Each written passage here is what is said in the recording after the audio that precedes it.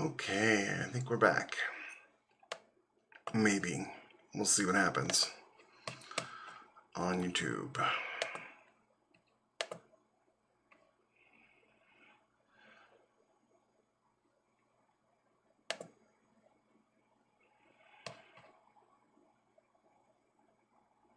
Okay, good. We're here. Share it out.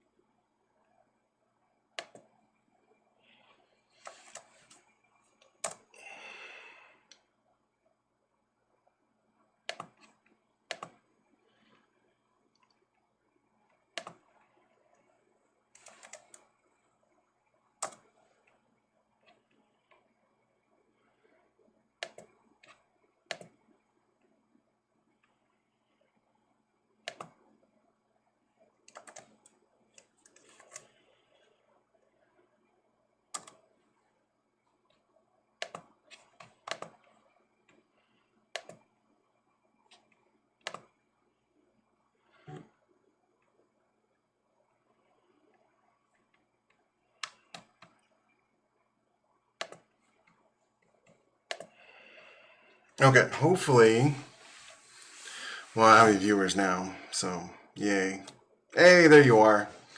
Okay, hopefully this fixed it. I talked to the help desk and they made me restart my computer, and I was hoping I'd be able to reconnect afterwards, but it doesn't look like it. There you are, back. Where did you still up, honey? It's so late. But I'm glad you're here because I love you. No, I'm here. I'm here. Can you hear me? Or is it frozen?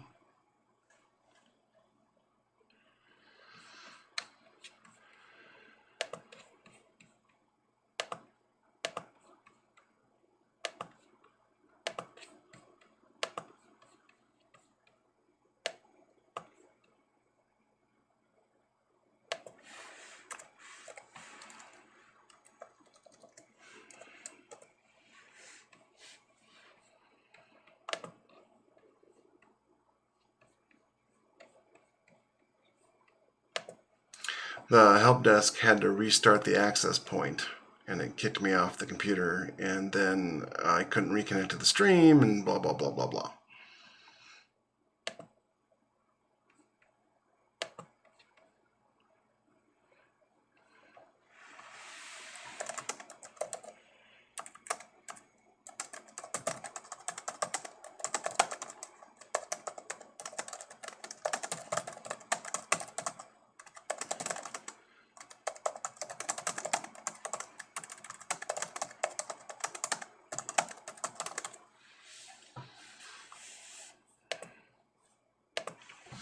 But, yeah, no, it is, because they fixed the problem, which was they had to restart the access point.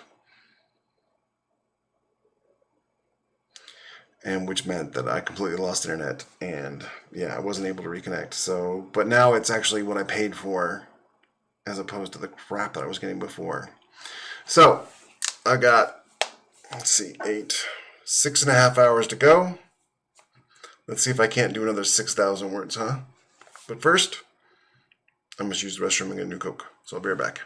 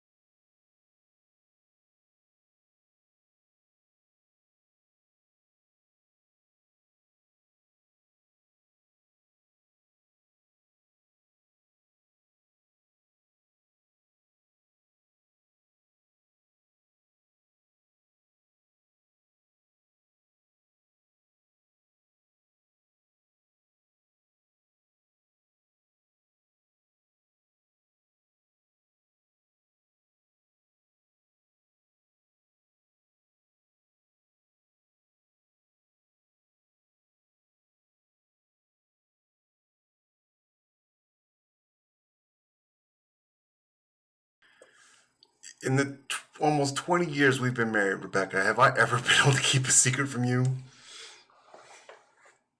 Other than the occasional birthday present?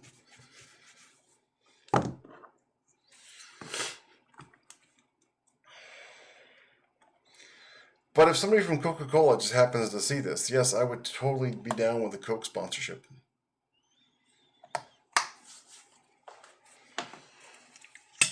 Especially if all you did was pay me in a lifetime supply of Coke Zero Cherry.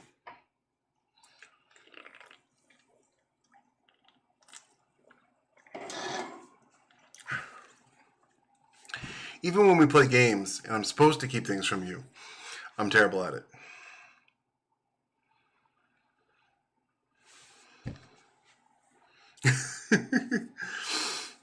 Well, I mean, I could always sell the Coke Zero Cherry, especially right now with the way it's in demand.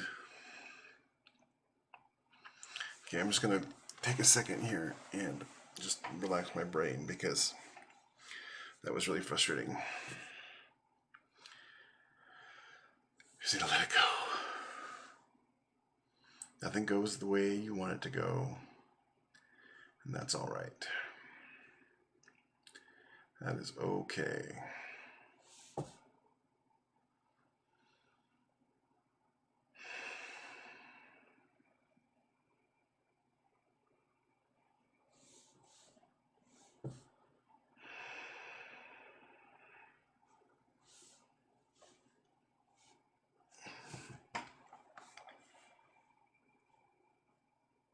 Yeah, that's coming.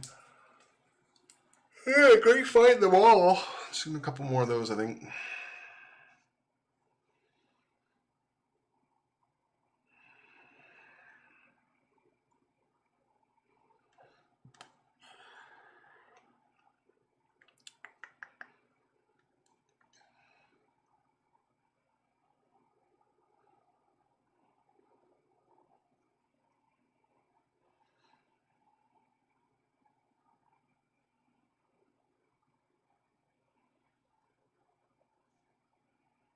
Yeah, it's way better. There's no lag at all. Sorry. But hopefully anybody looking for my stream will come to my page and not necessarily just the link I sent out with the stream on it. So hopefully that'll work. Welcome back, Walt. Yeah, I called the help desk tech support for the hotel, and they're like, okay, well, we have to restart the access point after they made me do a whole bunch of stuff. And I was like, yeah, I could have told you that. I didn't say this, but I was like, yeah, I could have told you that was the problem, like from the beginning. Restart the router. But they made me restart my computer. And then I couldn't reconnect to the stream, and so yeah, new stream, part 2.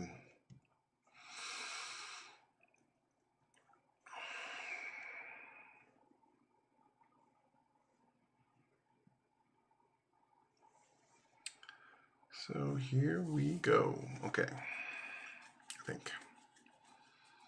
Yeah, I know, right? Oh my gosh. Walt, she's totally a Punisher fan.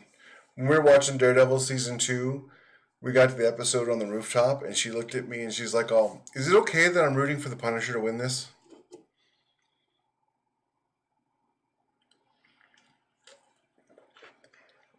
Oh, cool. Is that why you do coffee and concepts at so gosh awful early in the morning? Is because you're still at work?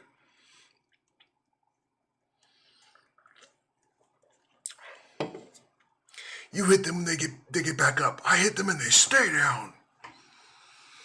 You're just one bad day away from being me.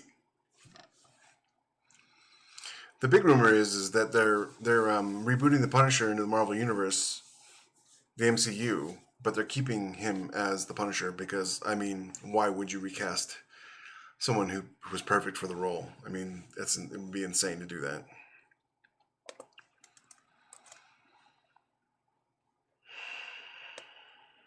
Plus, also, Charlie Cox has reportedly been seen on site of the Spider-Man 3 movie that's shooting. That is the sequel, unofficial sequel to Doctor Strange and the Multiverse of Madness.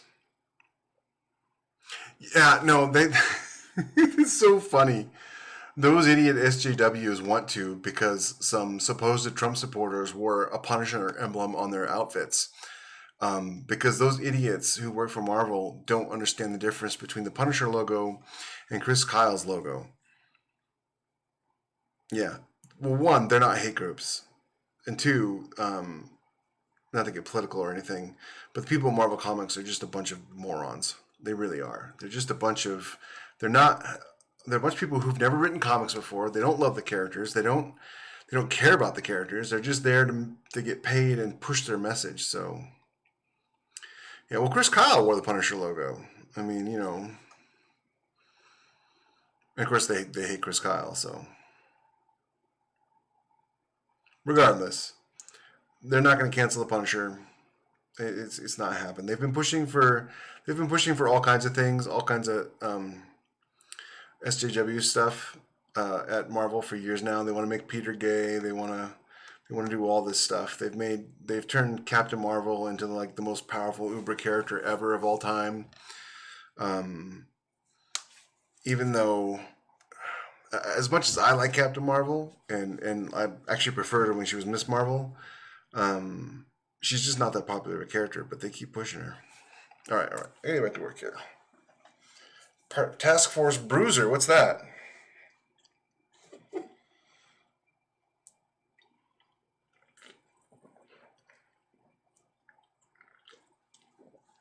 Do you have a vigilante character, Walt, that we can team up with? Yeah. I'm really. Have you been watching WandaVision by chance? I mean, that's the Avengers era I grew up reading. Was Monica Rambeau as Captain Marvel, and the Black Knight was in. Right. That's right. He was, wasn't it? Yeah. Even though he was a Marine. It's really good, and you'll like it because she's in it. Just FYI. That's not a spoiler. If you've seen the commercials, you've seen her.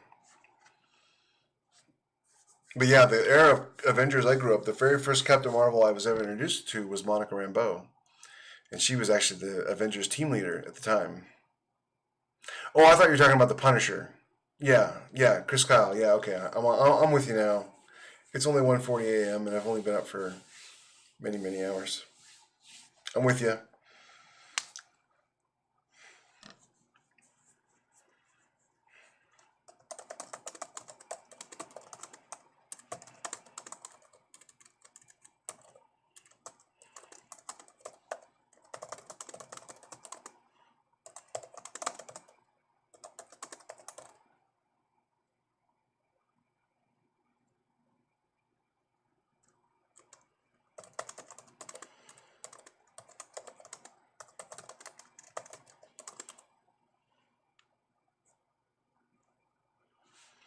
Now I gotta remember where I'm at, what I'm doing. This is an important moment in the book here.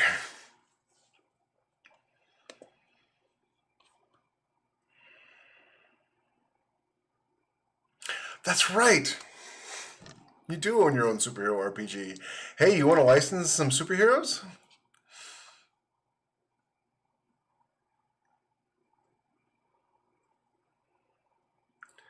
All right. I don't know if Rebecca is still up, honey, but if you are, hi. Man, my memory lately has just been dog crud.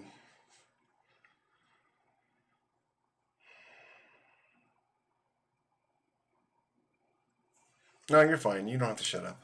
You're not distracting me at all.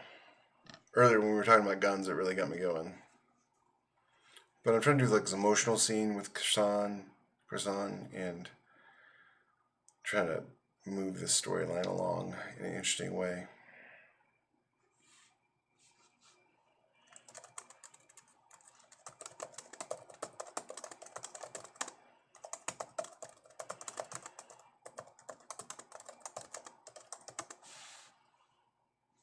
Oh, a Full Metal superhero supplement for your game, Walt.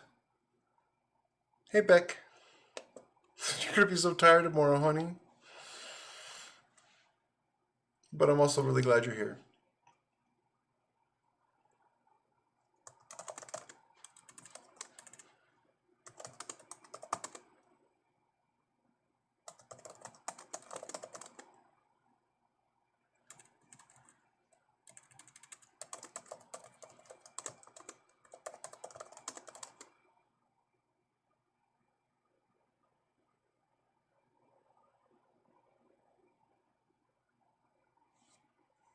Oh, cool. You read the first two, man? Oh, I'm glad you liked them.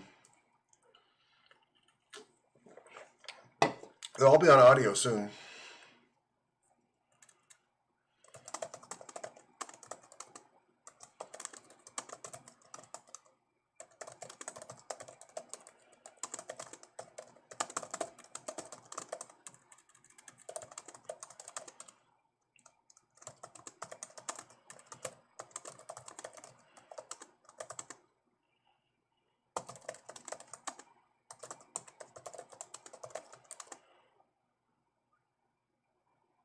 Oh, you're not a bad friend.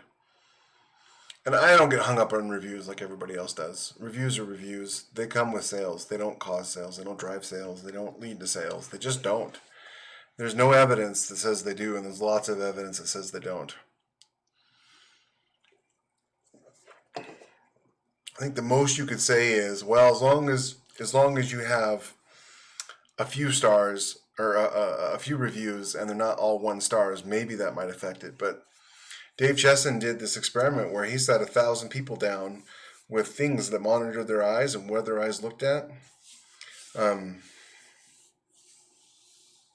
Sorry, honey. And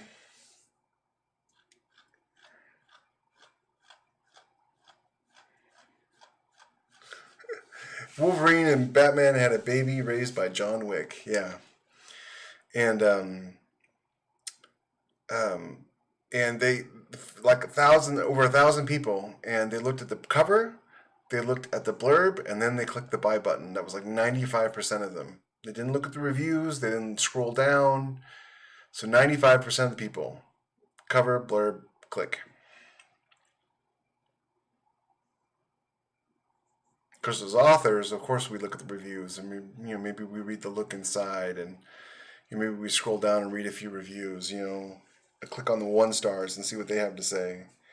But the vast majority of readers don't.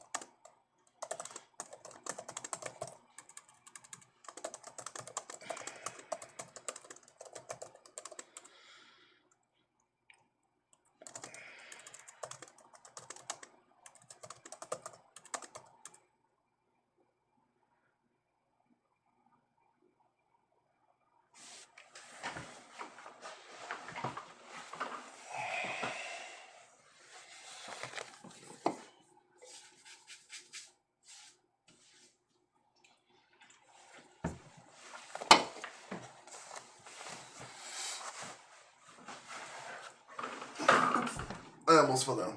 And I'm not even drinking.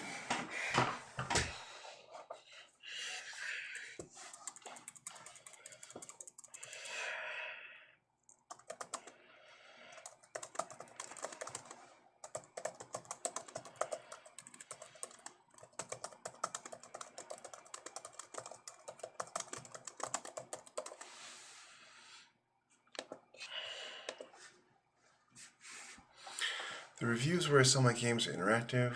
How are your reviews interactive?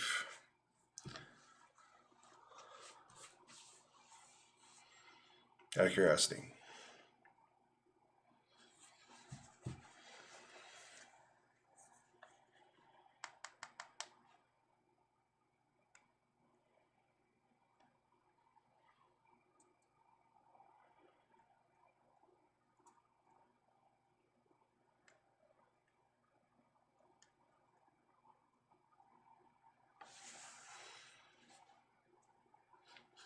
Okay, yeah. Okay, okay.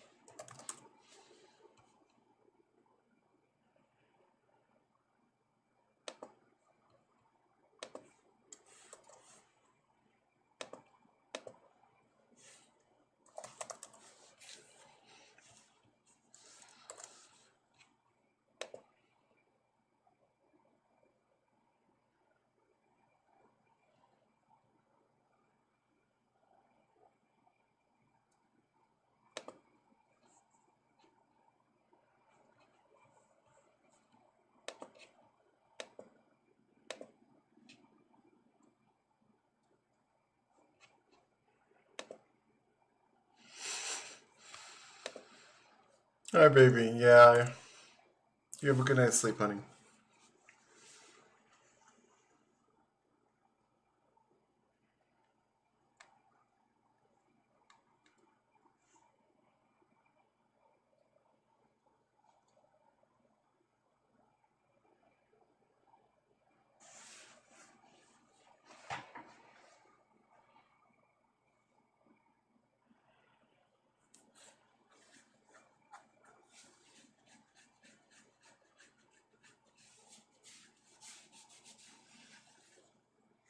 Not too many more, Brandon. I had a huge technical problem and I had to restart my computer and ended up losing the stream. And so I'm at 18.7 right now. So I think it was at 17.5 last time you were here.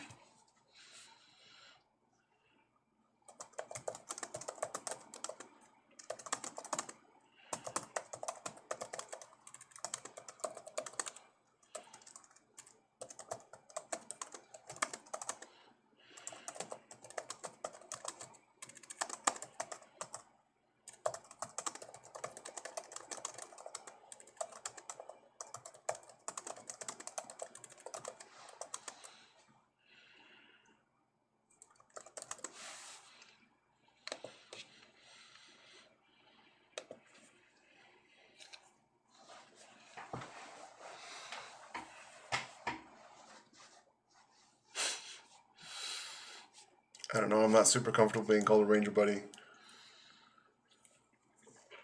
You guys worked really hard for that tab. I just showed up and fixed radios.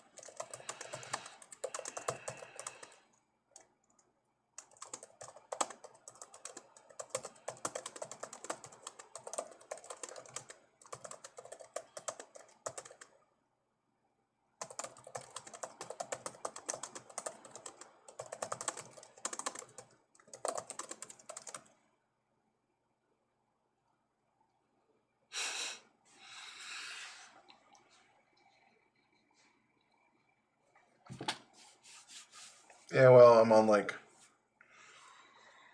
18 or 19 hours. I'm actually not as tired as I totally could be.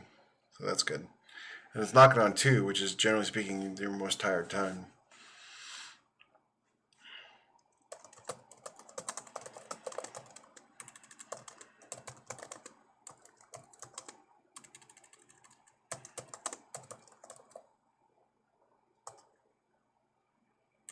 Pale purple glowing eyes.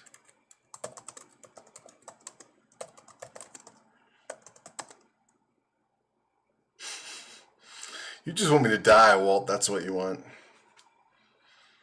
Do I look like a man who can do burpees at the moment?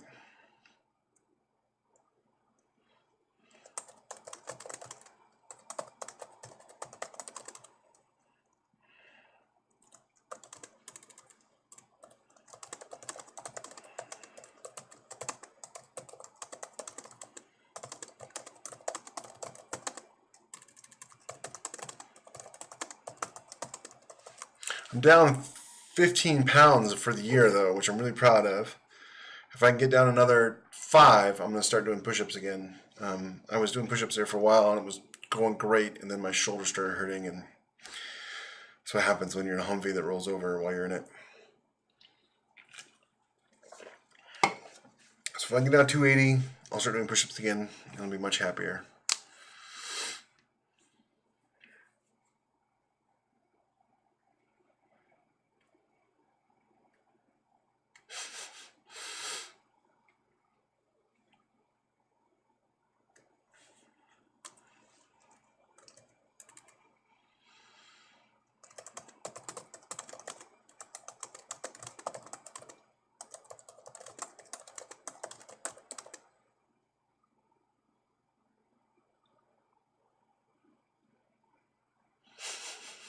You know, a Humvee, a vehicle.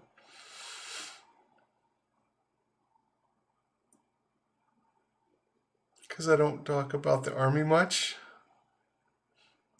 at all. Really? I spent the first 10 years of our marriage regretting having left the Army, so I kind of just buried everything.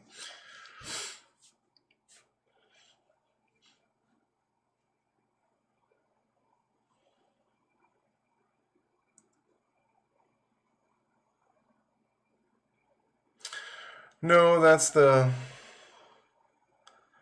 that's the beginning of that story. Same shoulder.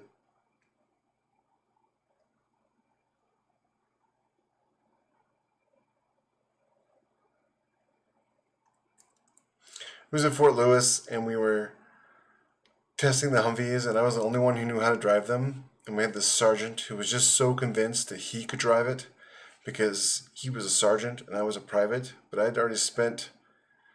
Yeah, I fell on my bunk. Well, the bunk broke, and I rolled out and 8 feet down onto the concrete floor. Yeah, that wasn't great for my shoulder either. And so there was this tank trail at Fort Lewis. This story is much better than the bunk bed story. That broke my shoulder. The bunk bed broke my shoulder, and then this injured it again.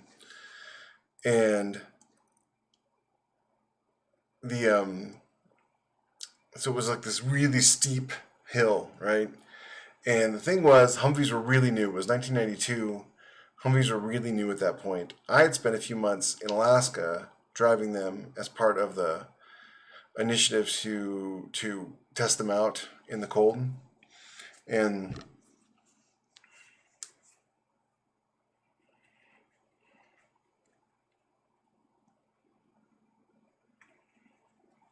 oh, ow, Walt, I'm so sorry, man. Yeah, I broke my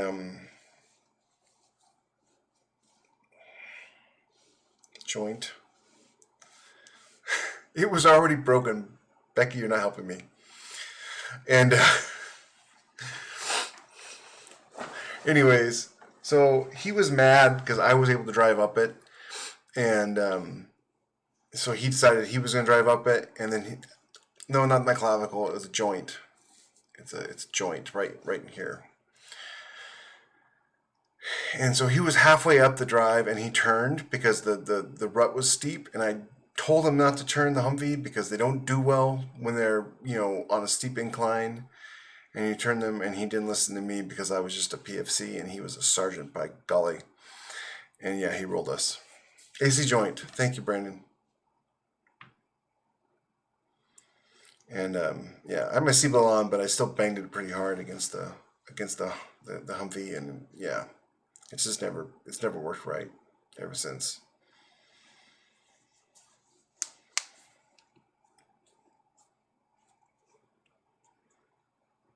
I haven't thought about that in forever. So, Walt, this is what you do. You make me think of all the Army stuff. Knock it off.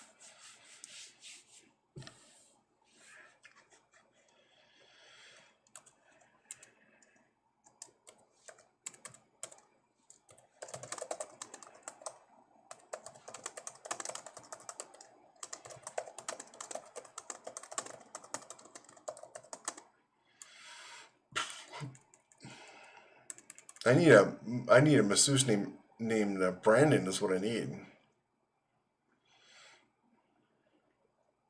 Brandon fixes it like that.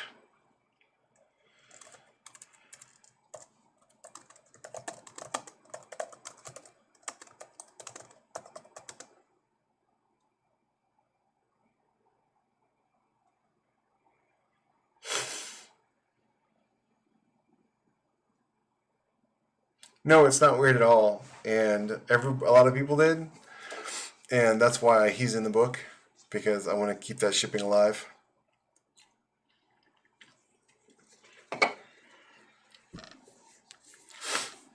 But I mean, at the end of the day, he is an artificial intelligence, and she's like a real human being. So it's kind of hard for them to be together. But I'm certainly gonna tease it.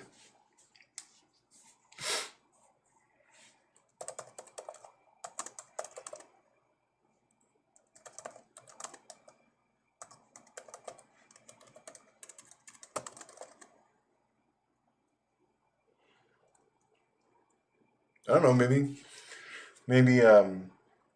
maybe she'll get a superpower that turns him into a human being, or maybe she'll get a superpower that allows him to possess another human being, like in Wonder Woman. That worked out really well.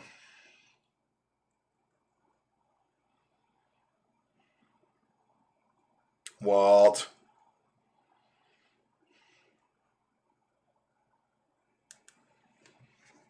Hi, Creative Edge Studios. Thank you so much. Appreciate you dropping in. Do I know you by another? Oh, Andrew Dobell. Okay, Andrew said, "Do I know you by another name?" Hey, Andrew, how you doing, man?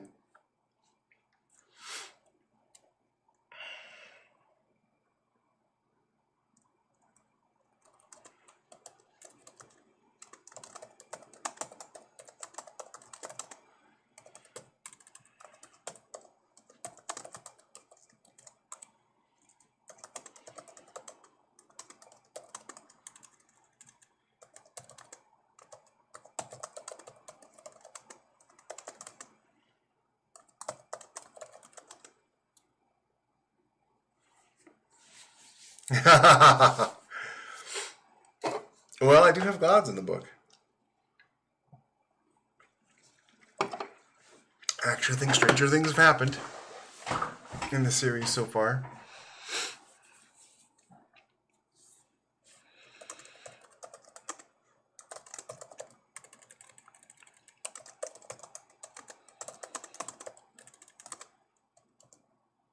Yeah, this is Scrivener. It's not the default view of Scrivener because I've modified it for my purposes, but the Comic Sans is for my dyslexia and my ADD, as well as the pink background. Now, on the left hand side, oh, on the left hand side, I've got the stuff color coded, so I know where I'm at all times and where the next things are and that kind of thing. So it's color coded for my ease, so to speak. However, I guess now I can officially talk about it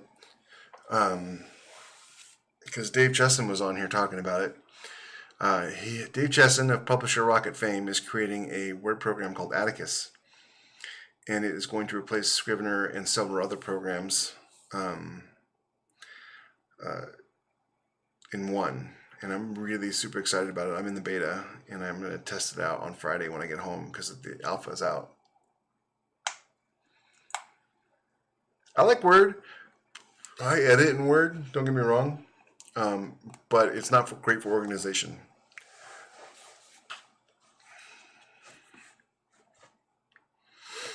Also, as someone who did tech support for Word for a number of years, the horror stories of people calling up because their Word document got over 100K in size. Not 100K words, just 100K kilobits. And yeah, and then the master document would corrupt, and then they wouldn't have a Word document anymore.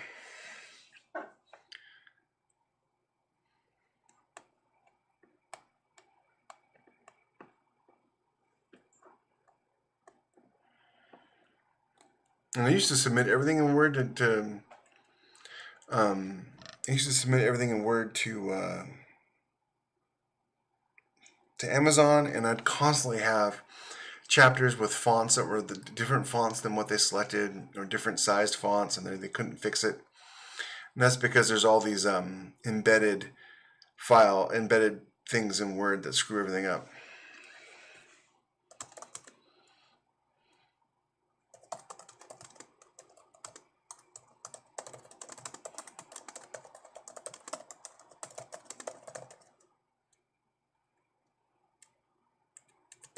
Well, I hope you don't. I hope it works great for you forever. Like I said, I did support for Word, so the only time people ever called was because they had a problem. And hundreds of millions of people use Word, and thousands called. So I mean, it works relatively fine.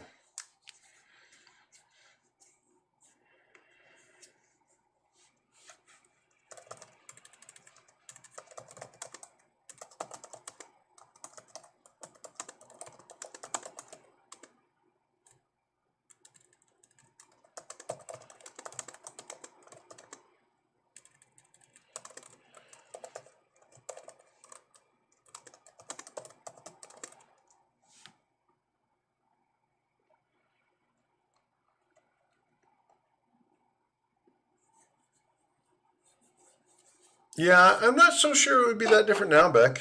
Um,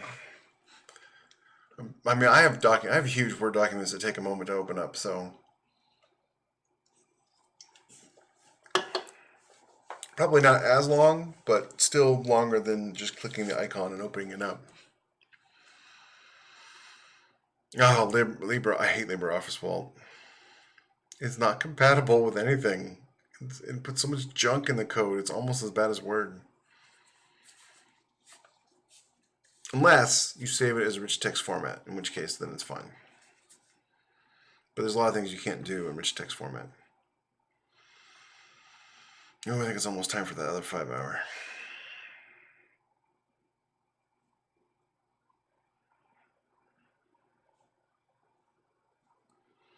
Take care, Andrew. Thank you so much for dropping by, buddy. I really appreciate it. And I can't wait to see you again at the next conference, whenever that is.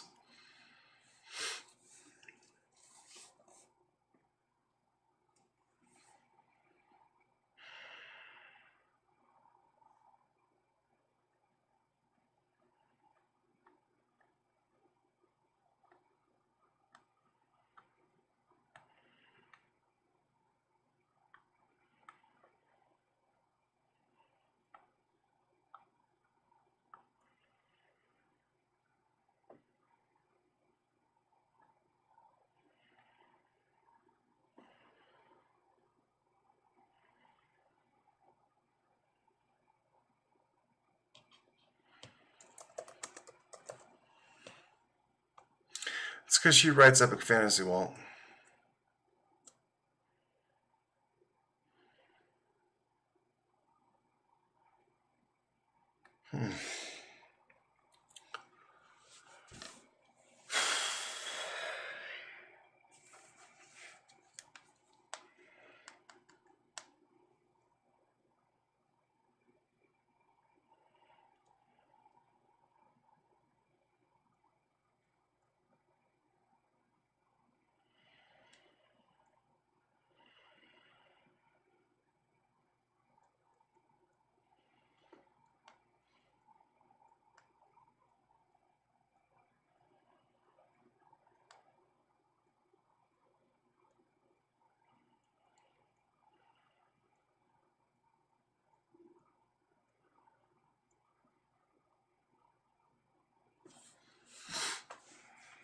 I really like Word Anvil. I just don't like the fact that it's online.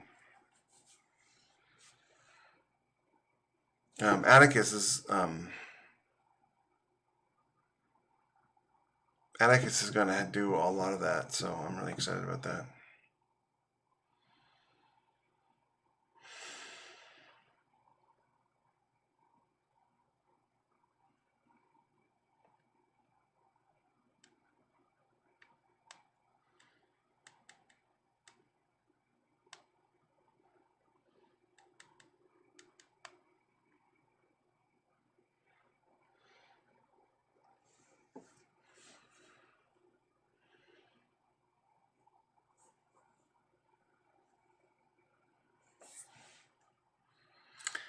All right, I'm gonna go get my other 5 hour. I spoke too soon about feeling good. I still got 6 hours to go.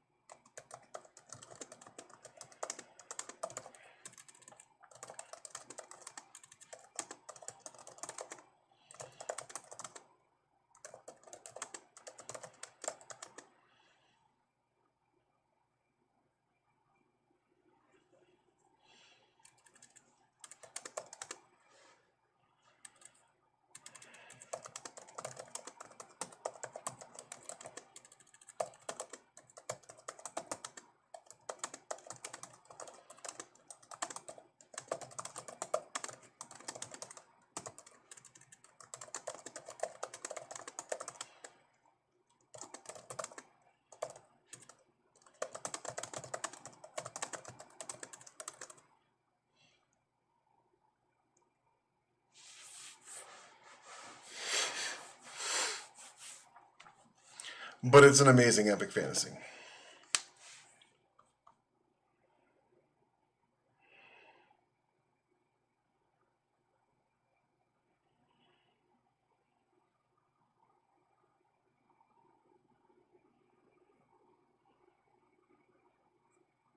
Well, like you said, Beck, everybody gets a do-over for 2020.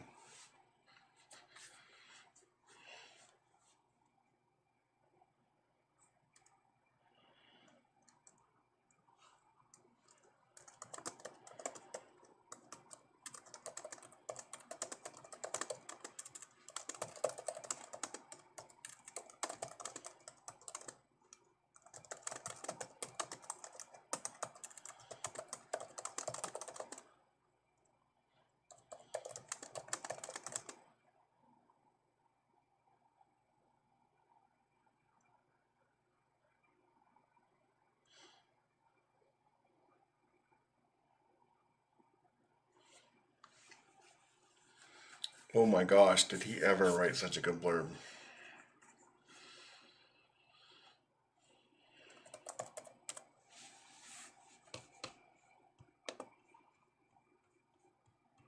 Hey, Brad.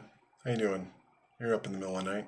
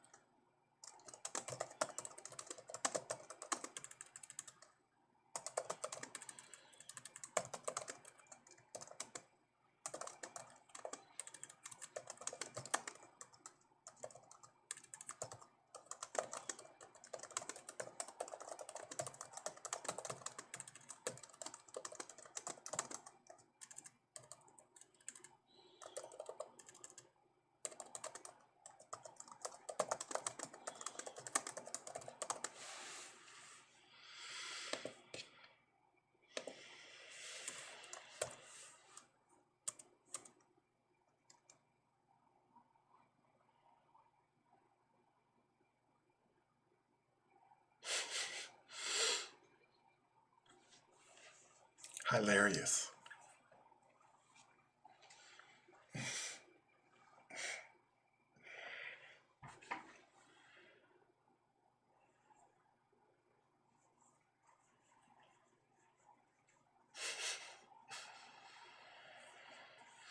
Oh my gosh. I drink half the 5 hour energy and it's not enough.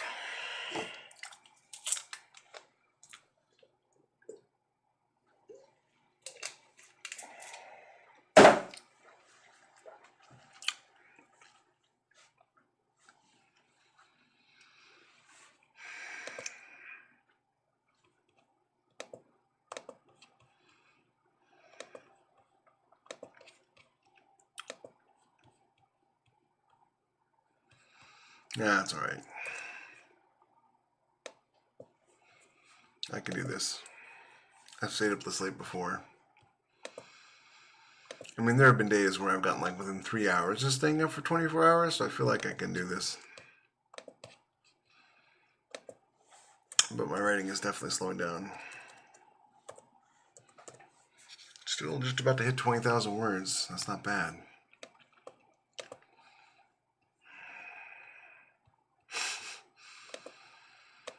I don't know, but I've been told.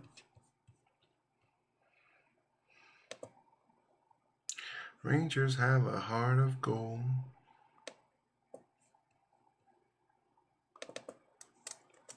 Sound off.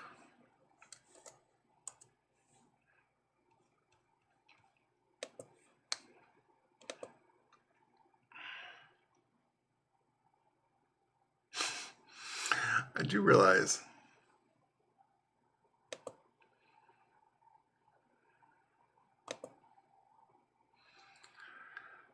do realize Becky, and I'm very grateful that you have read some of it. I'm even grateful that you like the one action scene.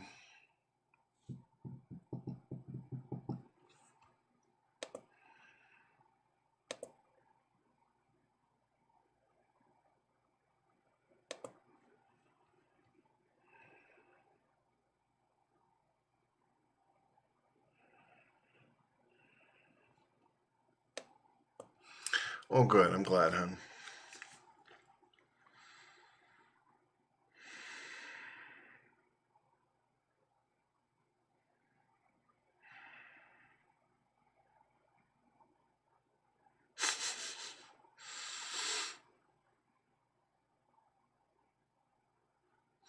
Maybe some music will help. Keep me awake.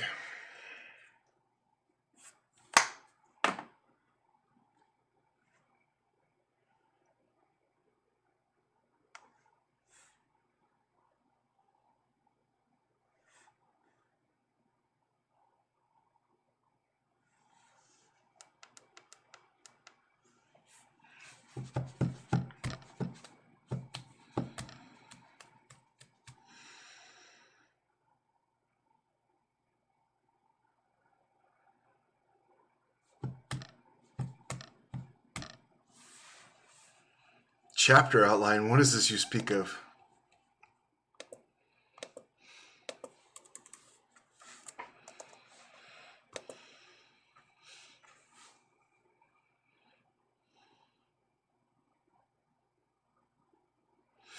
Well, I could, but then they wouldn't have incentive to go get the rest of the data. And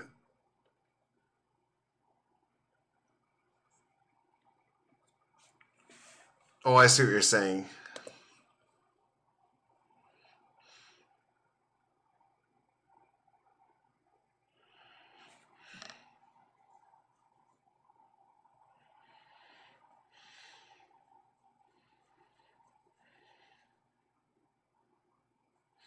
You're right. You're right.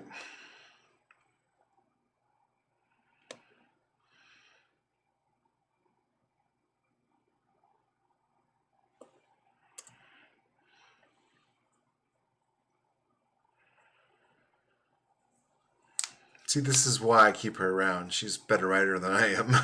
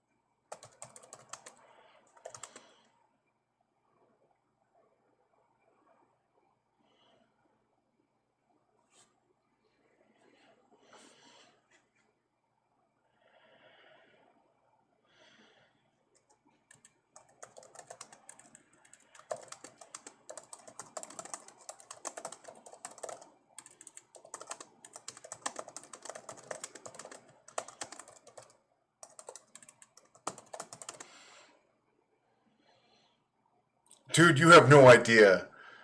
You have no idea. My wife is amazing.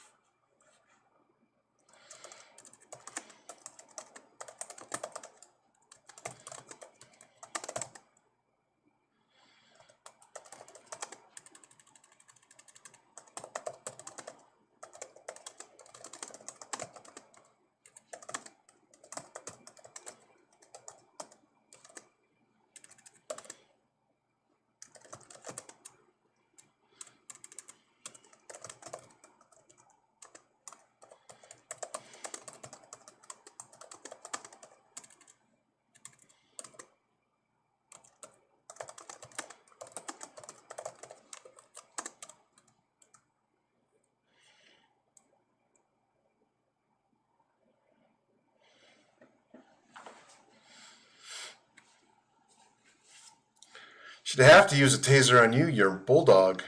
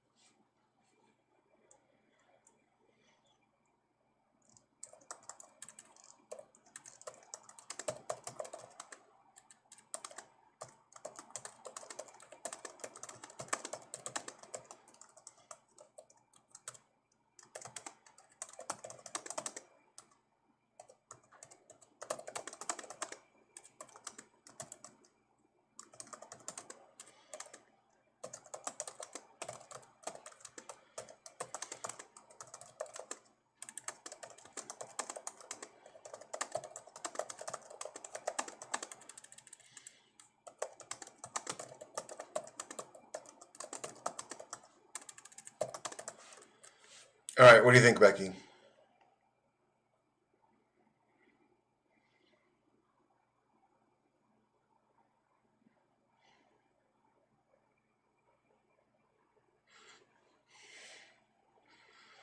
Survey says.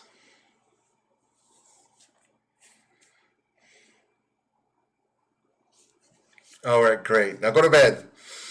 Someone's gonna watch the kids tomorrow, and it's not gonna be me. I love you, sweetheart. Thank you for the help with that scene. That made a big difference. You are 100% right. Oh, my neck. 100% right. It's going to be Julie, a lesbian. Yeah. Just what she loves to do. Well, she can make that decision when she's 18. Love you, babe. Night, babe. Mwah.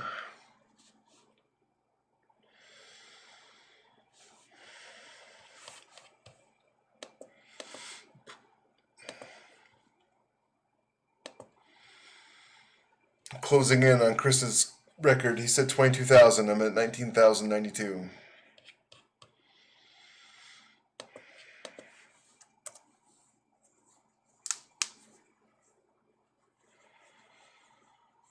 Yeah, that's probably a good idea. I'll be right back.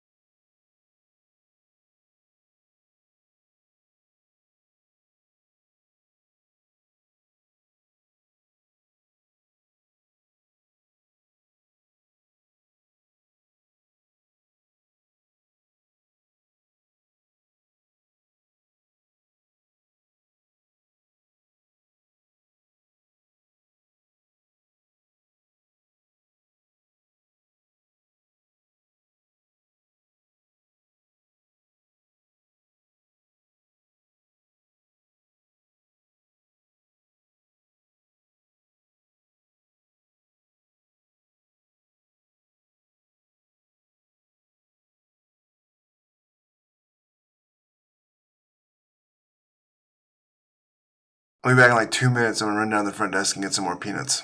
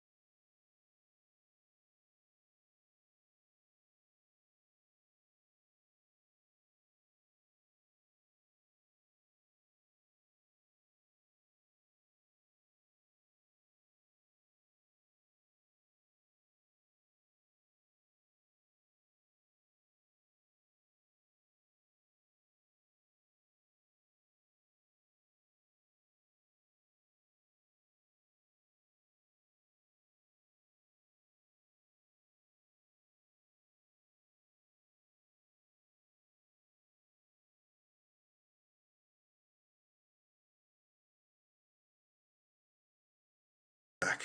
Sans peanuts. There was nobody at the front desk, so that's all right.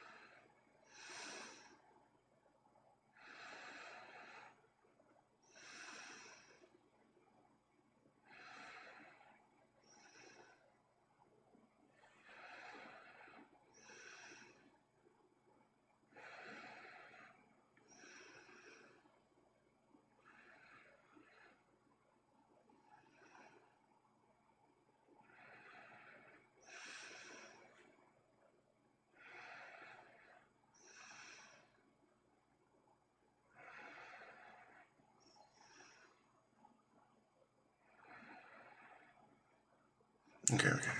Focus on what I'm doing.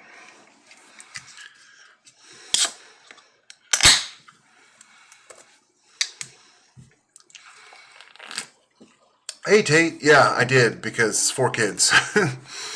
But we decided next time what I'm going to do is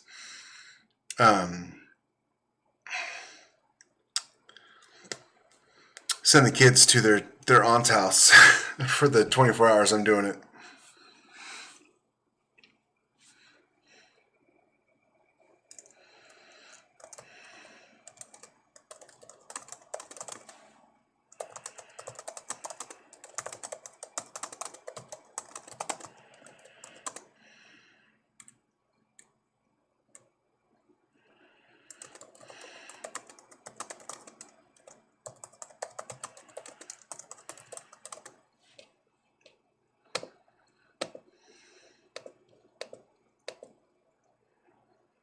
Yeah, probably a couple more times this year.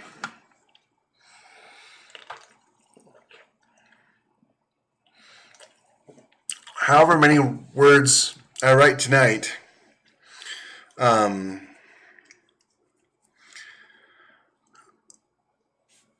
next time I do it, that'll be the challenge. Will be to beat those words. So, got to build on your success. What are you doing up so late, Tate? It's like almost 2 in the morning where you are.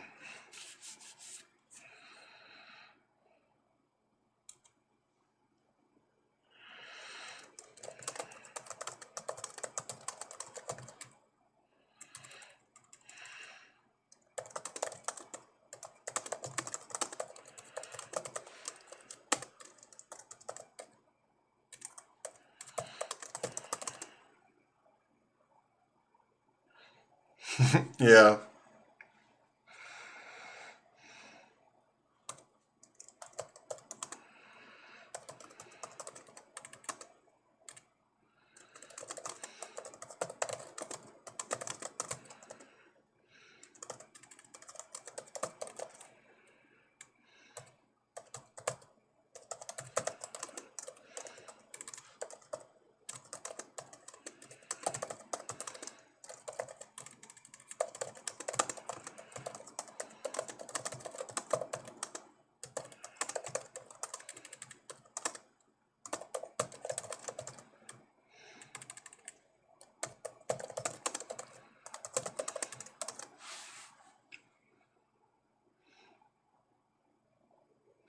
For me,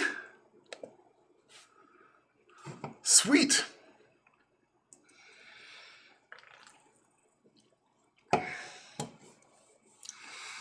Well, that's awful nice of you, buddy. Or wait, was it a present that accidentally came to your house? Or one you ordered on purpose?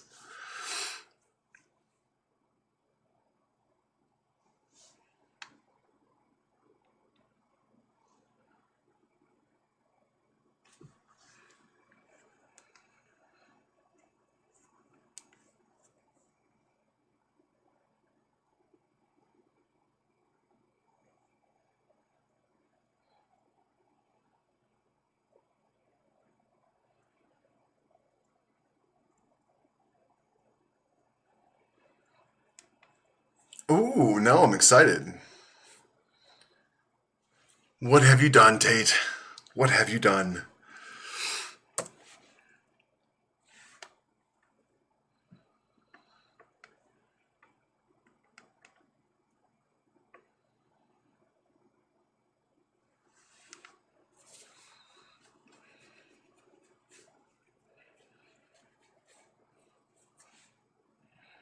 What's in the box? I love that line.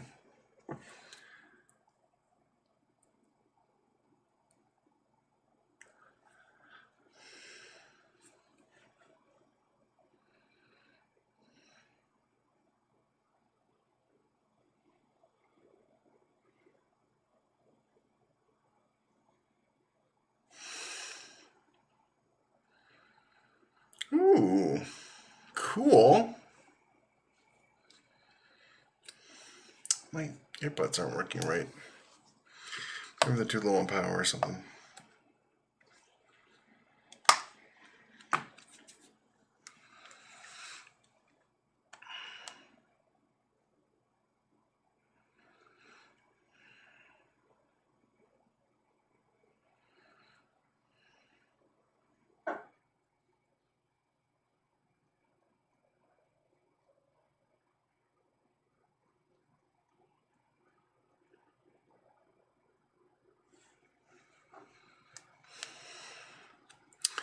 Well, now I'm super excited.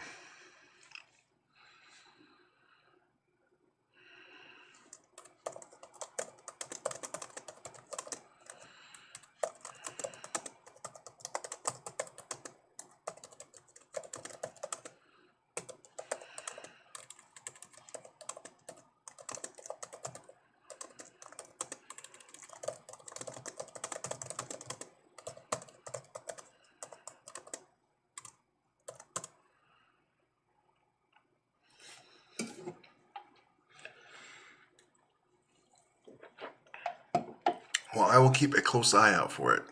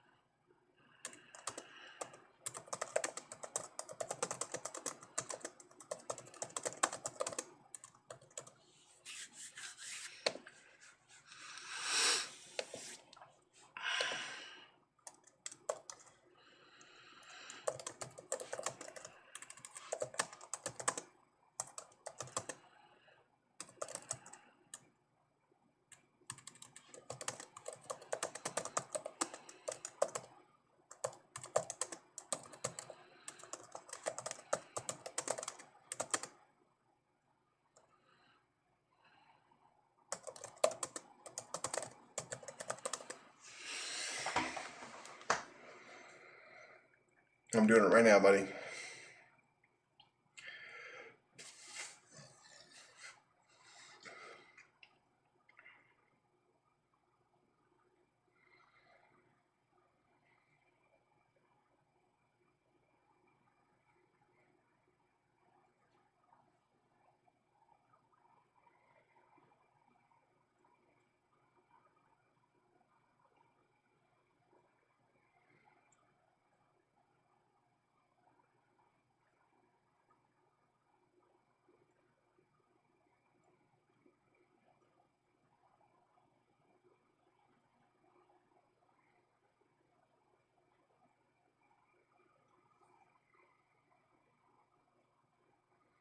Boom, message sent.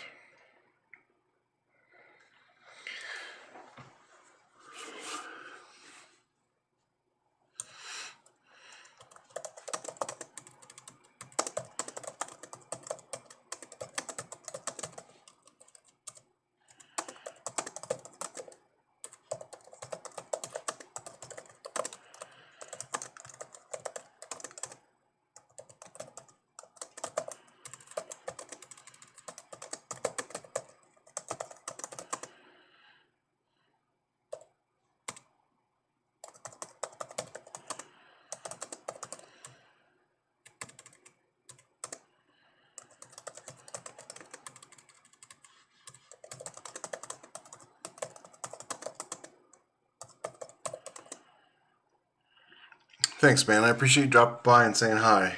You have a good night and good luck yourself. Say hi to your wonderful wife for me.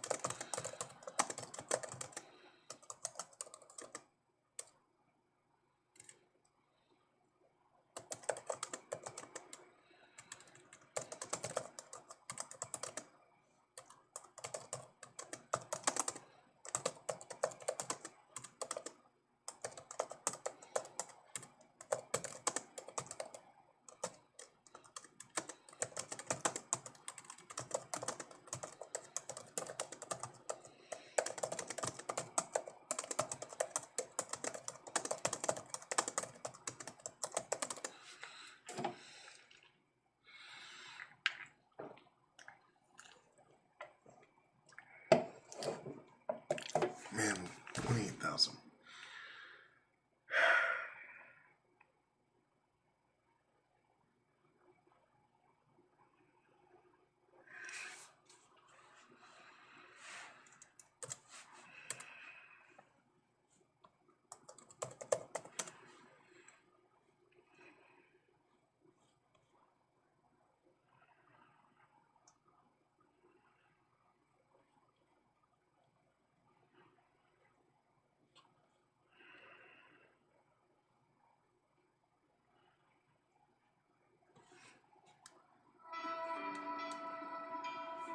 Since I can't listen to music on my phone, I will listen to some royalty-free music from TechnoX.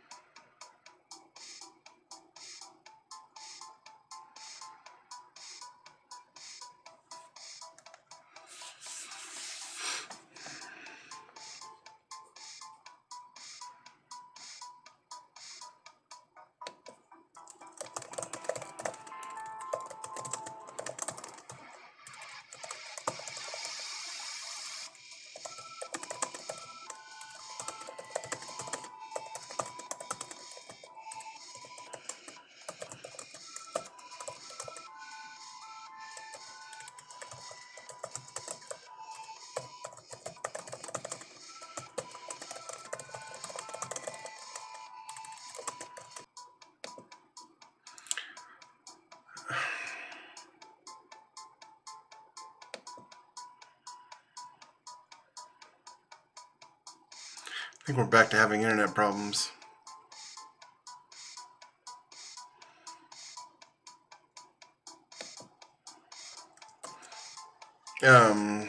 Nothing much.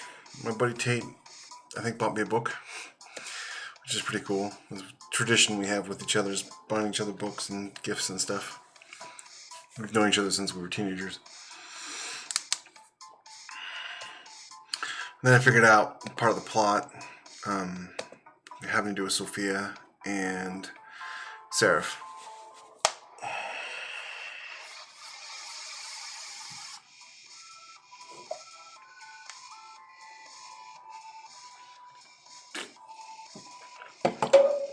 Yeah, I don't have a lot of friends in general, and he's one of the good ones, so I appreciate that.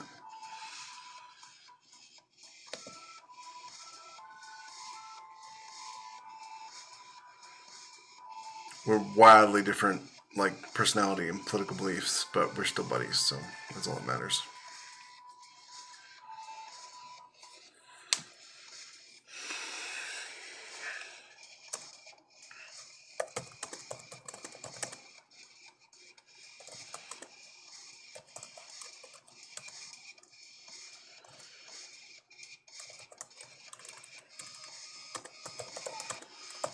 Man, I am really tired.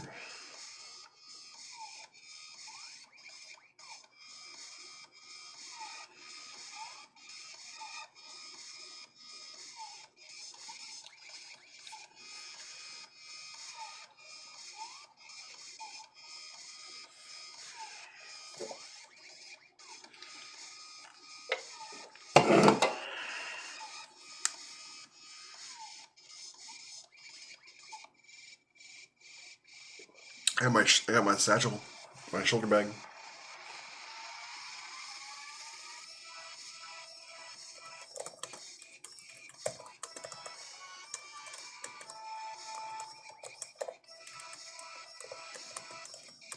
I really like the name Sophia, but I might have to change it because of Seraph.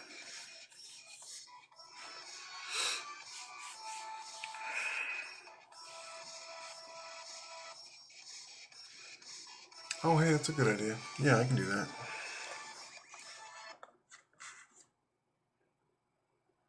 Oh, I love that. Well, I like Techno Access music.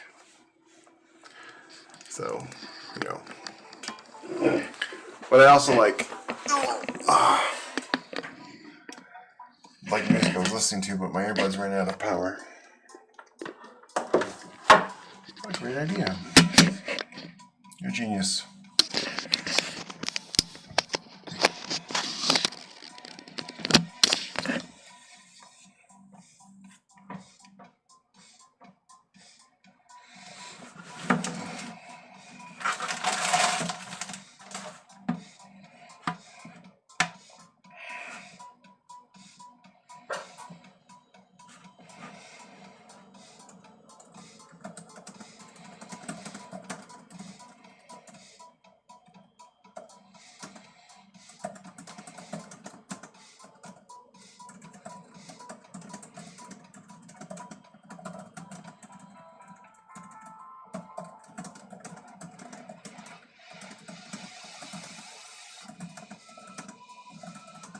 Oh, Rutabaga. Hey, buddy.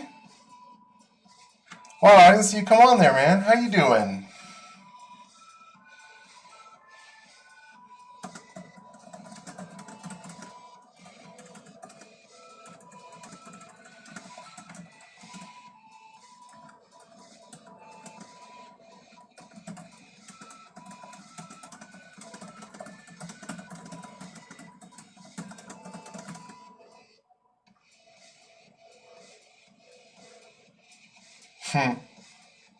I can't type on my phone. I know, right? Isn't it? Yeah, right. Me too, man. Me too. It's so cool. Well, I put him in one of my books.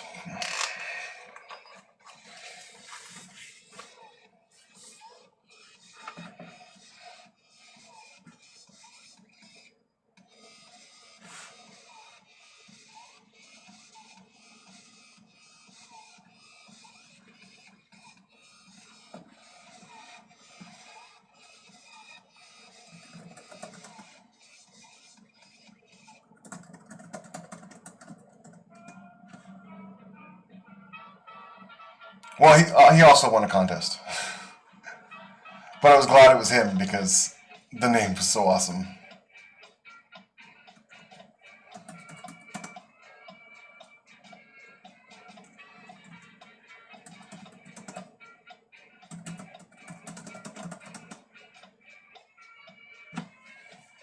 But I like doing stuff like that. Interacting with the fans, like Rutabaga and all my other tens of fans, are the fun part. One of the fun parts of the job.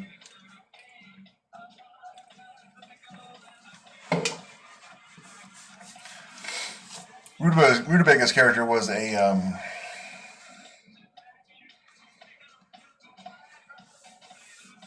yeah, right. My teenage girl wouldn't think anything was cool. I can't believe she's like that either because she so was not like that as a kid. But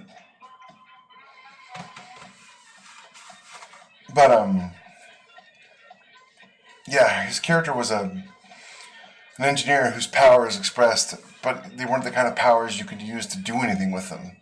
So he could fuse inanimate, inorganic objects together.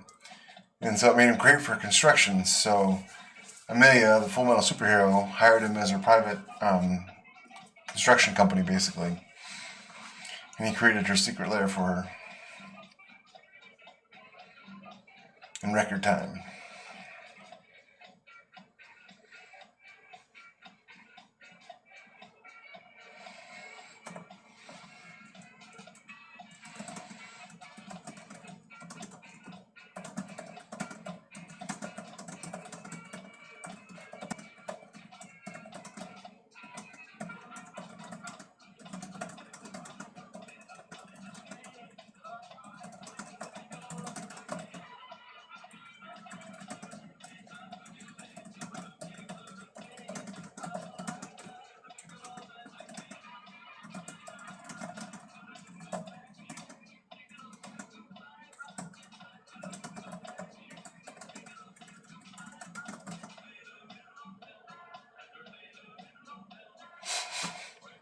Oh my gosh.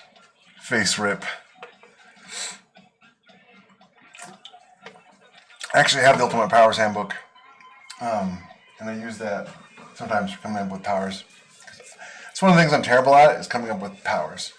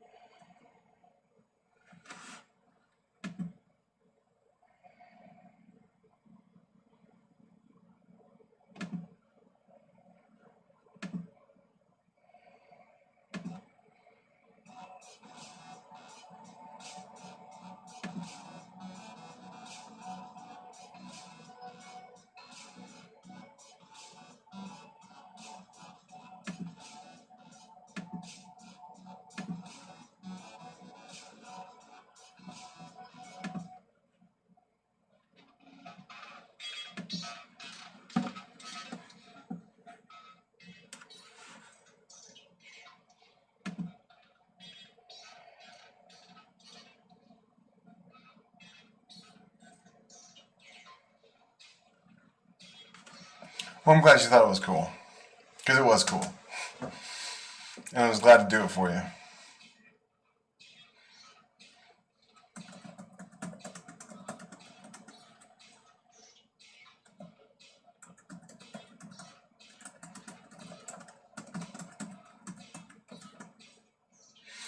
You did not.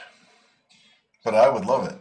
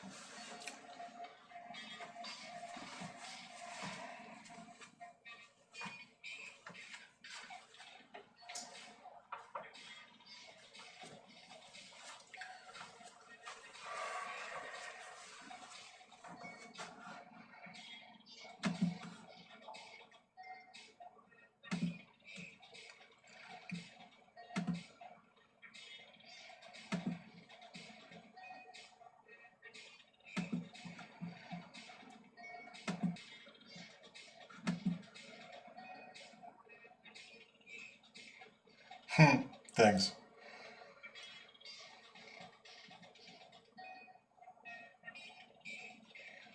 Yeah, I don't have a lot of light in here. I don't really control the amount of light. Oh, did it freeze when I walked away?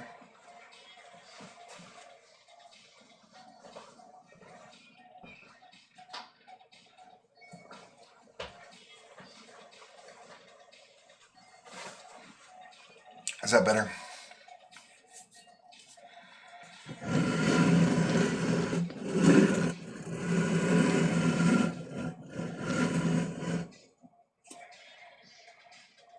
Yeah, I think it was better the other way.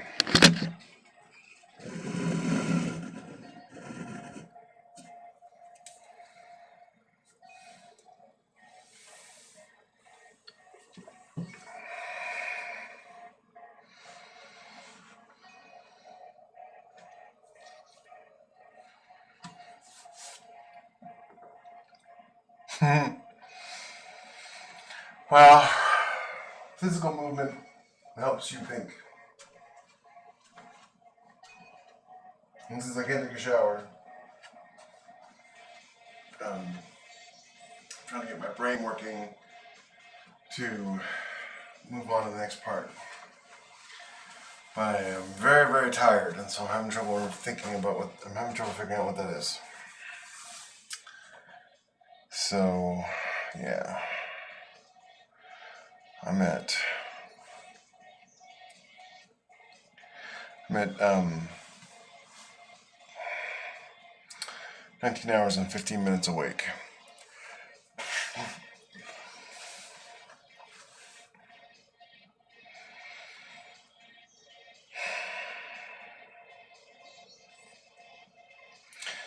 Getting close to the midpoint, and I was just trying to think of a good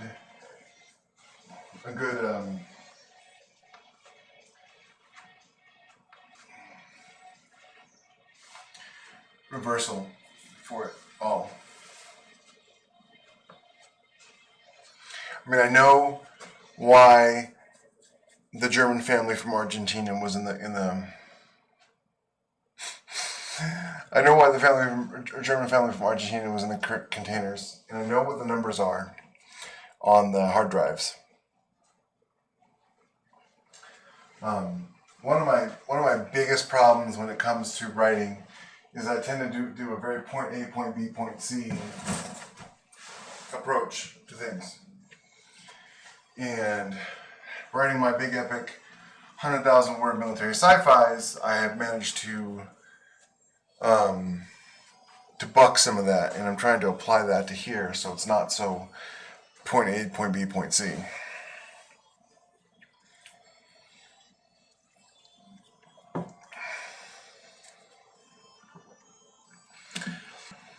And who the German family is, or do you want to wait until you read the book, or until I spill it here?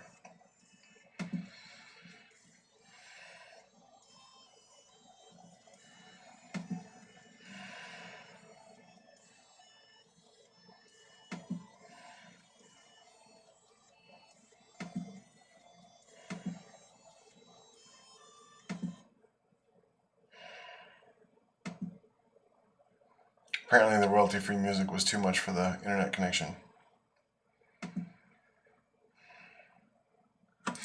Well, I think Rutabaga, you're the one who's not a fan of spoilers, right? So I won't spoil it for you. But it's very cool. Imagine the coolest thing you could possibly imagine, and that's what it is.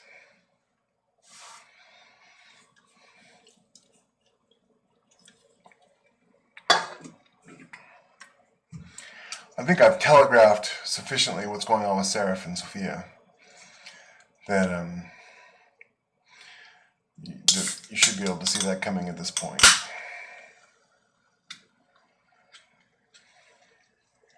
Oh, that should be I'm a dork. That's the half point. That's the midway.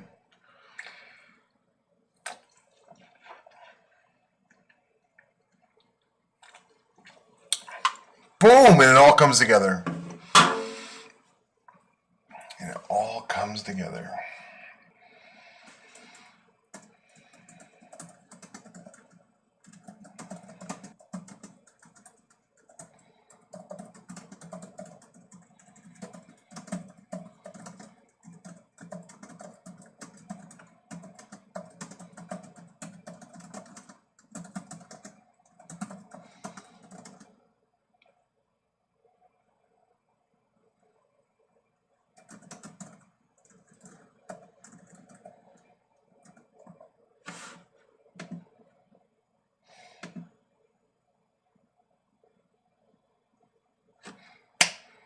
In the words of one of my favorite fictional rangers, I love it when a plan comes together.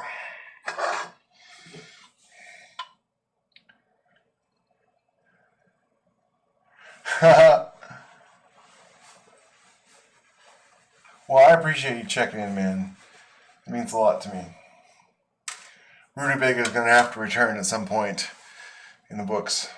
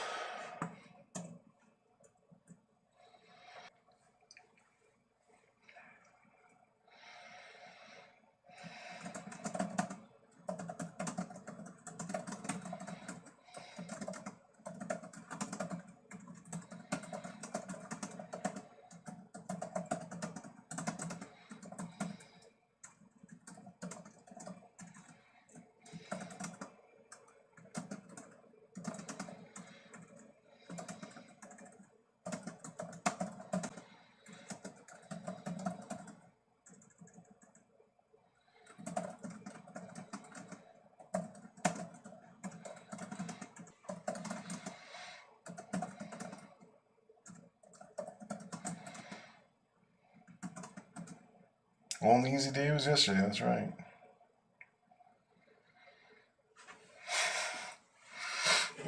Is there any other way to be in a superhero novel?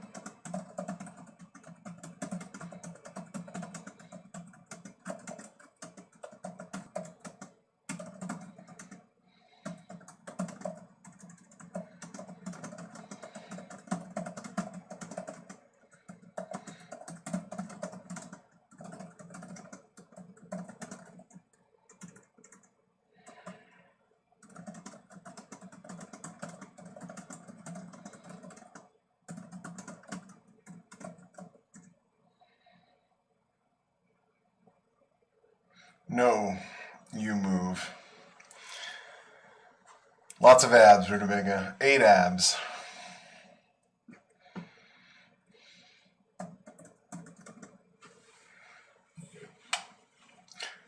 I've posted that speech on my Facebook page, the one from the comic, not the one from the movie, a dozen times. Of course, now Marvel wouldn't know how to give a good, patriotic, truthful speech if it bit them in the butt. Rebecca and I have actually been toying with the idea of writing and drawing a mini Cap comic just to remind people how great he can be.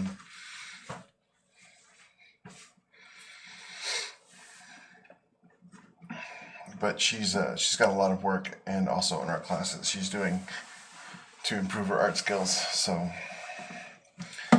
when she has time, later this year, I imagine.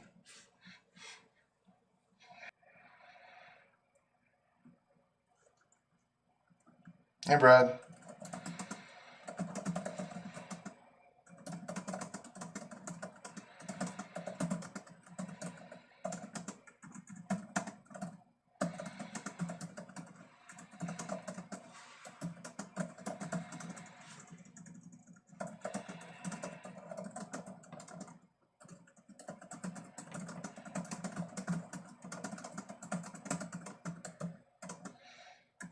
Gosh darn it, I slipped on the third person again.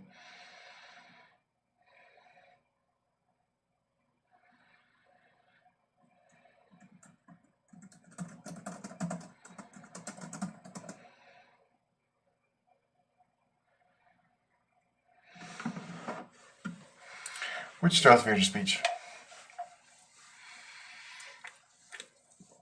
The don't choke on your aspirations one?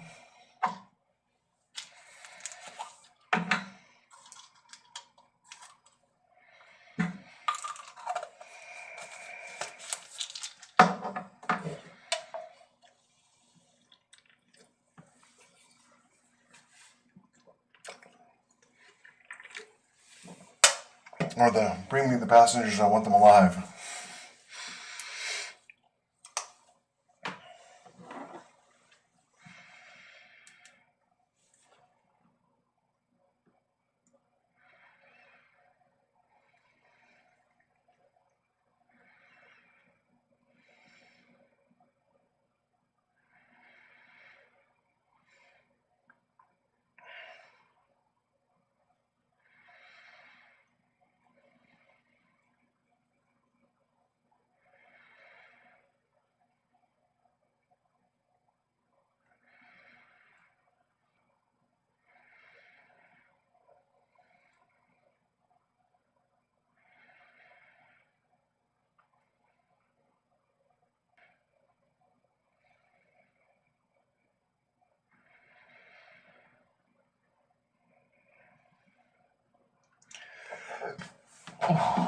Excuse me, sorry.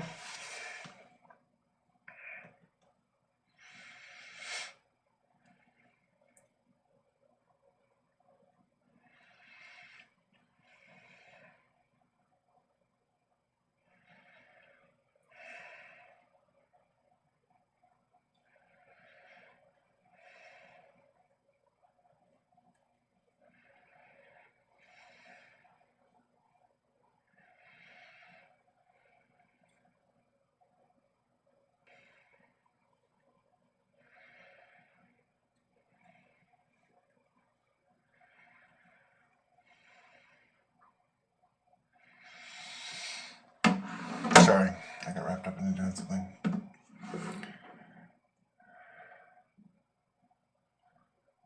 Oh yeah, I love that one.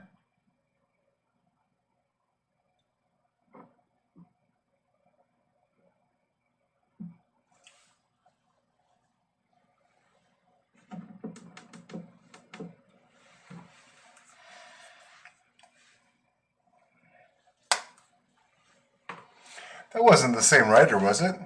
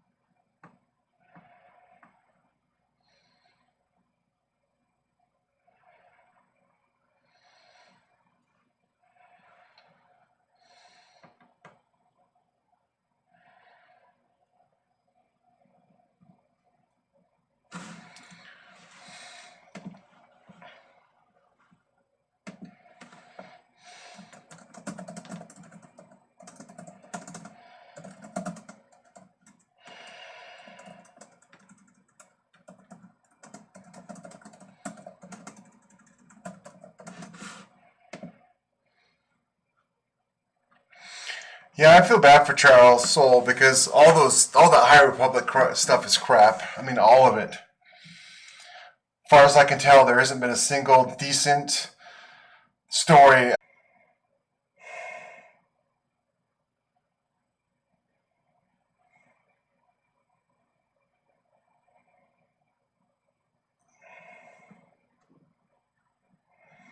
Are we live again?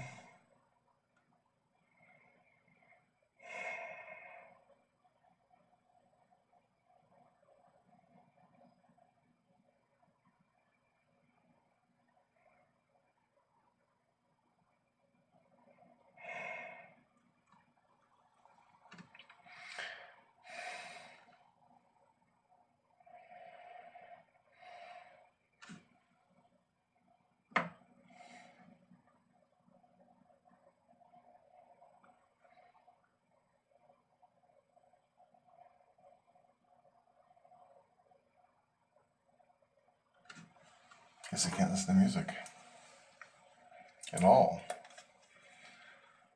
Oh, I swear I've downloaded this music. What if I do that?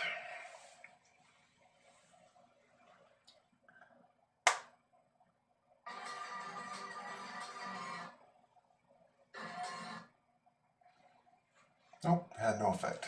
Wasn't the music.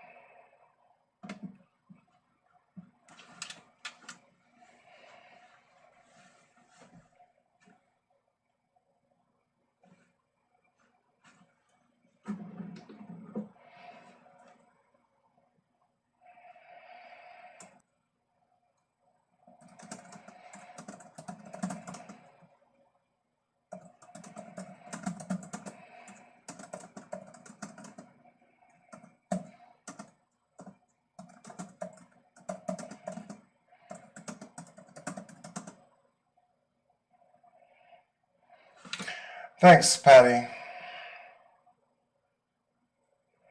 My internet's crap, but at least you guys get to check in every once in a while. I'm really disappointed in this hotel's internet. I mean, for the amount of money I paid.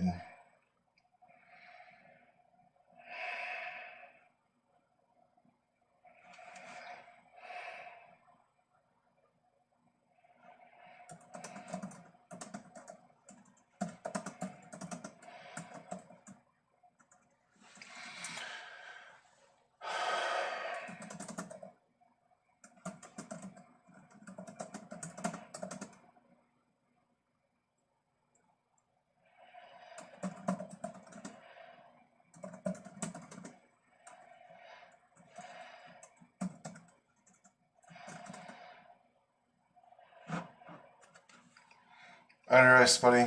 Have fun.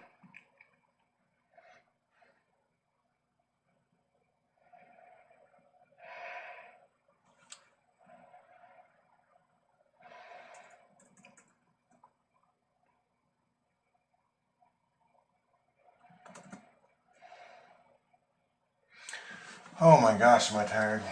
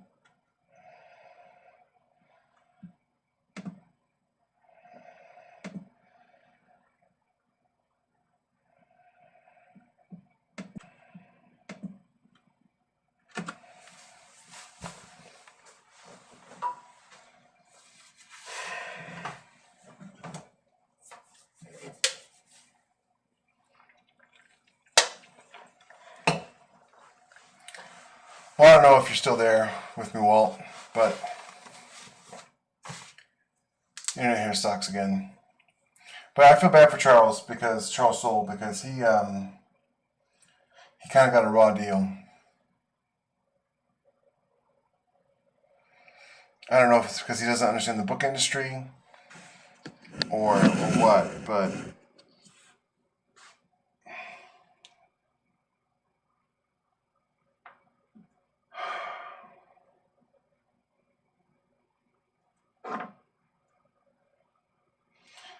he announced his book as a #1 New York Times bestseller before it was launched, and he shouldn't have done that. Kind of threw away all his credibility for the book, anyways, not for him personally.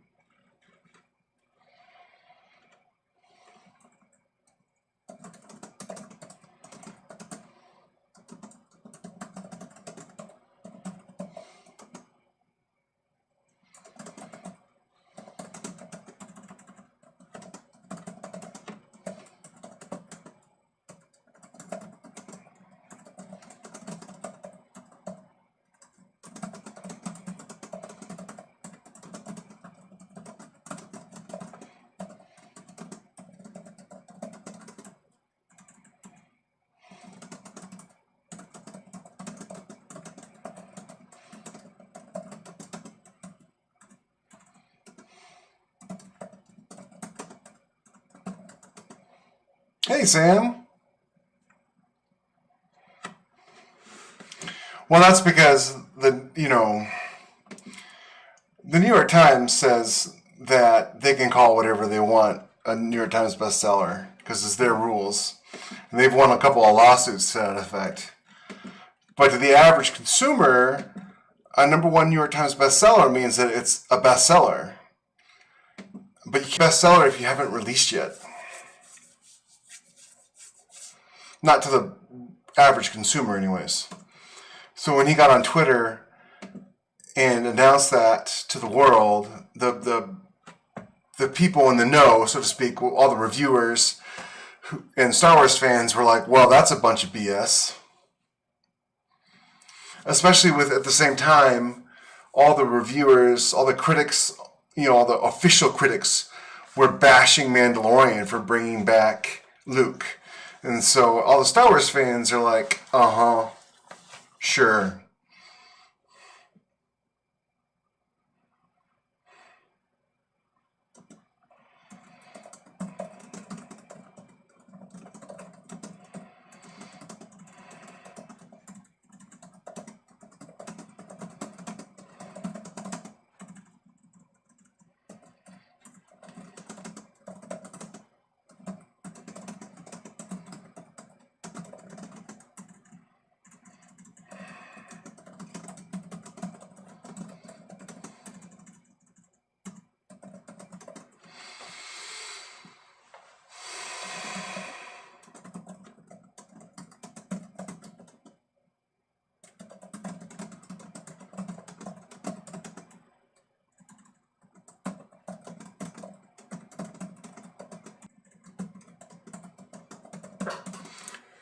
And if you saw their release video for the High Republic, I mean, their whiteboard was a disaster for it.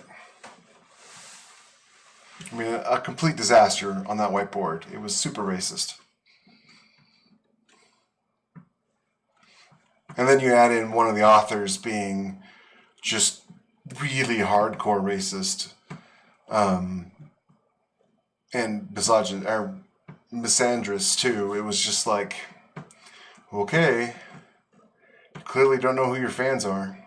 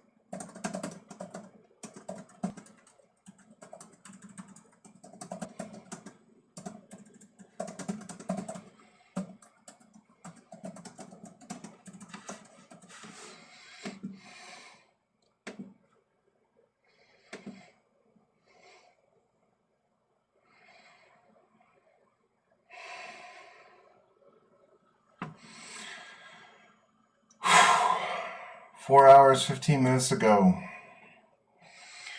I can do this.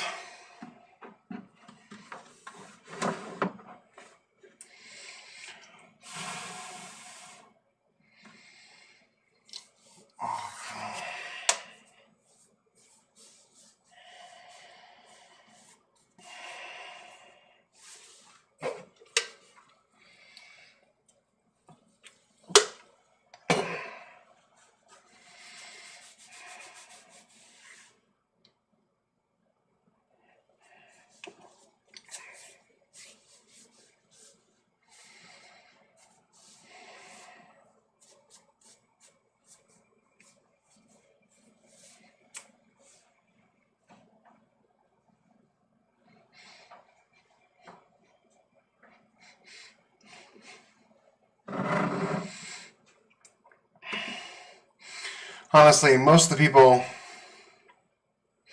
they've hired to write Star Wars in the last few years, they're just not Star Wars fans. They don't get Star Wars, they don't get why people like it, and then they get angry when they change everything about it and people get mad.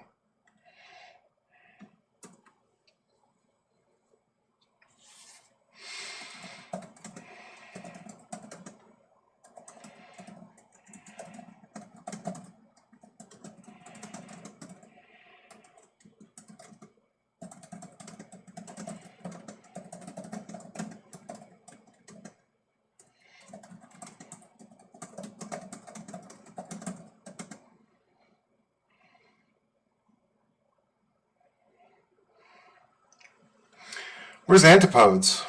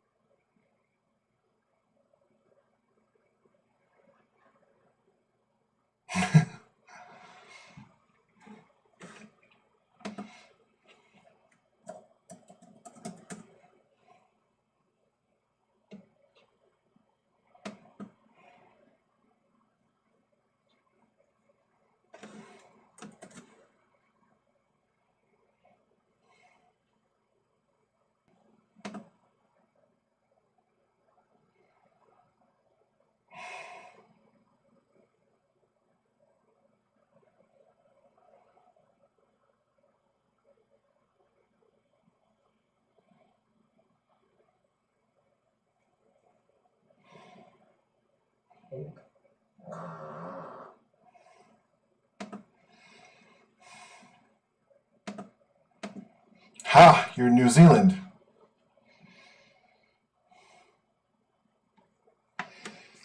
I got a buddy who lives in New Zealand named Richard Perry.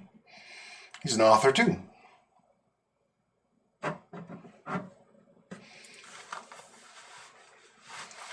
Yeah, that's a contract dispute though, so I'm not overly concerned with that. I don't think that's a deliberate, concerted effort on Disney's part to hose the authors.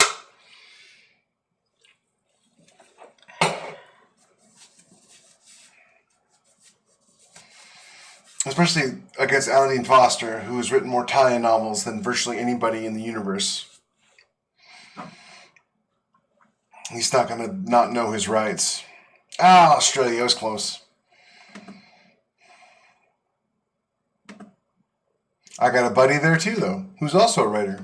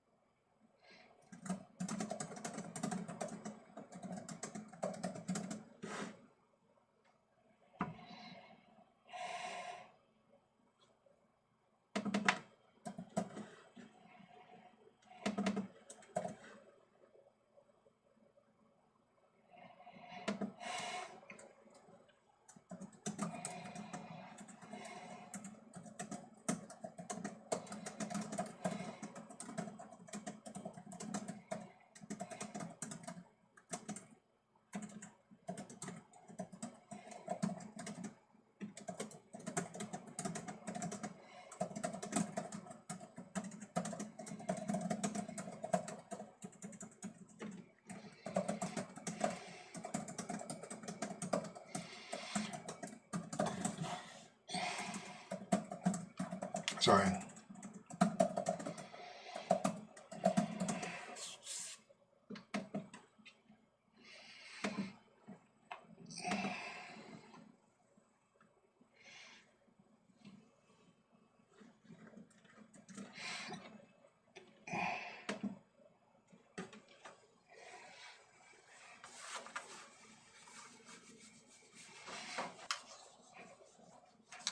Yeah, I pretty much know authors everywhere, I think.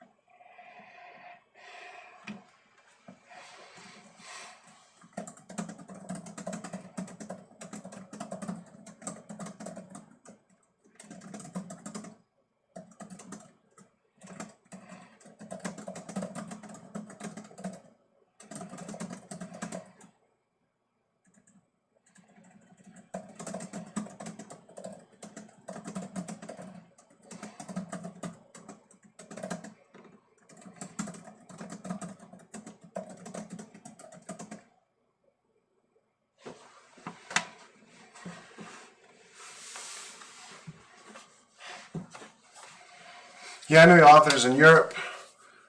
I know authors in America, Canada, a few in Mexico, New Zealand, Australia. I think I even know a Russian one.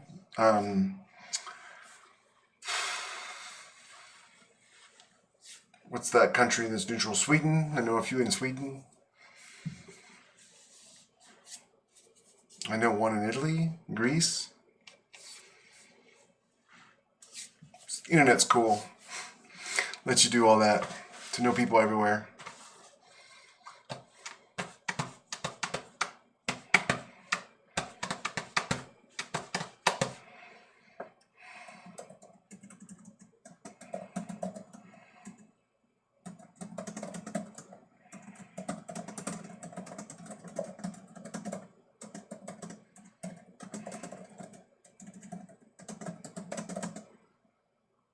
Yeah, he must have. Well, my internet sucks too. It's been going off and on.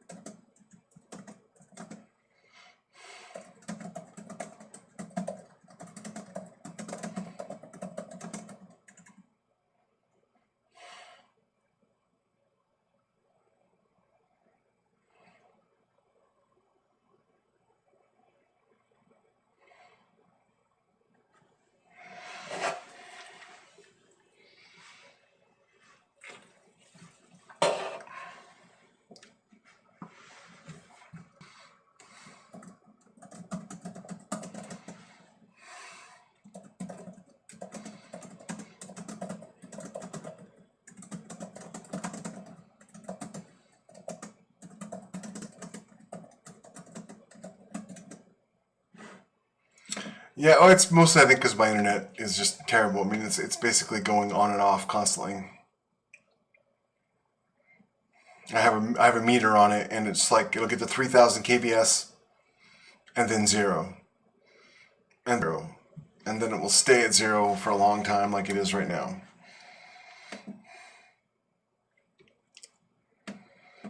I'm really not happy with the hotel over that.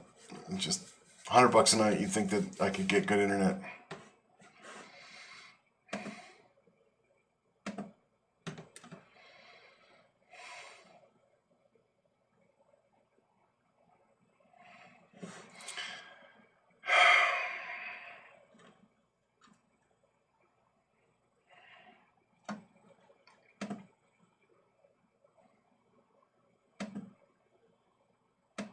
I'm gonna try calling them again real quick and see if I can.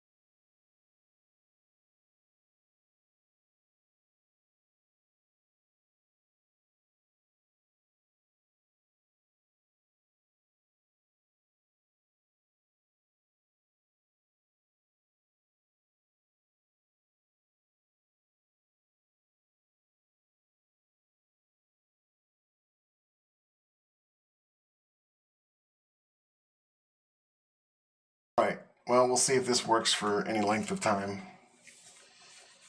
You missed my epic rant, Walt, about Star Wars and your buddy Charles.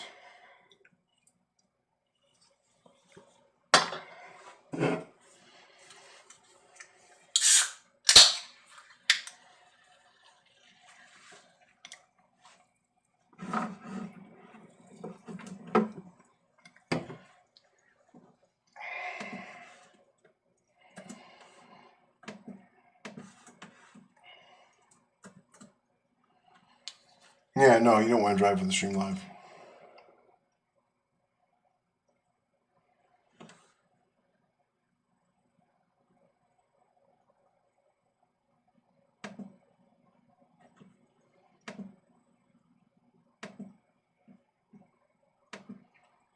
Should work now, though.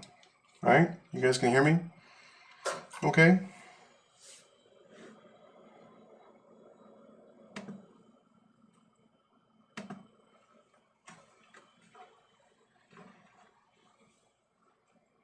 Oh, replay on the conversation. No, I was just saying that Charles Soule got kind of screwed because they gave him some really bad advice to announce the fact that his book was a New York Times #1 bestseller before it was even out. And to most people, I mean, us in the industry, we know that doesn't actually mean anything because it doesn't actually mean anything because we know the New York Times just picks whoever they want to be on the #1 spot. And when they don't like who's making that by sales, they just change the rules, a la Harry Potter. But all the people who are like Star Wars Girl and whatnot, they all know that the #1 bestseller spot should be a book that's a bestseller. And how do you be a bestseller if you're not even out yet? Not to mention, like, everything else with the High Republic was just utter crap that nobody liked, except for the SJW warriors. And then the same people who were critically claiming that the High Republic was just the best things in sliced bread were also slamming Mandalorian for bringing back Luke Skywalker. Spoiler alert. Okay, that's better. It's working now.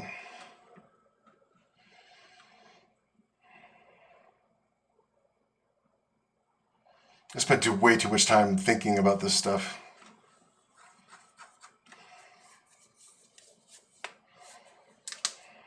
And then also one of the High Republic authors is super racist. Just super racist.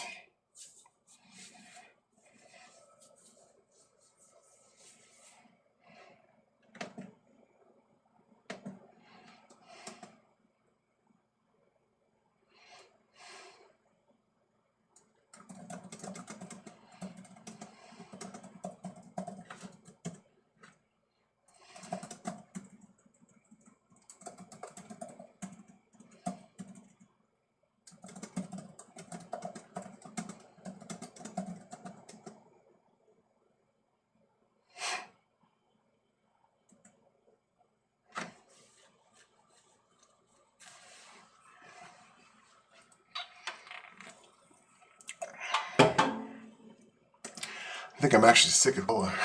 I've had a lot of them.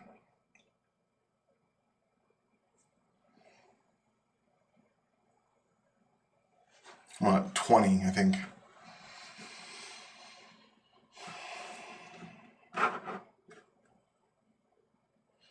I mean, you know the guys who make The Mandalorian love Star Wars because they cast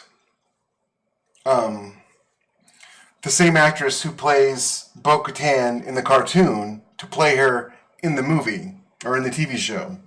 So I wish they had done that for Ahsoka, but I get it.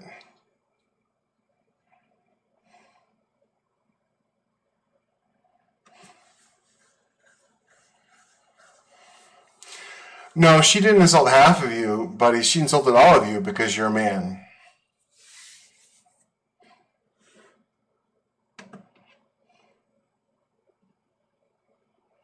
All those what?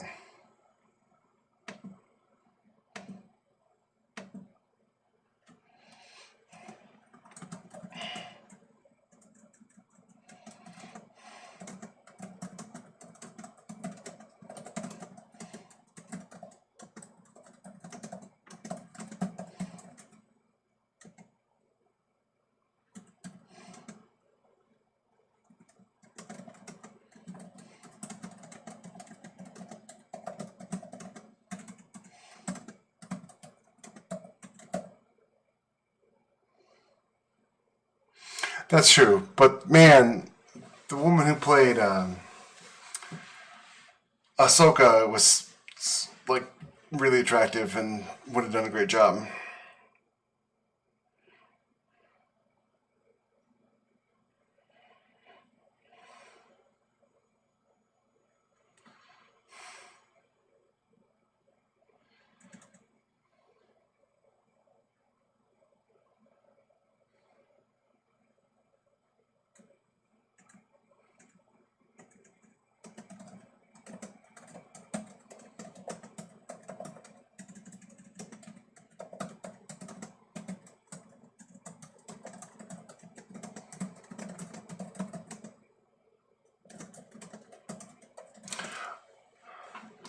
Oh, is she? I didn't.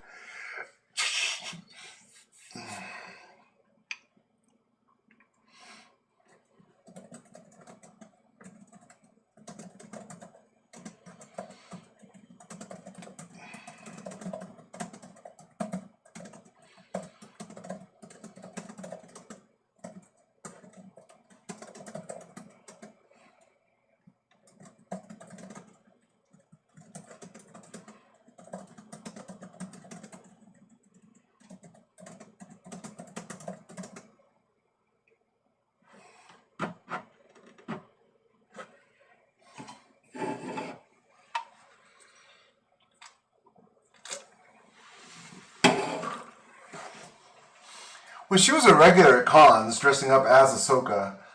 And she was hugely popular with the fans, though she was very gracious and cool about Roxanne Rosario Dawson playing her character.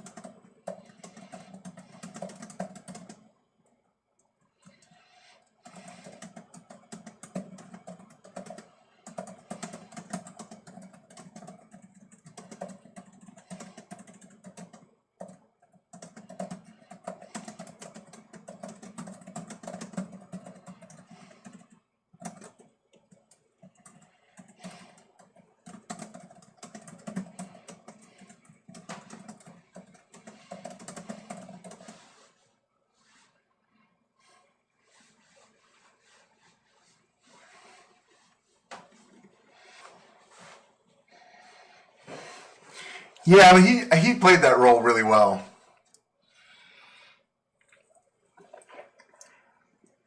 And honestly, being tall in a book is a character trait, but in a movie or a TV show, it's not nothing because of camera tricks. I mean, look at Robert Downey Jr. He is the shortest member of the Avengers, and you can't tell that by the watching the movies.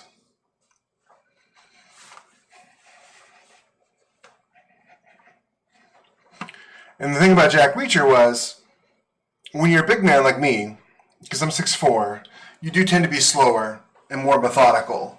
And when you go for people, when you're fighting, you go directly for them. You don't play a lot of games because you know you lose if you play the speed game. And that's kind of how Tom played Jack Reacher. I mean, he just went beeline for his opponents. So, the character traits were all there. Yeah, when you're 6'4" and 280 pounds, you don't play the speed game. You play the end the fight immediately game.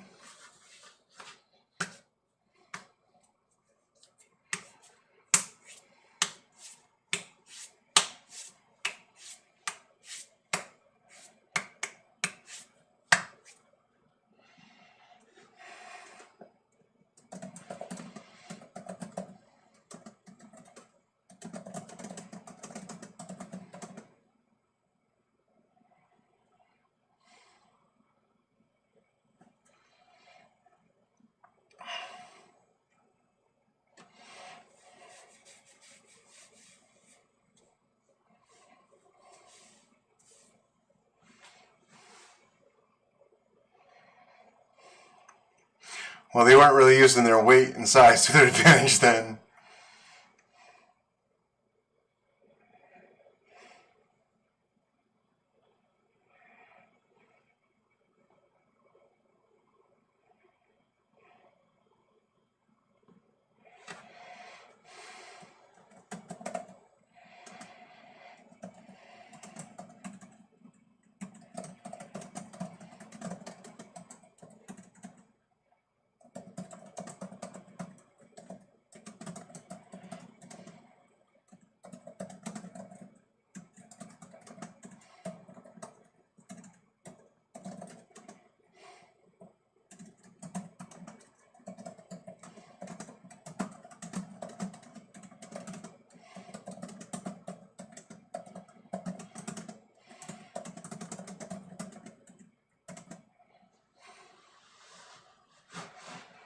Yeah.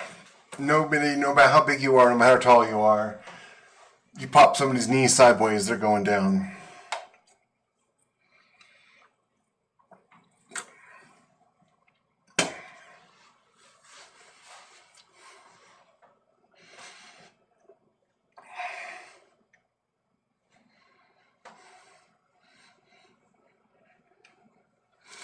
Which is why you shoot them before they get into melee range.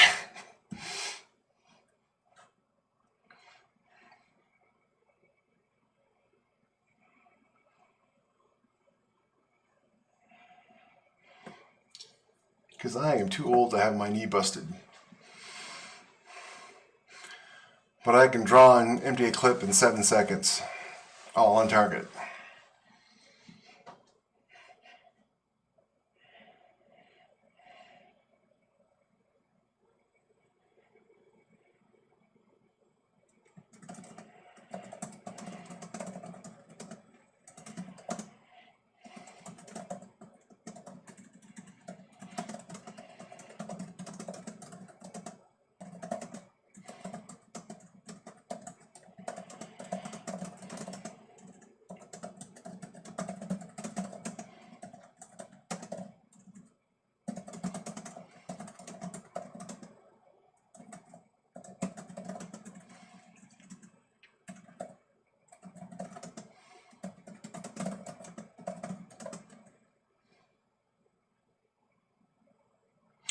I know, but in my defense, I actually have a gun that uses a clip.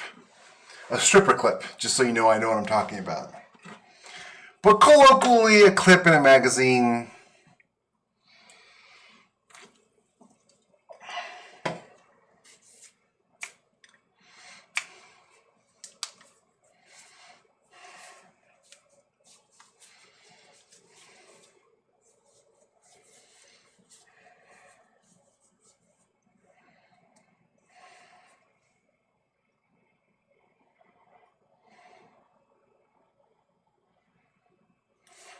Yeah, your firearms rules in Australia suck, dude. I'm sorry about that. They're trying to do that here, and it ain't gonna end well.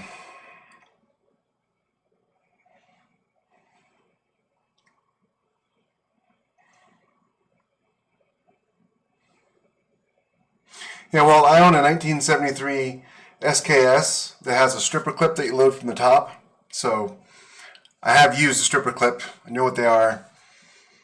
But I also watch a lot of cop shows. So. Hi, Rachel. Good morning. I'm just no good with knives. And knives aren't something you should play around with unless you're practiced with it. You can end up hurting yourself or getting killed.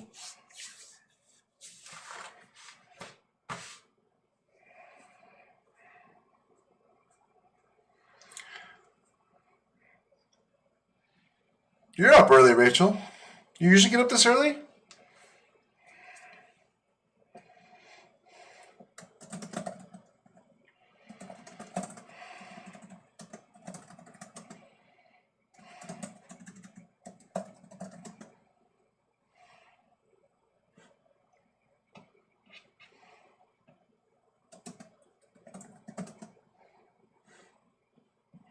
That's right.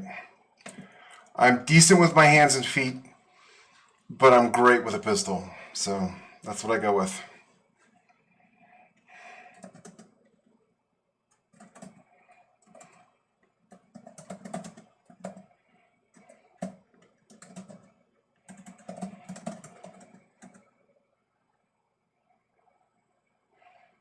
Oh, nice. Why did you get rid of it?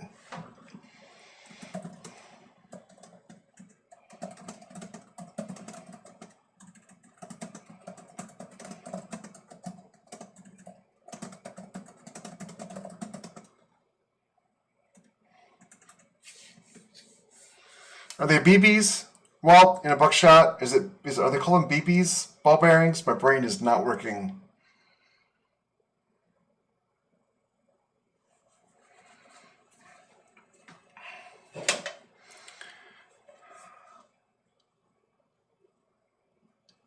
As you learned earlier, Walt, my wife is amazing with her silver tongue. She'll rip you to shreds. Anybody, I mean, not you specifically, just in general.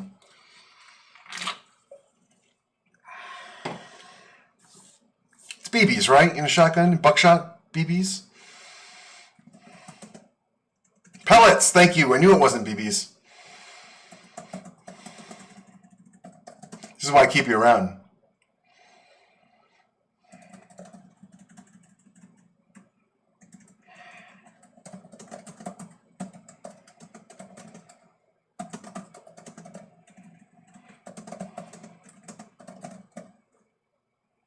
Well, you were in the military, I should hope so.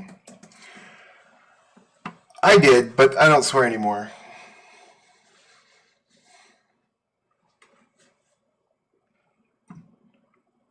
Yeah, I just couldn't think of the word.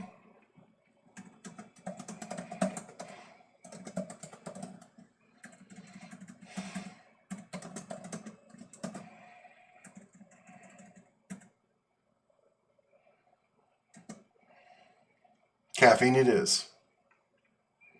Well, hey, there's nothing wrong with you swearing. Just as long as it's not around Rebecca. Or my children.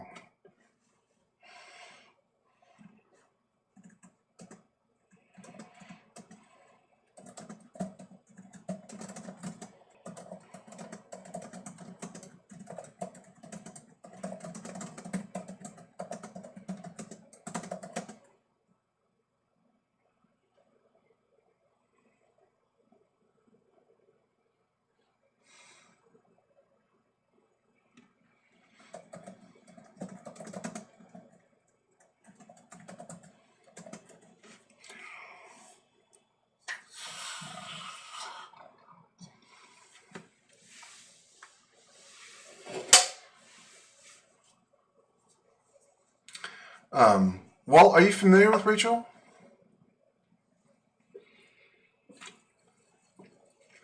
I don't know who knows who. But Rachel's freaking amazing. Well, here's the story so far, Rachel. I know you haven't read the race, so there's some spoiler alerts here. But her parents and her little sister were killed in the first book. And she's been on a revenge kick, or justice kick, pretty much ever since. Oh, you don't know Rachel? Oh my gosh, Walt, Rachel's amazing. Boy, if you ever want to know anything about airplanes, Rachel's the person to talk to.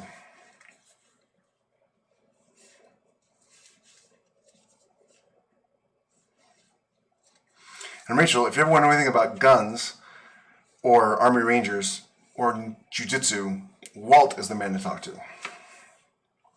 Or knives, apparently, too.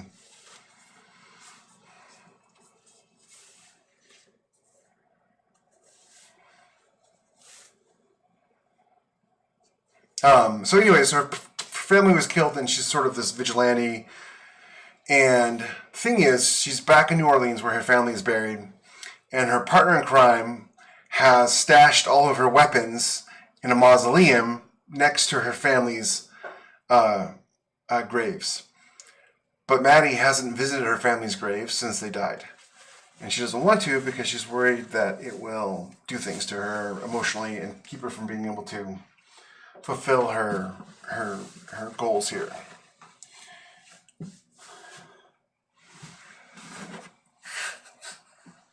Acquired, nice. And so she's just stuck with a cheesy 12 gauge shotgun and a nice H&K P38 9mm pistol. And she's got 20 guys to take out. So there, you're caught up. But Walt was taking me to task because I dared to say the word clip in reference to a pistol. I clearly meant magazine, but I actually have a stripper clip SKS. So sometimes I mix the two up. Unlike a lot of people who say clip, I actually have a weapon that fires it.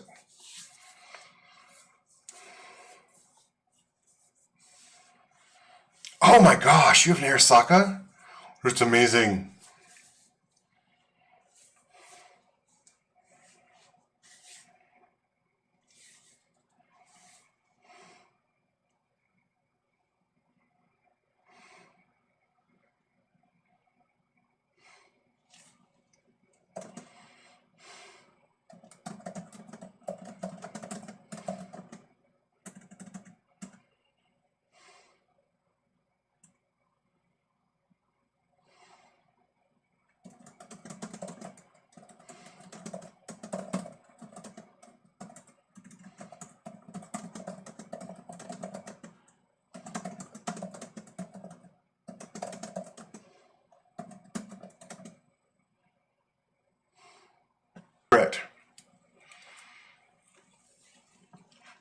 Again, unless, as I said, it's a weapon that actually fires a stripper clip.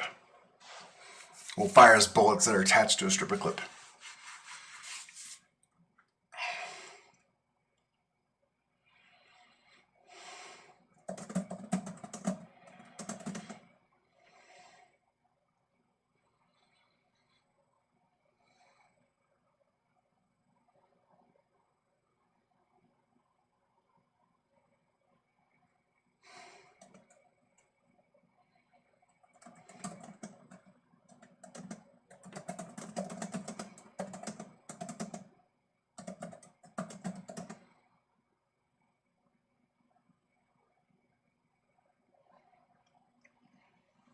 I had a friend who had an 8mm Mauser, and I always wanted one of those.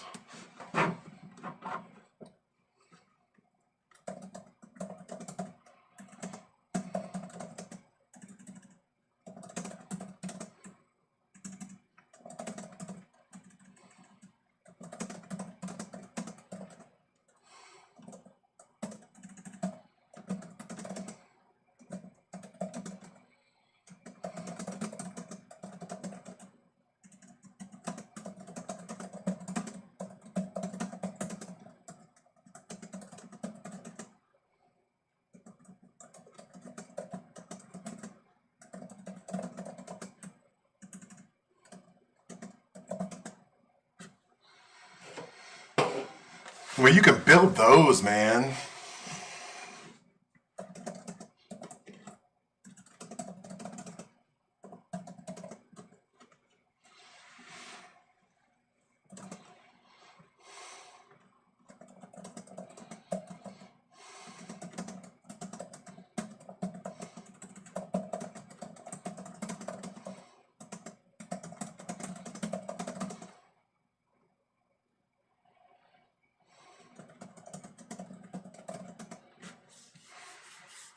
I want a coil gun. That's what I want.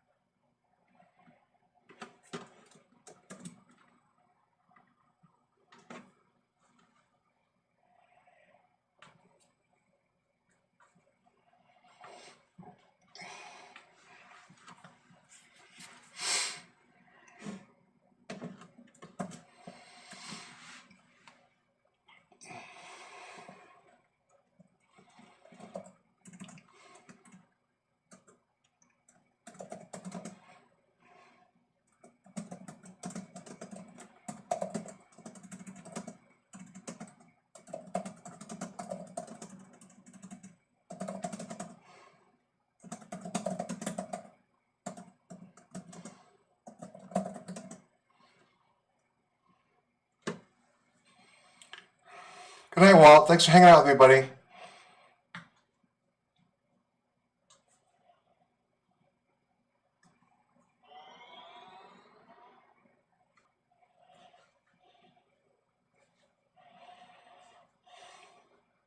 Rachel, what state do you live in again?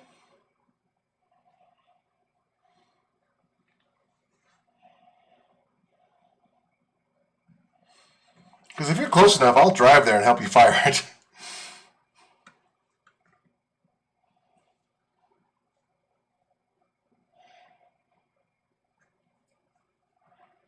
Oh yeah, okay, you're kind of far away.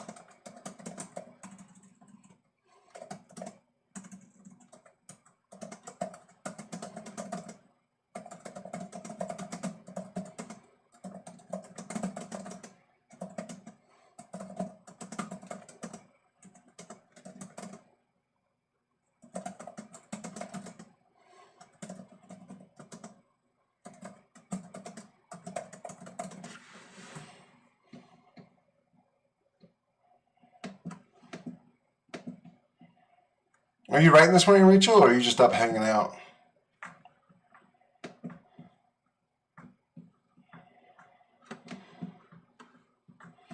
Not that I mind you hanging out, mind you. I almost passed out about 2 hours ago.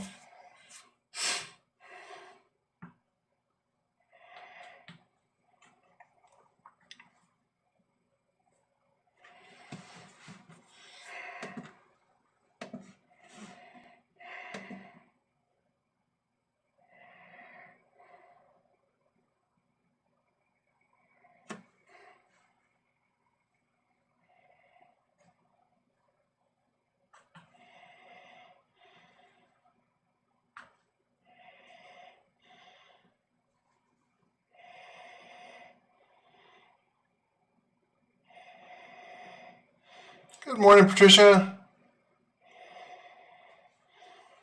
All you East Coasters.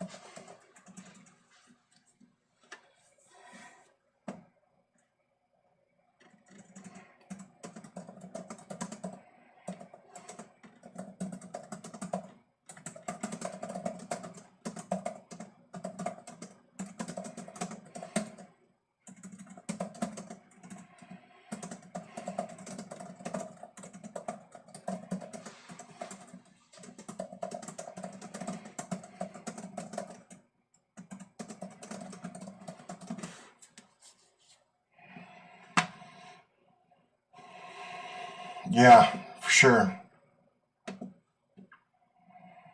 I got 3 hours to go.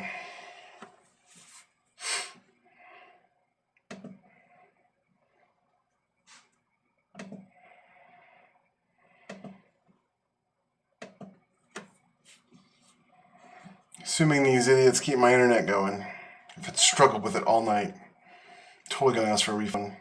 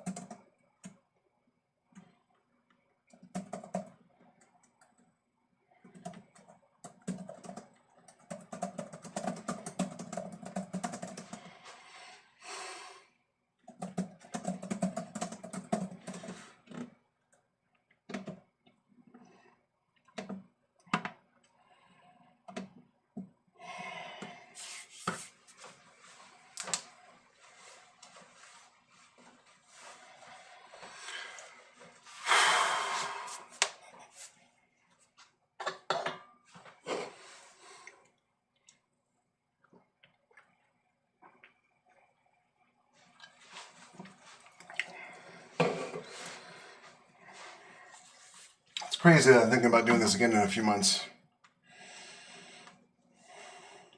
Well, I'm not going to do it here. I'm going to do it from home. And Rebecca will just take the kids to our sister-in-law's. And they can just spend the day and the night there. Come back the next day.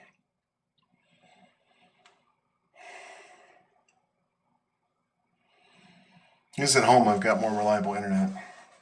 If I could just figure out how to get my Surface keyboard to work on my desktop, that would be amazing.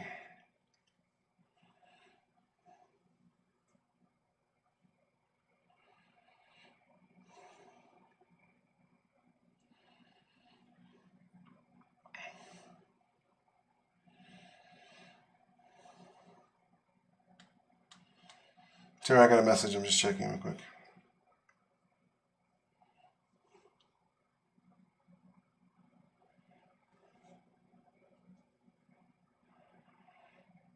And also, I'm playing a game on my phone to wake myself up. If I'm being completely honest.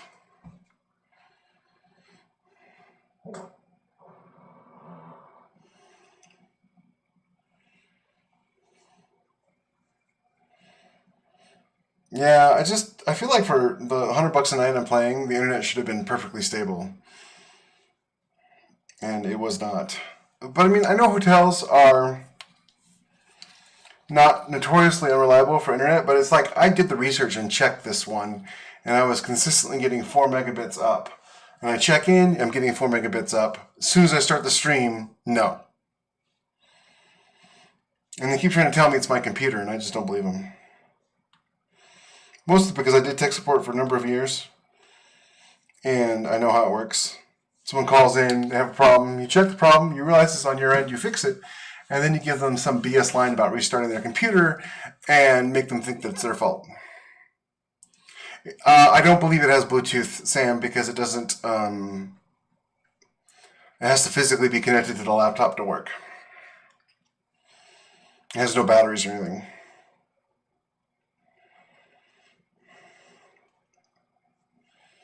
It's crazy comfortable.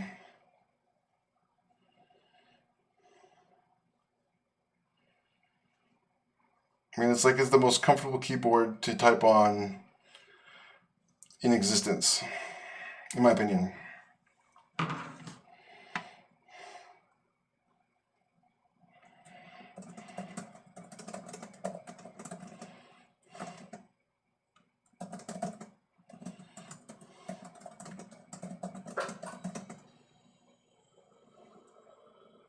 Yeah, that's what it sounds like to me too, because I know I'm using a lot of bandwidth. So it sounds like to me like they throttle it for a few hours after I use it, thinking that okay, well he'll stop using it if we throttle it. Thing is it's not the downloads I need; it's the uploads. Streaming is all about live streaming is all about uploading. You need at least 4 megabits, 3 to 4 megabits to be stable. Man, the hotels in Vegas though, man, they suck. Their internet sucks, and you'd think that a Vegas hotel's internet would be amazing.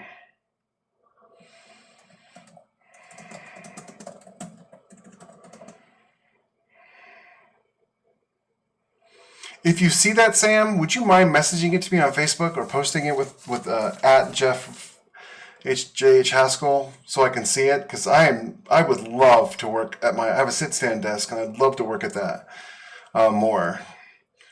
But I can't use a regular keyboard because like I wouldn't be able to do this on a regular keyboard. It would hurt my hands after an hour, and I would be in so much pain. As it is, they're a little sore, but they're doing really good.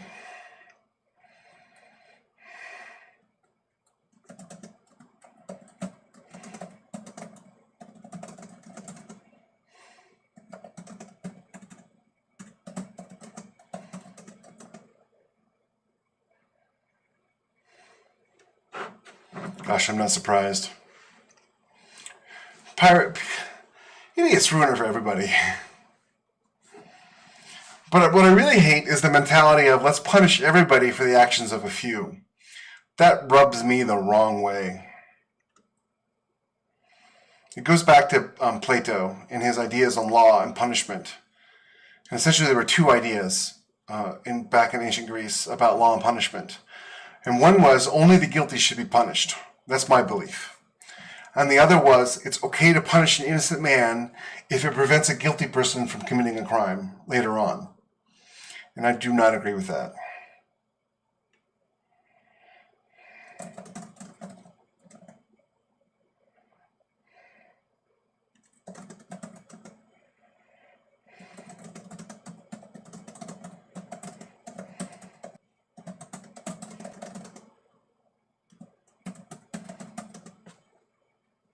I just scared myself. I thought I saw something moving, but it was the shadow of my hand. It was a bug or something next to my fingers.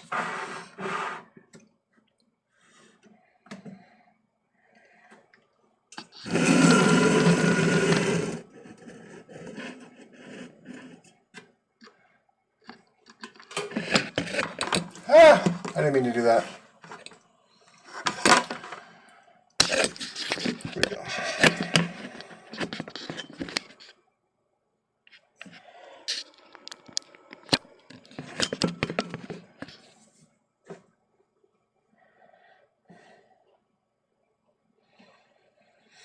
Rachel, are you working on your joint book this morning, or are you working on something else?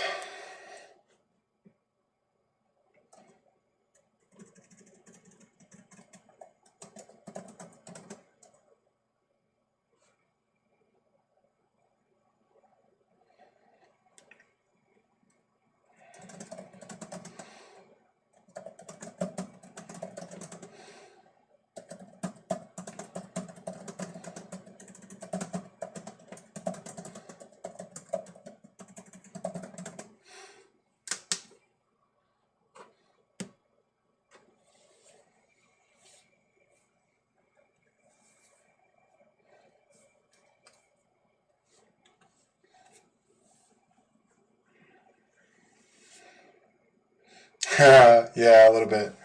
I actually am. I don't know if it's my PTSD or just me, or my glasses, but I see things all the time. No, Sam, do not mention the S word in my presence, please. This is the reason why I do not live in Australia, where it rains those creatures. And the national language is screaming, as everything on that island is trying to kill you. Oh, that's cool. Right on. Aethon's great. I'm really enjoying, I'm really enjoying being published by them so far. Not that I've actually had anything published just yet, but the process has been enjoyable. Though I'm a little miffed that they're making me finish all 3 books before they publish them, and everybody else, it seems like they just publish them as they're done.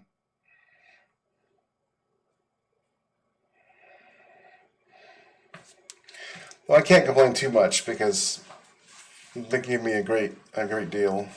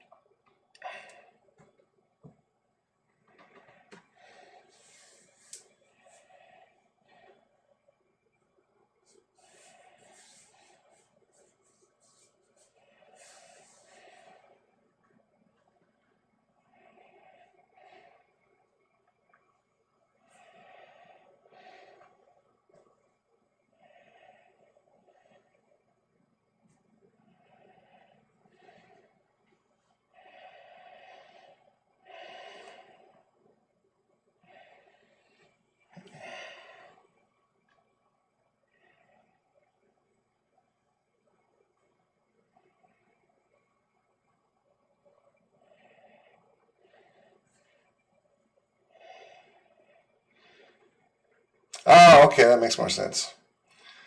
Okay, now I'm not miffed. So I've been done with the first one for a while, though I'm glad they didn't, because I figured some stuff out writing the second one for Grimm's War that I need to change the first one now to make it make more sense. I figured out how the torpedoes work and why they have torpedoes and that kind of thing.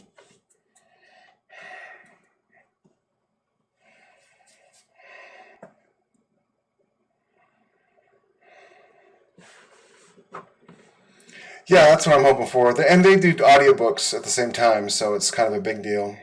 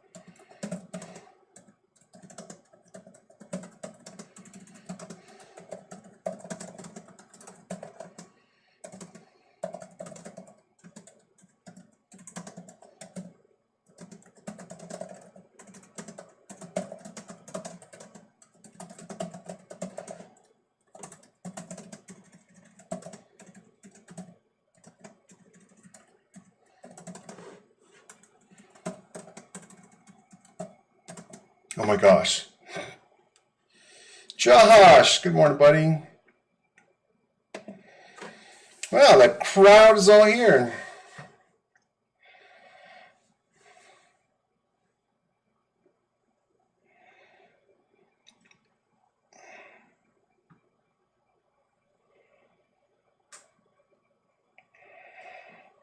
Rachel, the only safe way to see Australia is in a documentary.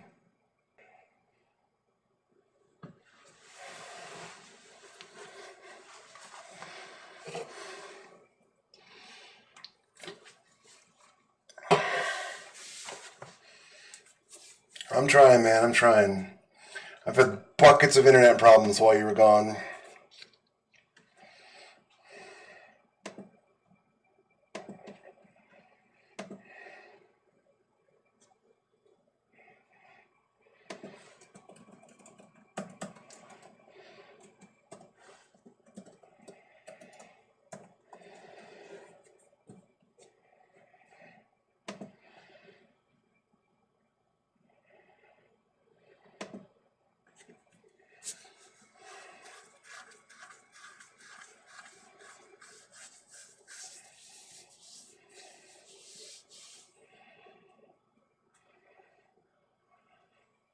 That's what I said. There's no safe place in Australia. Everything there wants to kill you.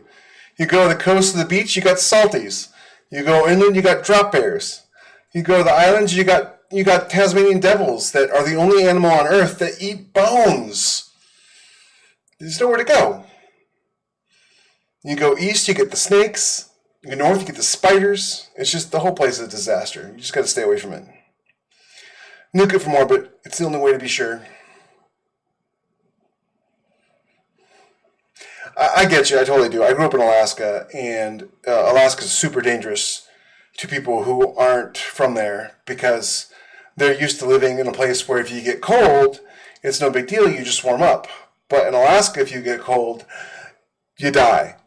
So, yeah. So I get it. I totally get it.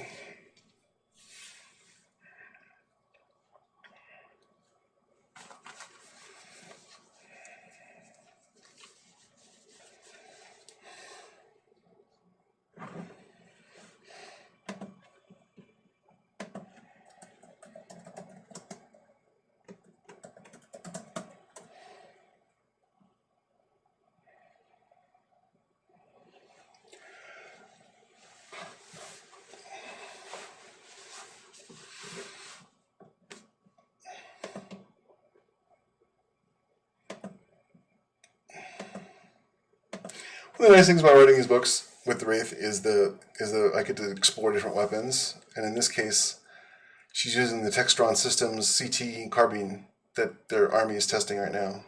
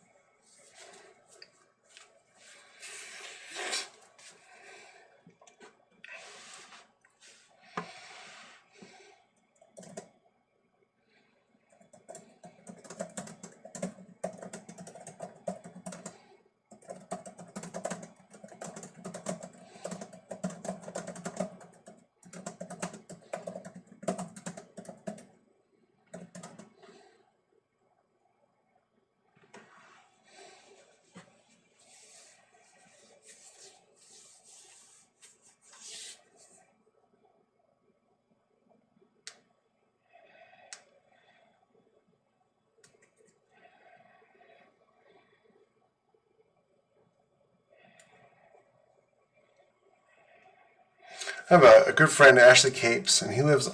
Where's he live? The big city on the south side, southeast. And he teaches at a university there, and he's also an epic fantasy author. He's pretty good.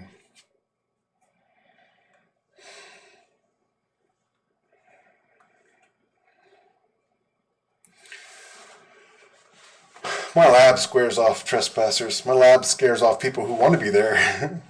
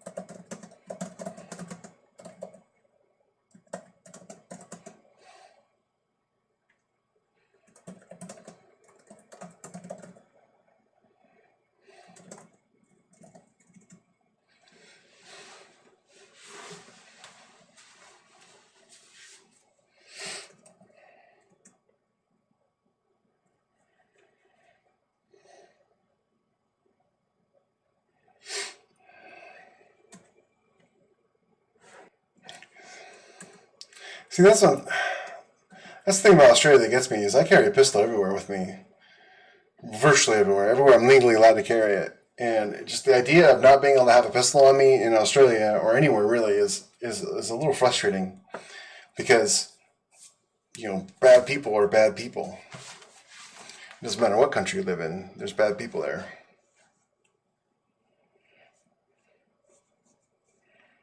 But that goes back to my whole thing about your individual responsibility and crime and punishment. That nobody should be punished for a crime that they didn't commit.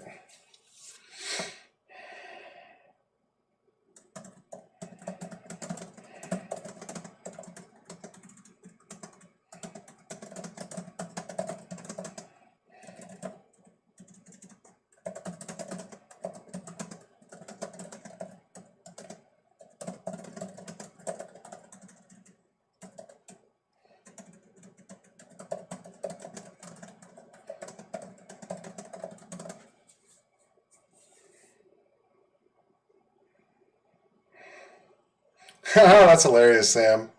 You should put that in a book.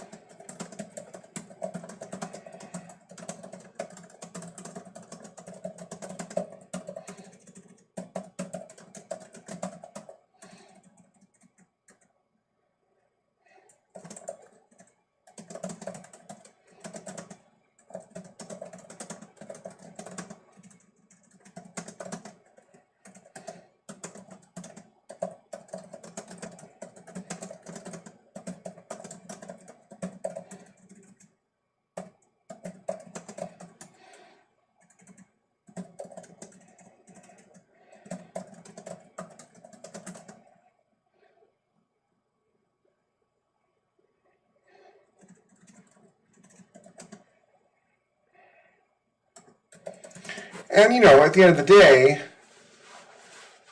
the only person who's absolutely responsible for your safety and your family's safety is you. I mean, you were a cop, Josh. How long did it take you to get places? 3 minutes? 5 minutes? And you were a good cop too. I mean, you loved your job and you did your duty.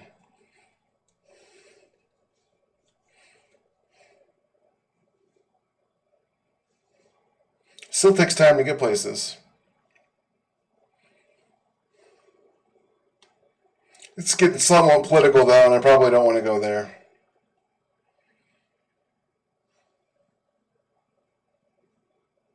So I won't. Everybody can live and let live.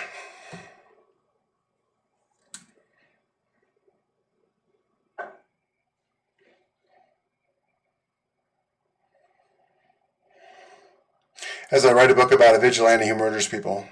I mean, technically it's murder. Technically, yes. Morally, no.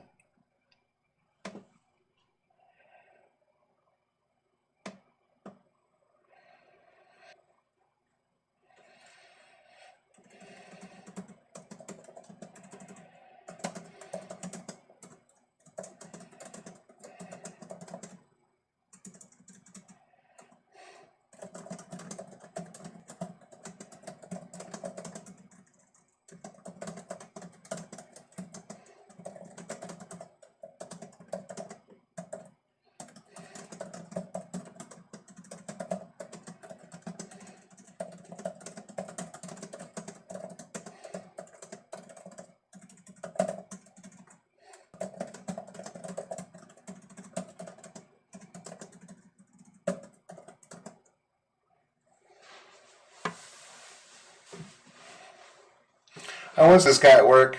I was talking about guns with a friend of mine years ago. And I was just out of the Army too. And, yep, true lies. And he was all, well, I could never shoot somebody. I'm like, well, you say that, in the comfort of your security, but I mean, if somebody's in your house and they're, threatening to do bad things to your family, what are you going to do? He's like, well, it's morally wrong to shoot people, so I would let them be hurt. I'm like, well, you, sir, good luck with that philosophy.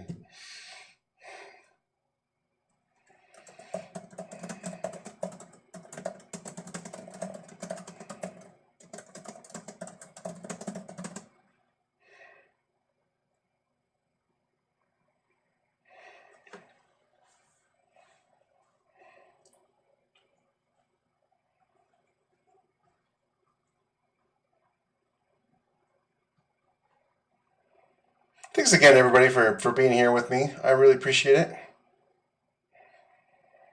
This was getting hard. About 3 hours ago, it was getting really hard.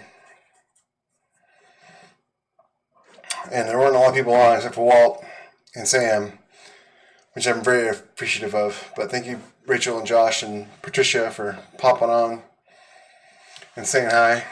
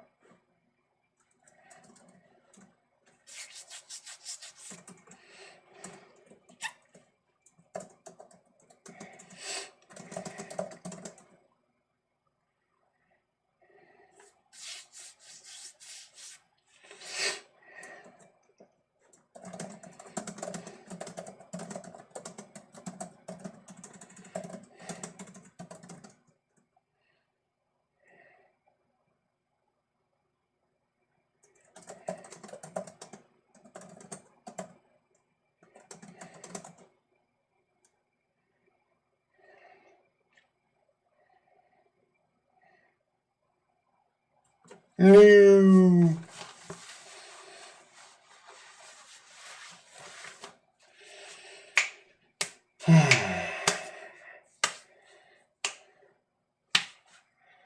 This is usually about when I get up to go to work. I mean, to write.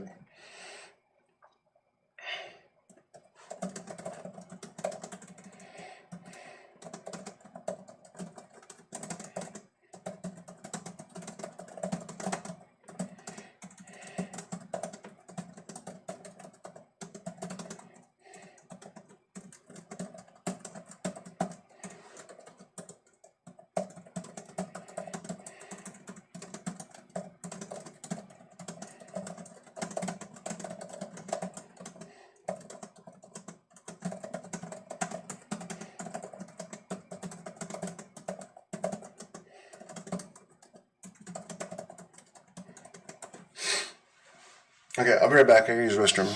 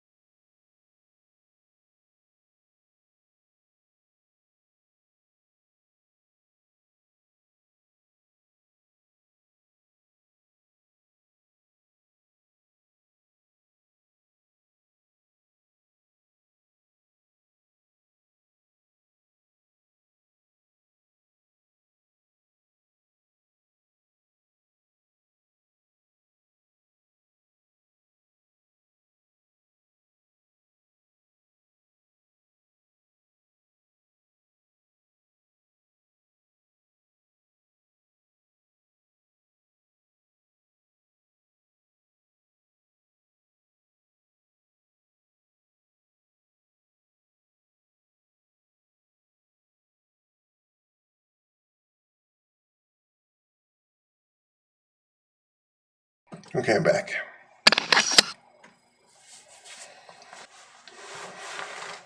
Oh, was it buffering?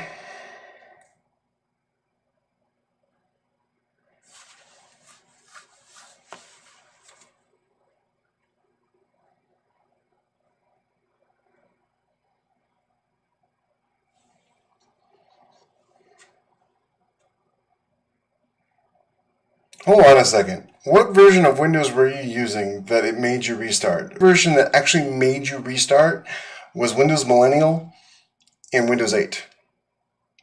7 and 10 both will let you wait as long as you want and schedule restarts to 2 o'clock in the morning.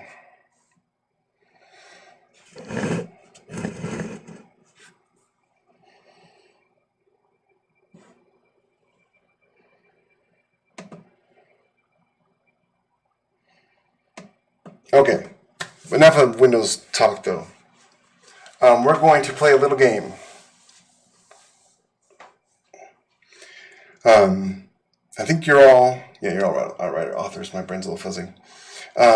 Tell me the literal title of the current book you're working on, and I don't mean like what's the title of the book you're working on. I mean like if you take the story of your book and you said it literally, what would it be? And the best title wins a prize. Like for instance, my book would be Murder She Did. That would be like the literal title of my book if the title was literally what happens in the book. Murder She Did. So your current work in progress, what would be like if you took the story, what would be a literal way of saying it? And that's the literal title.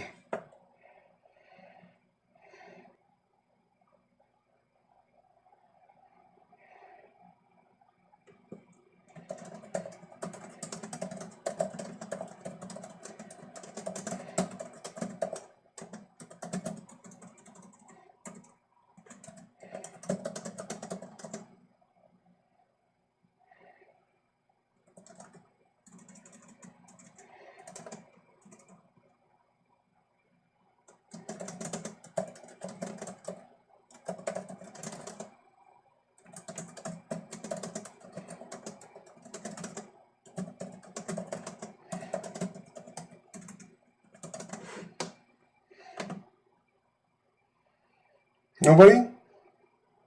Oh, are we doing this buffering crap again?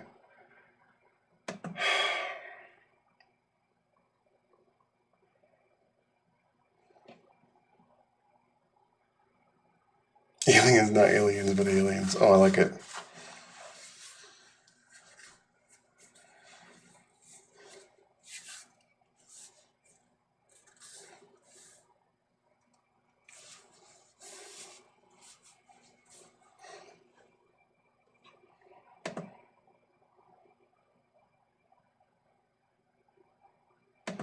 Oh, come on, Josh. You can do better than that.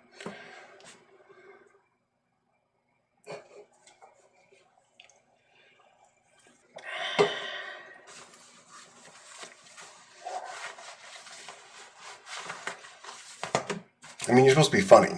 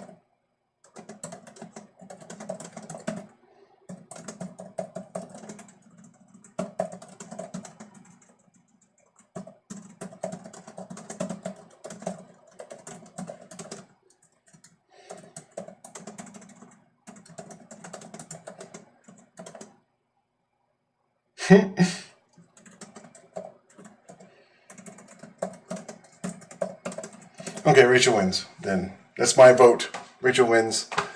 Aliens, not aliens, but aliens.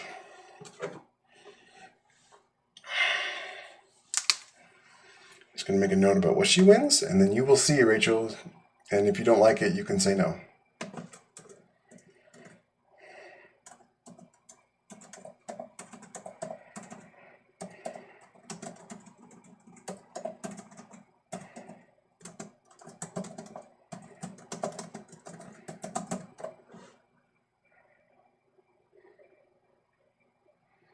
Fed agents work with chaotic. Oh, that's good too. Good job, Patricia. I like that one too. Chaotic good villain.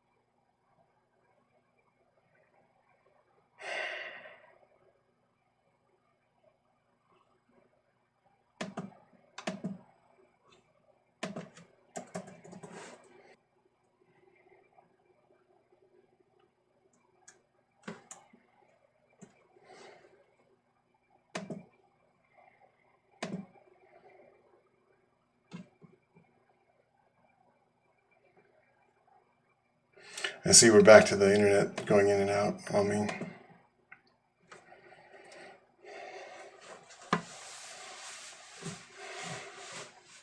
Yeah, the Bond ones, they were all pretty good. But I think I like the aliens, not aliens, but aliens one the best.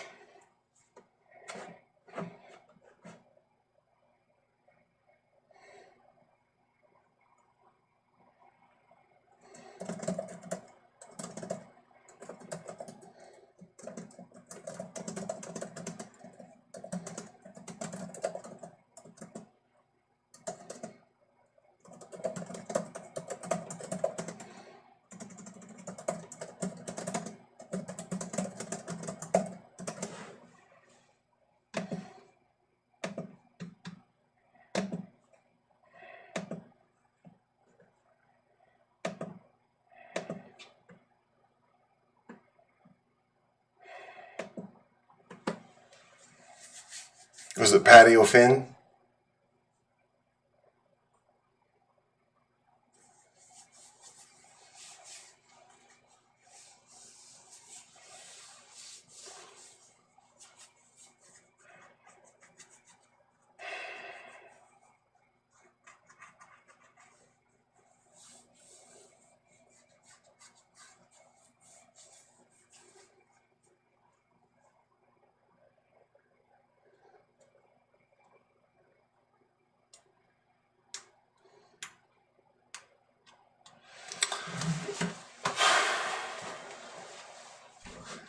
Momentum's about spent.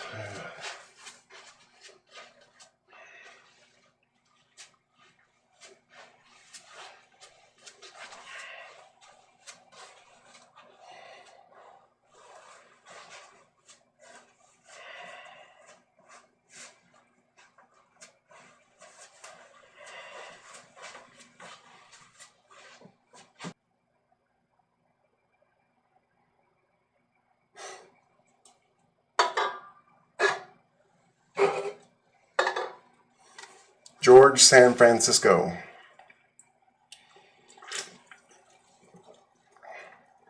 Yeah, it was Alien Nation.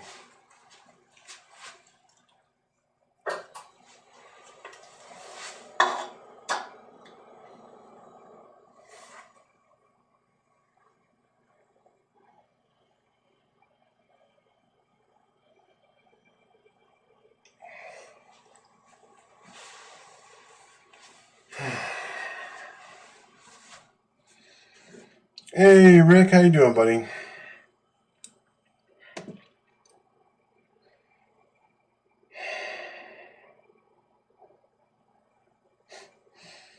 You guys are great. 21,127.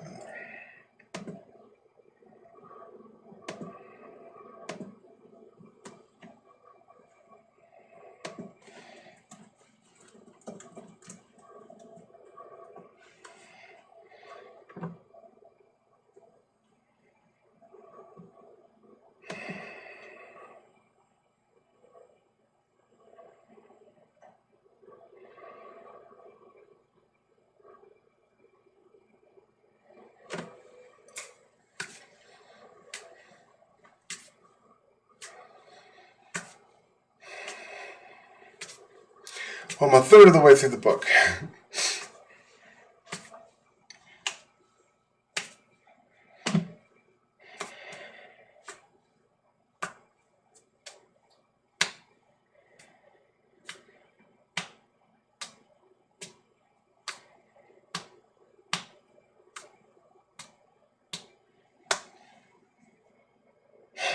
And boy, am I tired. Oh.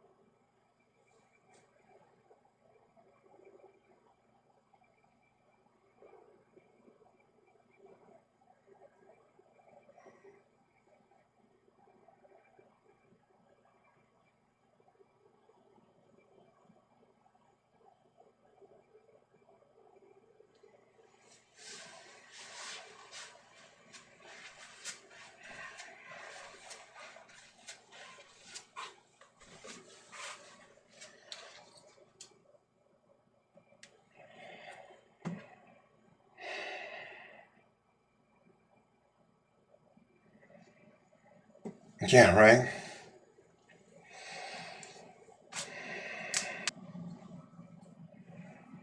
I knew I wanted to have next, but it's too soon, so I'm trying to think of there's something else I can do.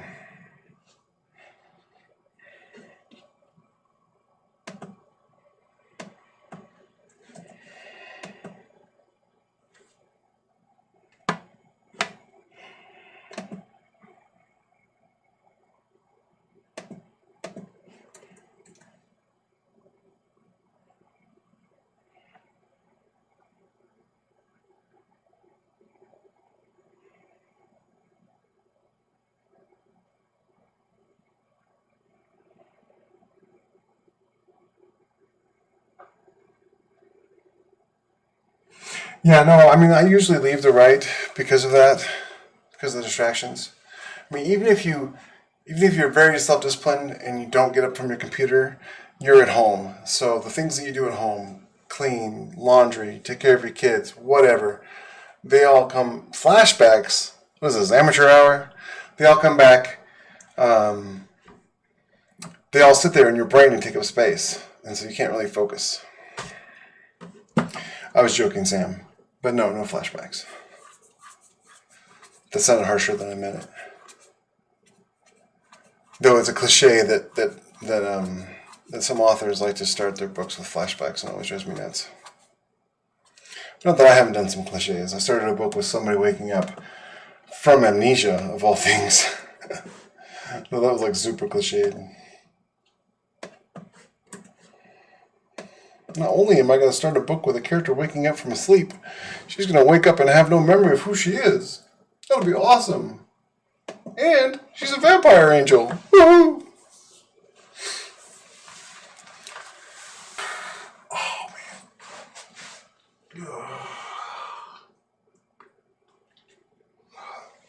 man.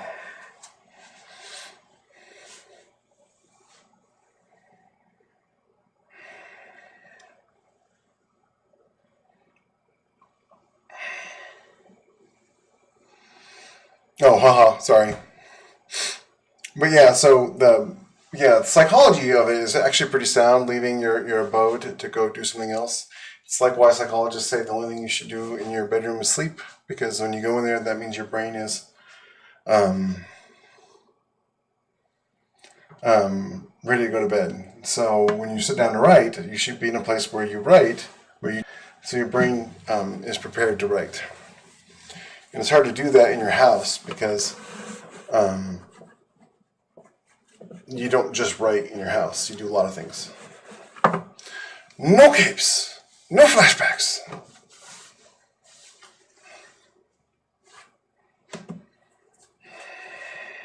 I do occasionally do dream sequences. But there's always a question of, are they actual dreams or are they the little demon inside of her implanting dreams in her head to get a desired result?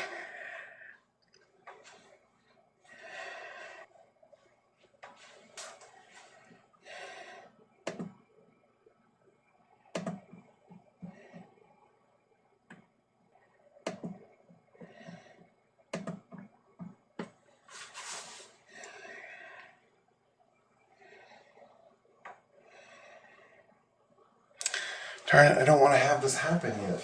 Okay. So if you've been following along, hold on a second. Rutabaga, if you're still there, let me know, buddy, because I'm about to spoil the book. Rutabaga Jones, please stand up if you are still there. You have 5 seconds to comply. Okay, so Rutabaga, if you hear this, it's your own fault. The hero, Seraph, the angel hero, is going to come and attack Maddie while Maddie's trying to do something good, and that's going to cause her to... Nice job, Josh. Good job. And that's going to cause her to become Dark Seraph, which is actually kind of cool. Because she hates Madison with the fiery passion of a 1,000 burning suns. There we go. And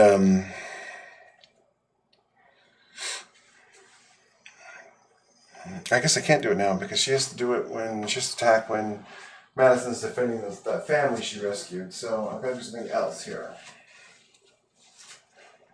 Something that sends the story in a new direction, so to speak.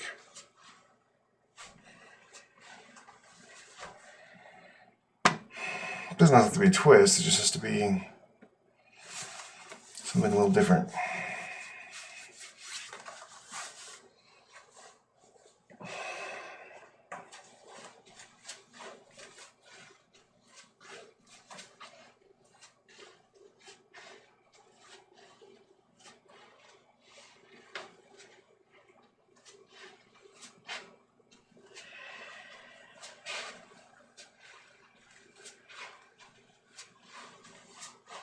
Something, it could be unexpected. So she's in this gymnasium, she's fighting all these guys. Oh, stretch her. No, she can't use her powers.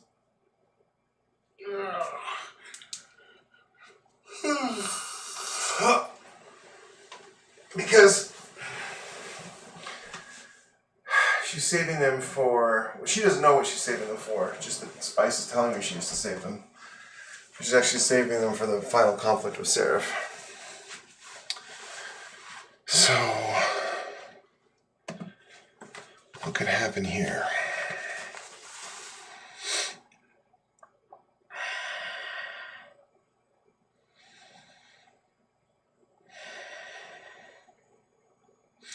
She could have a conflict with Seraph. It doesn't have to be the final one. She could have a conflict and barely escape alive.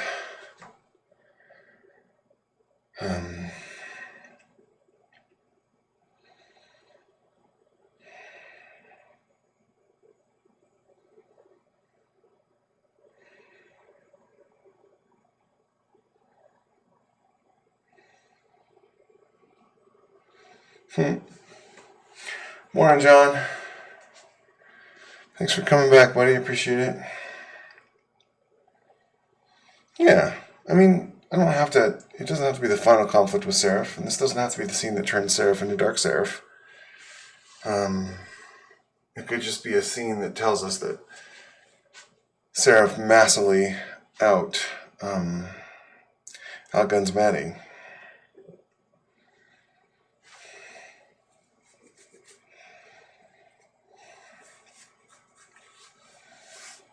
Yeah, we'll do that.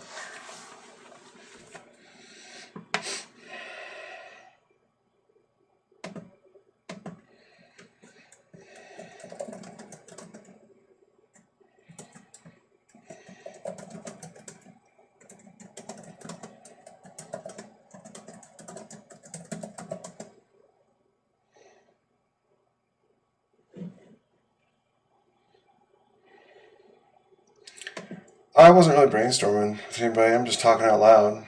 Nobody was offering me any suggestions. but if you have one, by all means, offer away.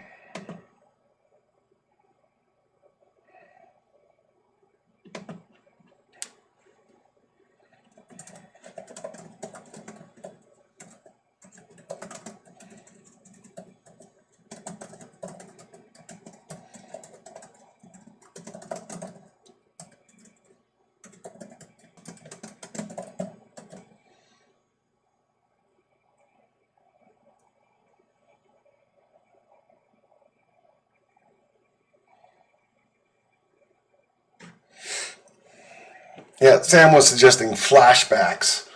Psh.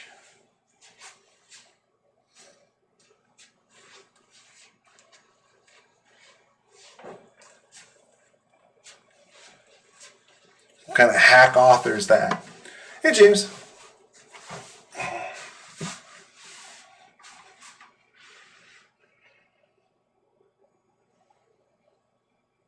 I'm totally joking, Sam. Just FYI. I don't think you're a hack. Not that actually, strictly speaking, by the definition, is hack an insult necessarily. Strictly speaking. Because hack just means someone who is writing for money. And aren't we all writing for money at the end of the day?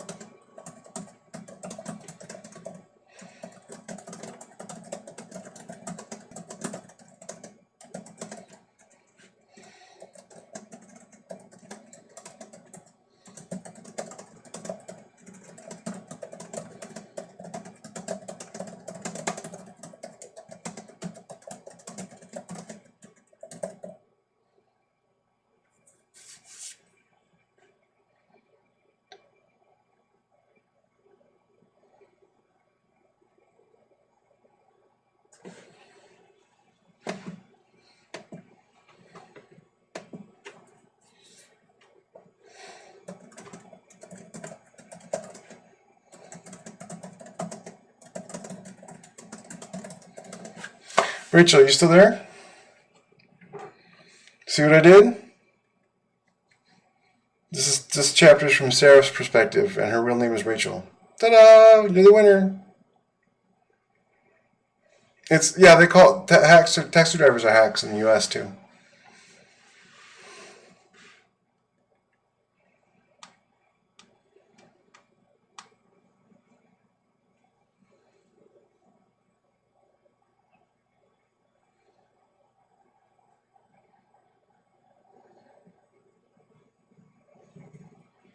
Hey, Nicholas.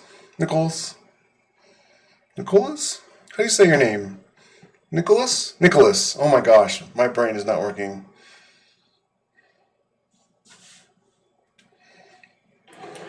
It's called Filthy Lucre, John, and it's been pushed by those in power for generations to keep writers and authors and artists oppressed, and preventing them from making money, while those who publish them make tons of money. Is that okay with you, Rachel? I mean, she's not a permanent villain.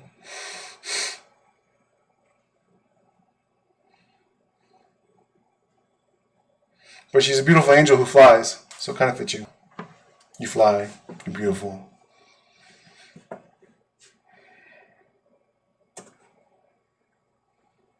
Okay.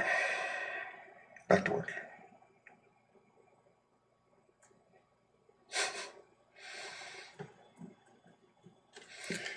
All these guys have a name now. We need one. The Green Meanie? No. Doctor Strange. Taken.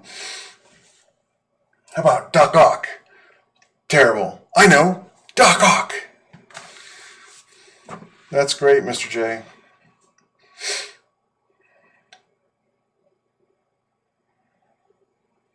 Sorry. I've seen all the movies too many times.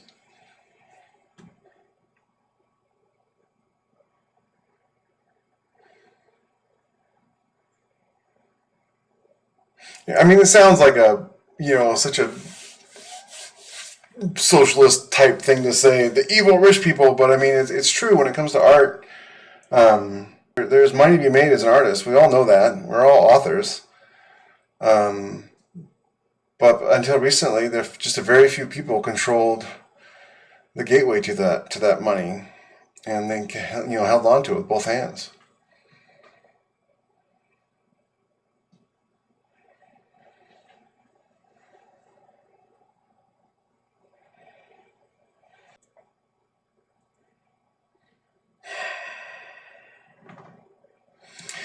And the internet's sucking again.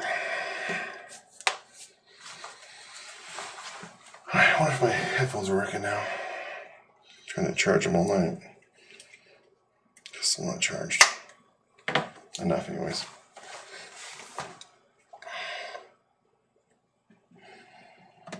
I think it's really cool that they kept. Gosh, what's his name?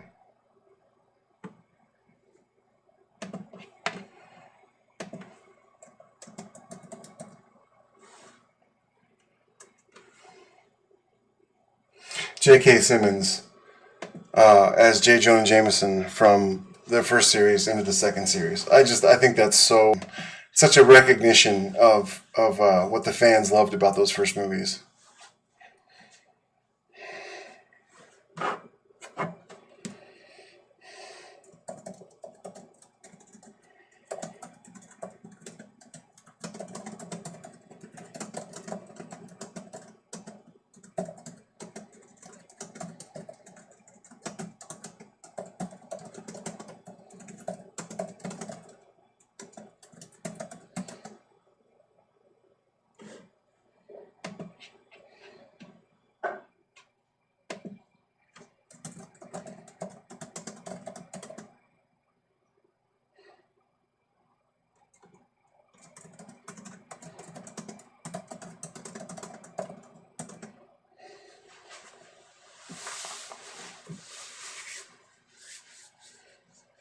I also think it's cool what they're doing with WandaVision and how they're bringing in a whole bunch of characters and actors from other appearances into the Multiverse of Madness. And apparently Spider-Man 3 is kind of a sequel to the Multiverse of Madness. So, because Doctor Strange is in it, and they're talking about Tobey Maguire and a bunch of other people being in that.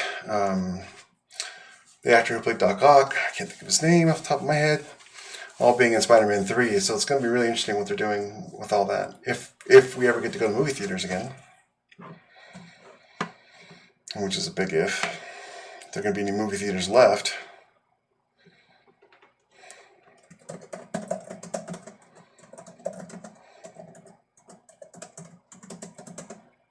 Alfred Molina, yeah. Gosh, what a great actor. Throw me the idol, I'll give you the whip. So long, senor.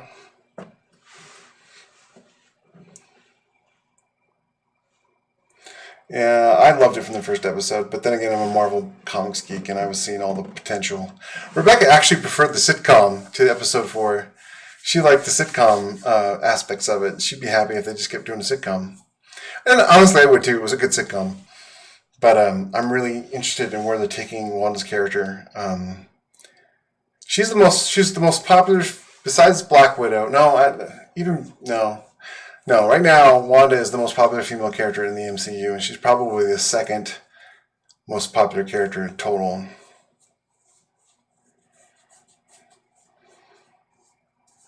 It was actually a good story, you know. Oh, I hope they do. Good for them. Doing good. Um, it's such a good story because, like, she is born from the Infinity Stones, and so is Vision. They fall in love, which is super unlikely, right? Android made of flesh and vibranium. Um, she has to make the horrid choice to kill Vision to save the humanity, only to have Thanos undo it and then murder Vision in front of her, and she's unable to stop him. And then when she comes back, she's the one who almost defeats Thanos. And she was such a better character than Captain Marvel. I really wish they had done Captain Marvel differently. They started the movie wrong is all. They showed the movie out of order and they had the wrong point to it. It's one of the few failures on Marvel's part. Not an abject failure, not like Iron Man 3, which was a complete and utter disaster in every respect. But it was failure enough combined with Brie Larson's attitude outside the movie, telling people not to go see it if they're white, that kind of thing, that you know, tanked it with the fans anyways. I mean, it made plenty of money, but it tanked it with the fans.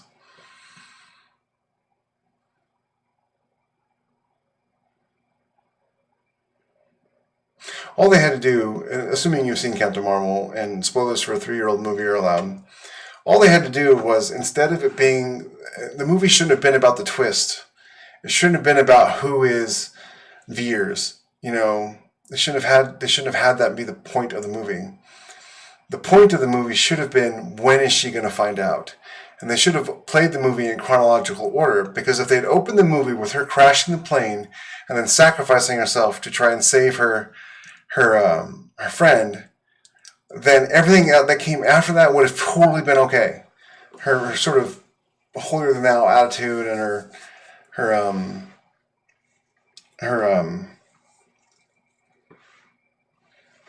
they kind of did, Josh, if you think about it. I mean, she blew up the ship and she almost beat him, you know, with that smug expression on her face. And so that's the thing. Smug is a bad look for a character.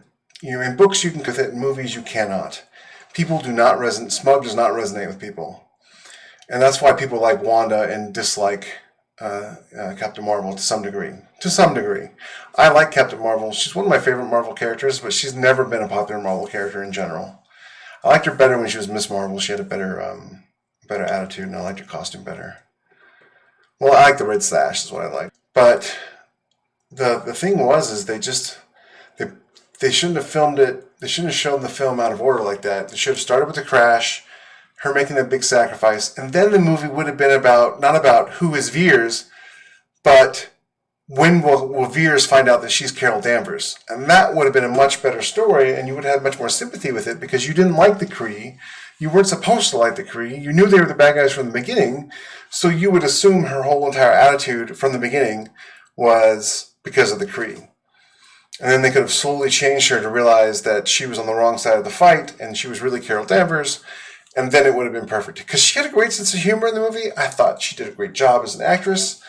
It was the story that let her down. The story let her down, and the fact that she ran around the entire country yelling at basically the number one demographic for comic books and telling them that these weren't their characters and they shouldn't go see the movie and the movie isn't for them. Right? I mean, how? So that's the thing, right? What's the number one rule of introducing a character as an author? What's the number one rule of introducing a character? You show the character with their best trait first, right? And that makes people like the character, and that best trait has got to be a trait people relate to. So, what's the first thing they show Captain Marvel doing in the movie? She gets angry and she uses her powers when she's not supposed to hurt the guy who's trying to help her. That is not an endearing trait. But if the first trait you saw was her sacrificing herself to save her friend, then everything that came after that would have worked. I know what you mean, John. The smugness? But and then people probably would have gotten over Brie Larson's attitude in real life, her complete lack of sense of humor in the real world, and her actually saying white men shouldn't go see this movie. It's not for them. When, no matter what, every movie can be for everyone. Black Panther didn't make $1 billion because only African Americans went and saw it. Everybody went and saw it, and everybody loved it. The girl who plays the General Kono, fantastic actress, love her, has no superpowers. Love seeing her with the Avengers. And she said that she was in England for the premiere of, or for something related to Black Panther, not the premiere, but it was after it premiered, but it was at a viewing for it. And she's standing there talking to some people, and this 10-year-old white boy came over and took her hand and said, "You're my general, you're my favorite character." And she flipped out because it never occurred to her that a little white boy would or could love a black woman's character because of how awesome she was.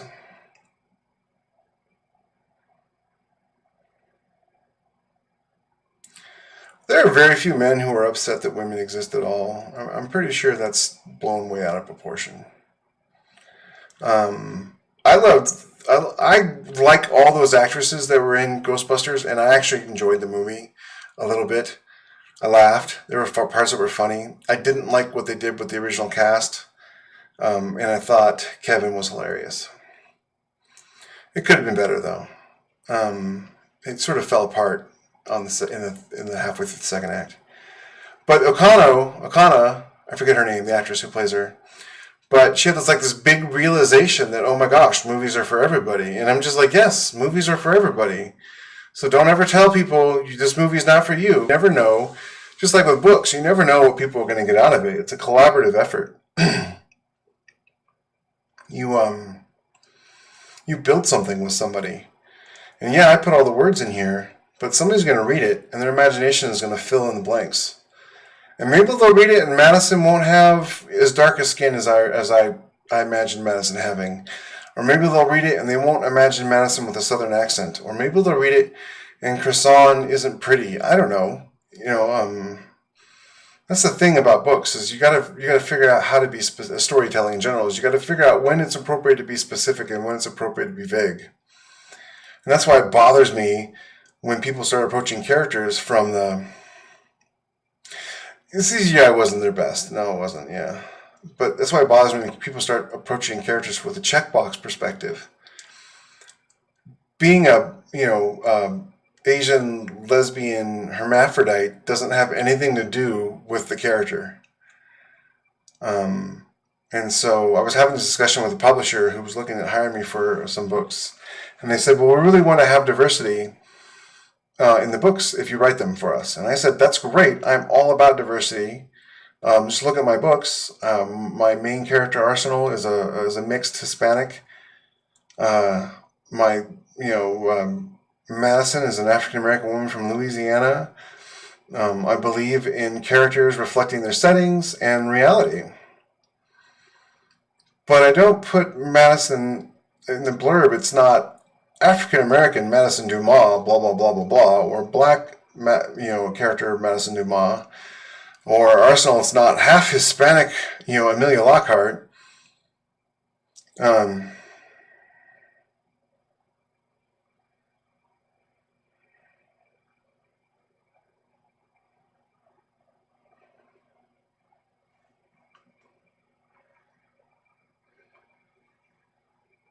Yeah, right. Characters, who a character is has nothing to do with their skin color or sexual orientation or any of that. So if you're building characters based on those attributes, you're not building real characters. You're building caricatures. And that's insulting to the people who you're trying to represent with that demographic, and that's insulting to people who you're not trying to represent with that demographic. You're basically insulting everybody. You're building caricatures, and you're demanding that they be liked because they're, insert checkbox here. And then when people don't like them, well, you're, whatever ist. And then you're also demanding that all the people who are quote unquote represented by that characteristic conform to that characteristic. Usually written by people who have no idea what that characteristic is, because they don't do any research. I spent a month interviewing and reading about what it was like to be in a wheelchair and interviewing people about it so I could write Arsenal accurately. And then that was really rewarded when I got an email from someone and said, hey, my mom is in a wheelchair. She read the book. She cried. It made her so happy. Are you in a wheelchair, or is someone you know in a wheelchair? And I was really proud to say, no, nobody I know is in a wheelchair. I did the research, read about it, and I studied it, because that's part of being an author, is doing the research. Sure, you make stuff up for a living, but you don't make up stuff that has a truth in the real world. You have to follow that truth. The more truth you put into your books, the more you can get away with lying, so to speak. Well, I'm giving a sermon here. I'm sorry.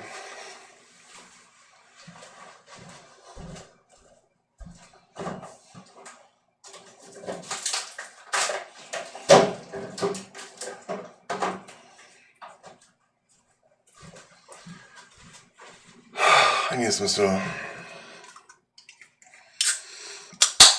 Well, I guess it's the law in England now, right? Isn't it? That, well, not the law, but TV shows won't be nominated for BAFTA unless they have a certain percentage of.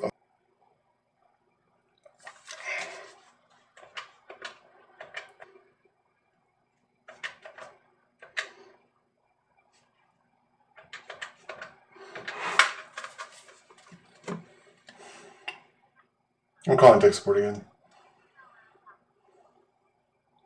Well, here's the thing, John, about that is that now you have authors who are trying to do diversity, and then they're getting slammed for cultural appropriation. And so it's like a double-edged sword, right? And then that has a lot more to do with the publishers, though, than the authors.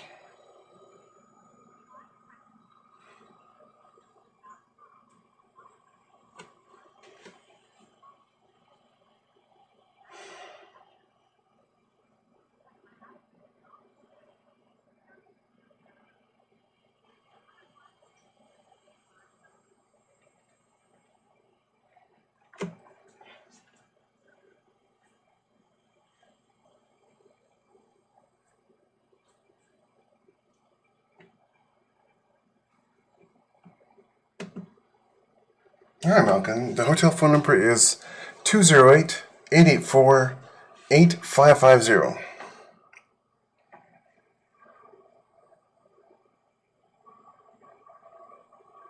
Correct.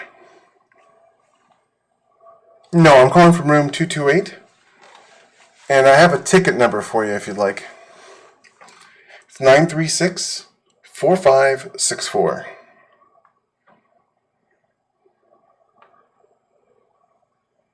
You are correct. Every couple hours my internet just goes to crap, and I'm paying for the extra internet speed. And I'll call, and they'll do something, and it will work great for about an hour and a half or 2 hours, and then it goes back to zero. So I'm trying to I'm streaming a video conference, and what happens is that the internet will go completely dead, and there'll be huge gaps, and then it'll come back up and it'll go really fast, and then it will very quickly die again, back and forth, back and forth, back and forth.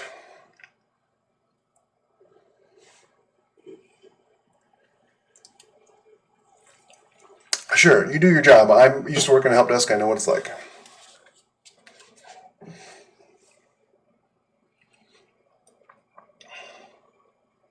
Yeah, I think I forget who the writer is for Ghostbusters 3, but I heard it's really good.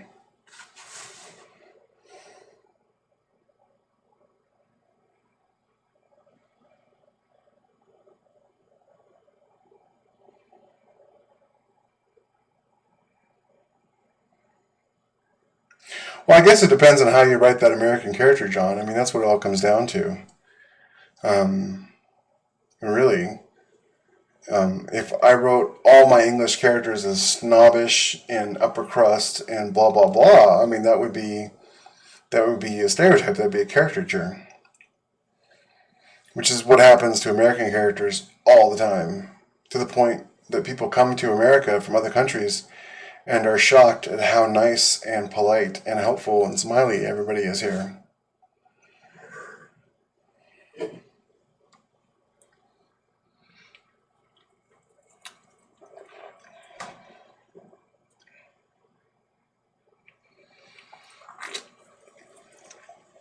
Americans, that's skinwalkers.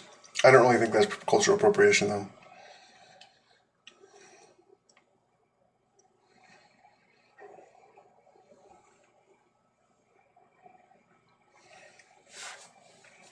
Because it's urban fantasy. And Native Americans have the skinwalker legends. So, I mean, it's kind of like saying, what if a Native American tribe really was werewolves?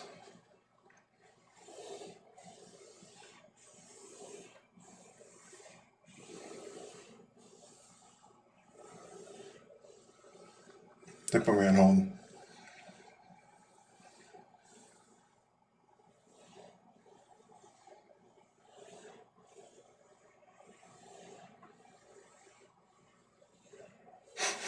Nice, John.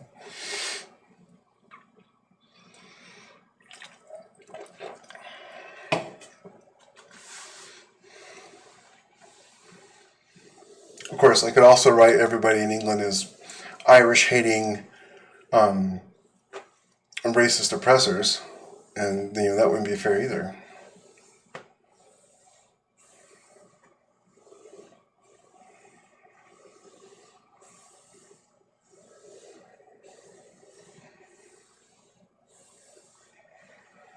Oh my gosh, Sam, that's crazy. I mean, I use Google Maps a lot, and I do a lot of research via Google, but I don't think I'd write something as historically accurate as an actual invasion without like reading a lot of books about it. That's why I tend not to write historical fiction, because I'm afraid of getting the history wrong.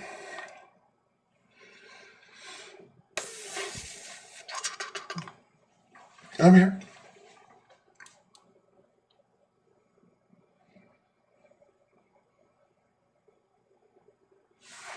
Well, I mean, it varies from fast to zero.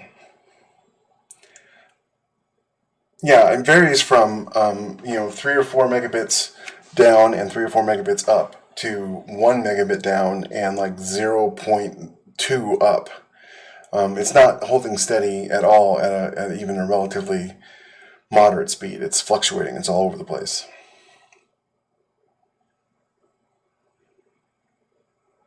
Sure, give me 1 second here and I'll do a speed test.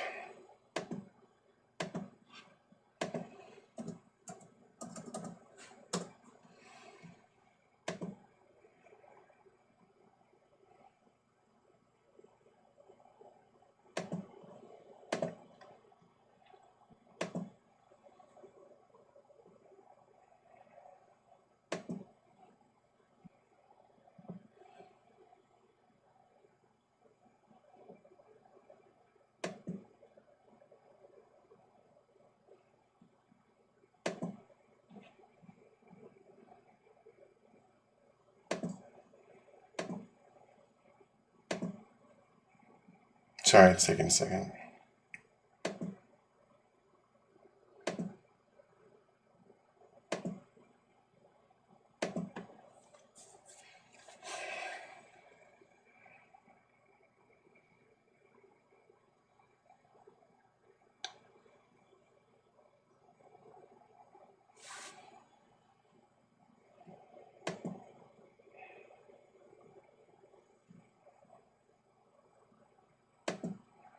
Okay, right now it's showing me as 8 up, or 8 down and 4 up megabits.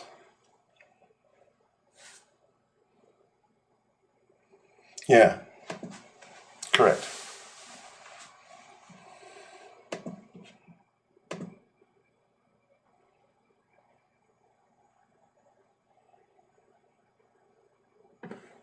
Mm-hmm. Okay, done.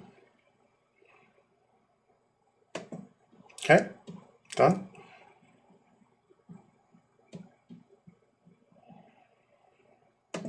Okay, done.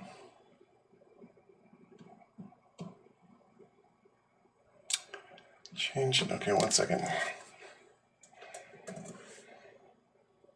Okay, got it.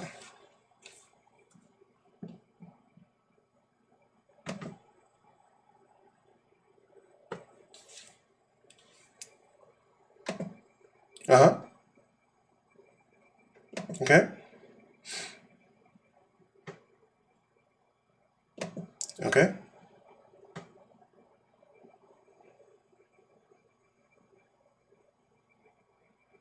IPv4 default gateway or IPv4 address? Okay, the address is 172.20.10.192. Yes. .192.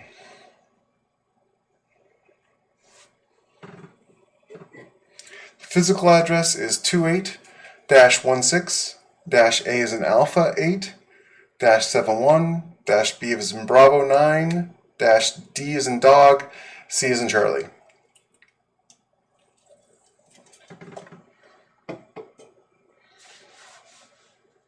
Mm-hmm.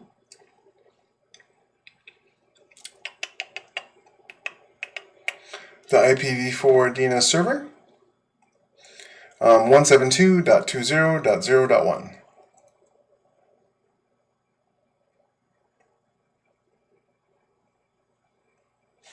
Sure.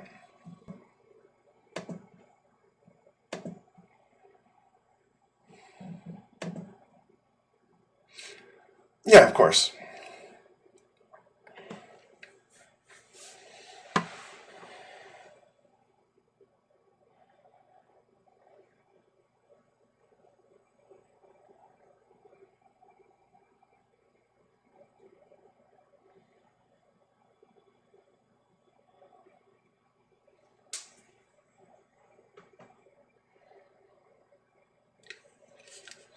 Well, yeah, I mean, every time you have a specialty SAM and you see a movie that involves that specialty area of specialty, you're going to see flaws.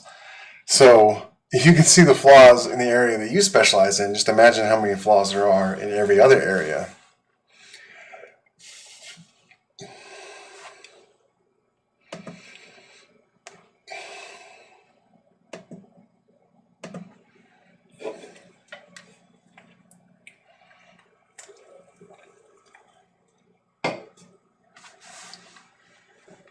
Man, I've only got an hour and a half left, and the internet thing is driving me crazy.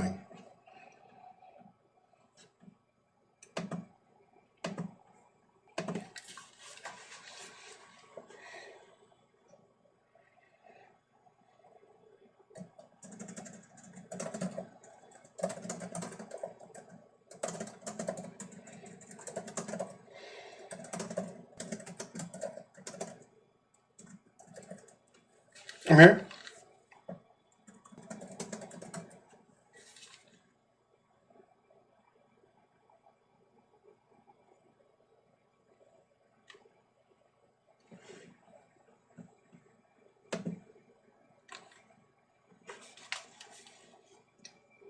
Sure. Give me 1 second here.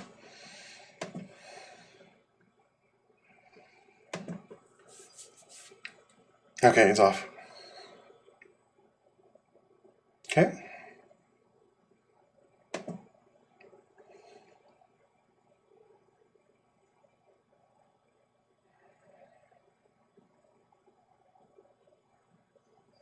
Okay, it's back on.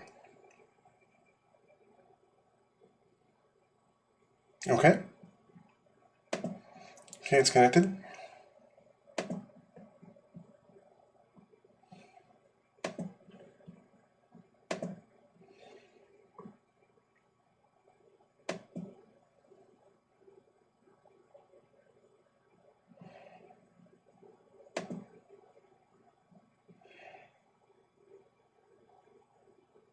Looks like I'm getting 10 down and 5 up, which is perfect. Mm-hmm. Yeah.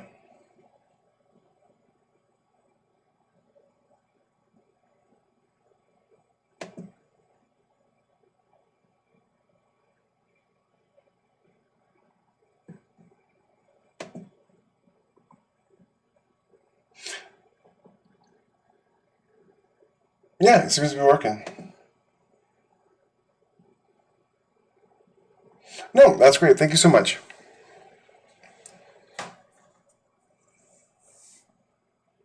You too. Morning, Rob. They rebooted the router yet again, and so now it seems to be working somewhat.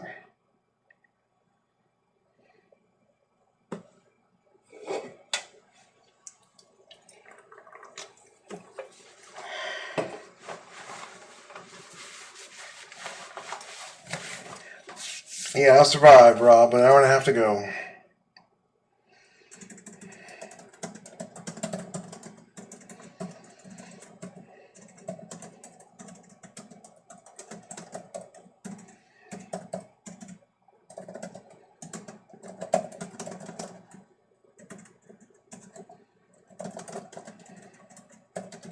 I mean, the bottom line is, Sam, is you got to do your research. Am I right? I mean, if you're going to write about something, you owe it to you owe it to yourself and you owe it to your audience to speak with veracity, with verisimilitude. And the more you do that, the more you can get away with things where it's like you can fudge things a little bit where maybe you didn't know, or like in science fiction where if you want to write a semi-hard sci-fi, but you also want to have faster than light travel. If everything in the book is hard sci-fi except for that faster than light travel, you're good to go.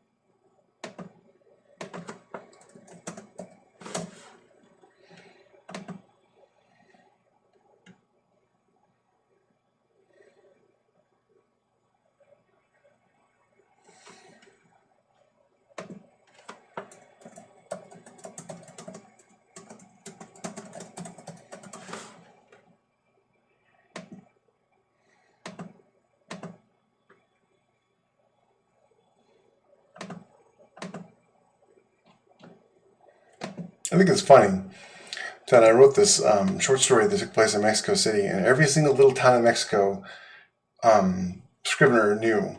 But I write a lake in the United States, and Scrivener flags it as being misspelled.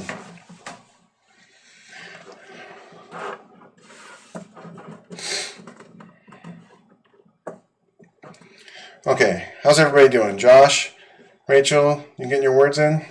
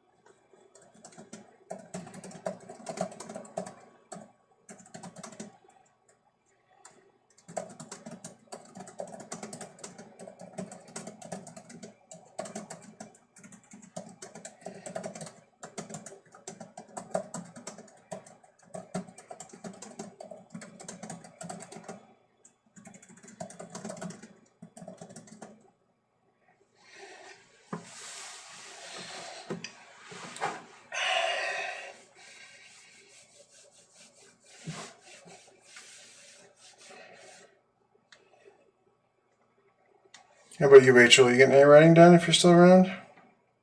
Or did I drive you off with my dull conversation?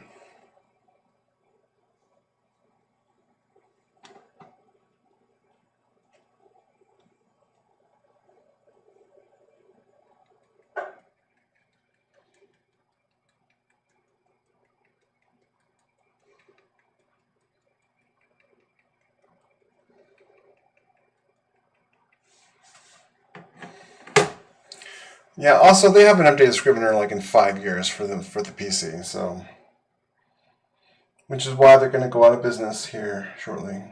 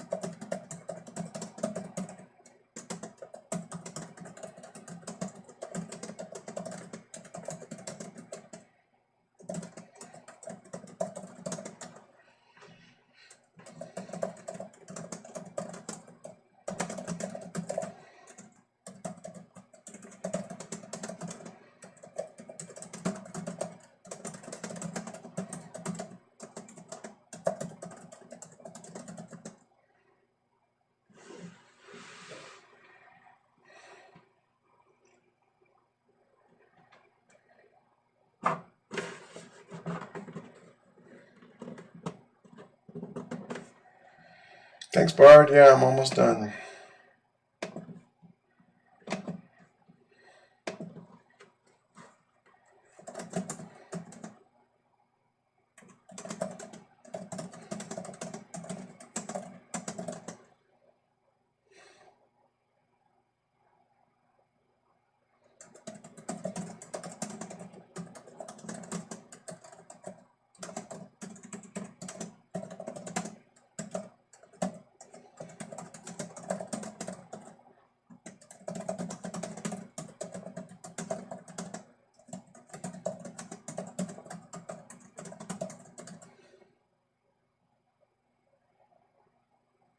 Probably me. I complain about it a lot.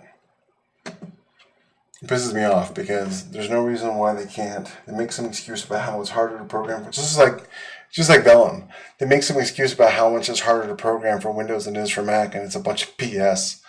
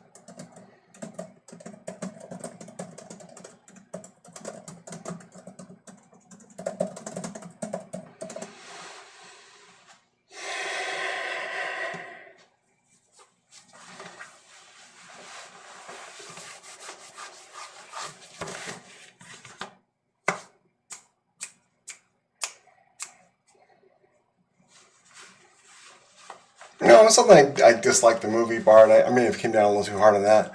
I just disliked that they decided to kill all the Autobots and Decepticons simply so they could launch a new toy line.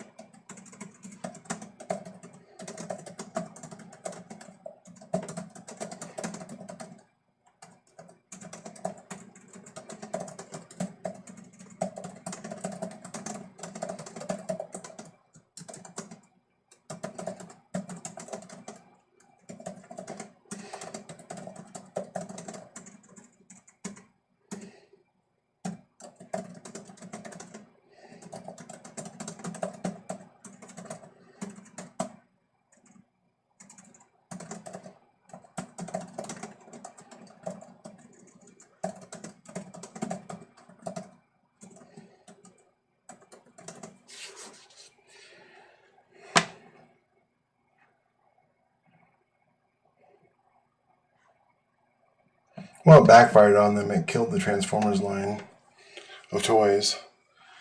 And then they had to wait 30 years before bringing back Optimus Prime and the rest of the Transformers that people actually wanted to see. Boy, does that sound familiar.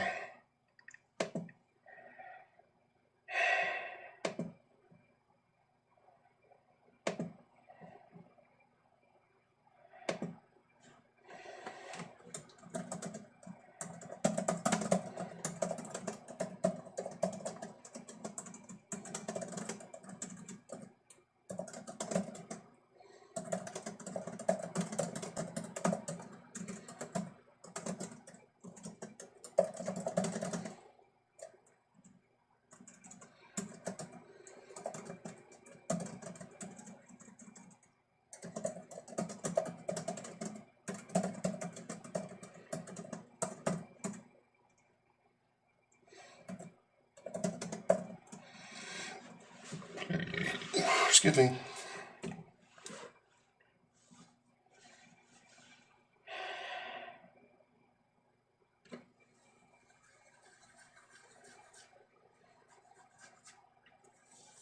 No, the cartoon was canceled after that, and they didn't have They didn't have another Transformers show until Beast Wars, and Beast Wars was so popular that reignited the love of Transformers, and they've pretty much had a constant Transformers TV show since then.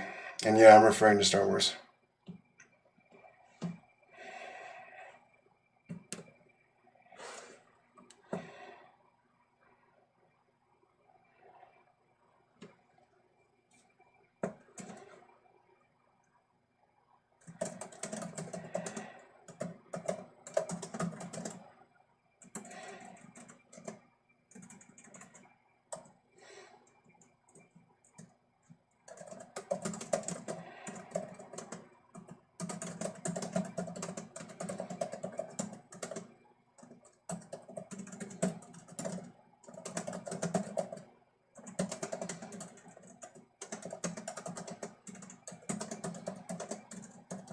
TV show.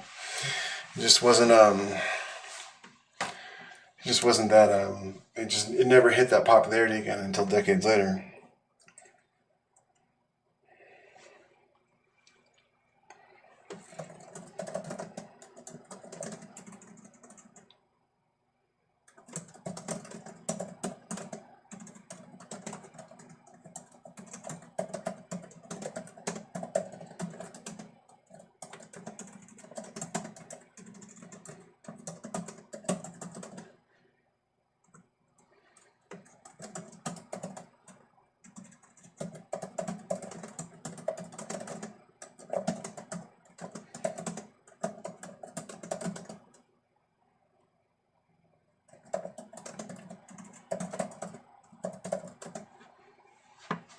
Probably true. What kind of fool you take me for? Um,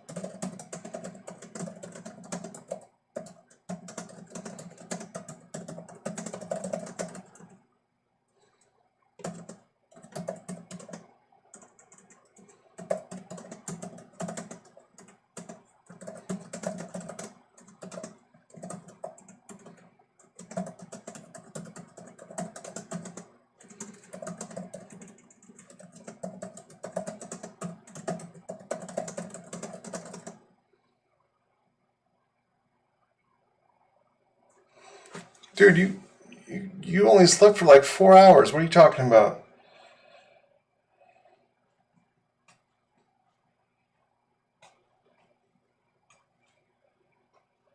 Nothing 24 cans of Coke wouldn't do for you. And 2 5-hour energies. And some ADD medicine.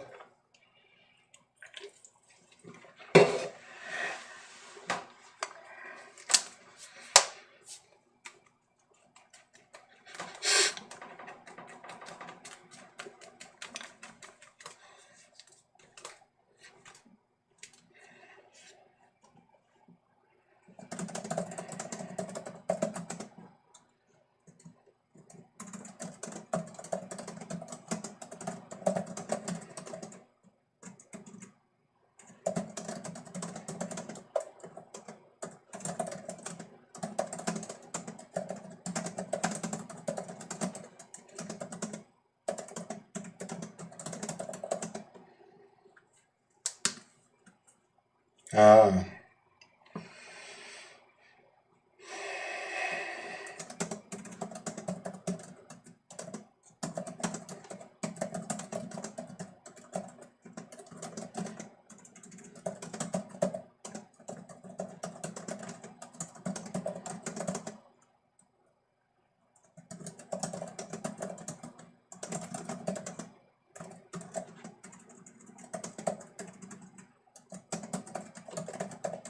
I'm trying not to write serif as a religious nut. I feel like it's coming off that way though. So yeah.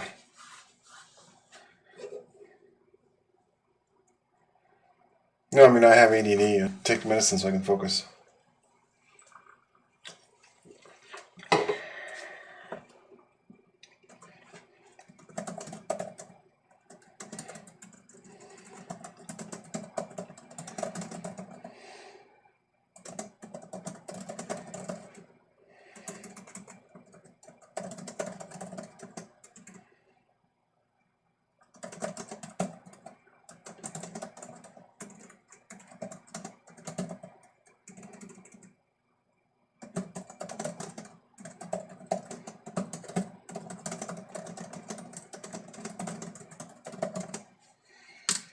Alright, I use the restroom. I shall return. Hopefully I can hit 22,000 words before this is all said and done.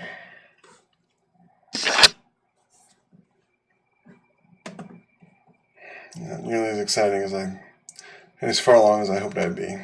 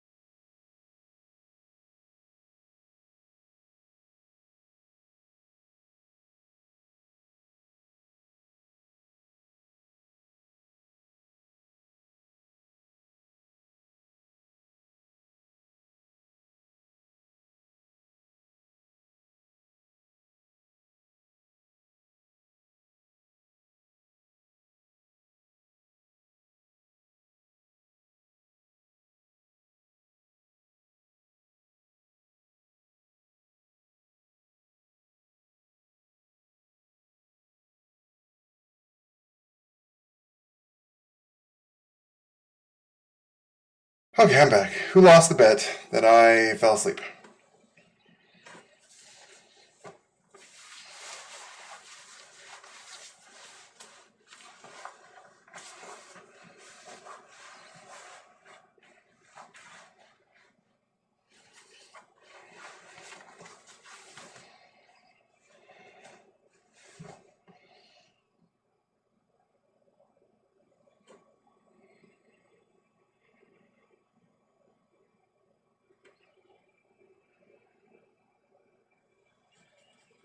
You guys are funny. Hey, Julia, I'm here. Thank you, Elaine, for voting for me. I did not fall asleep. That's all I'm going to say about that.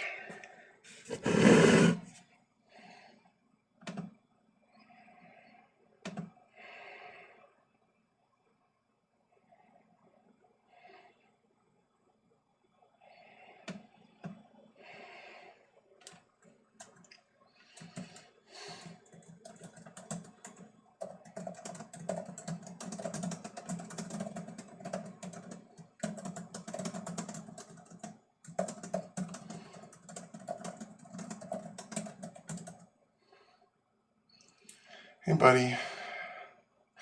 I'm glad you guys got up for your class.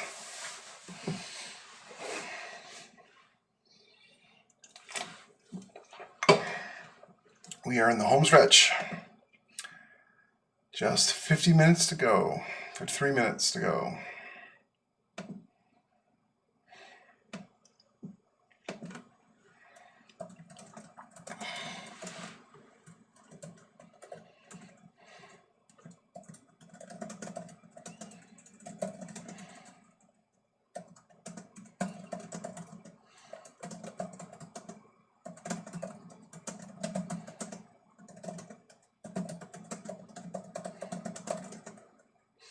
It's the final countdown. One more. Copyright strict for bad singing, right?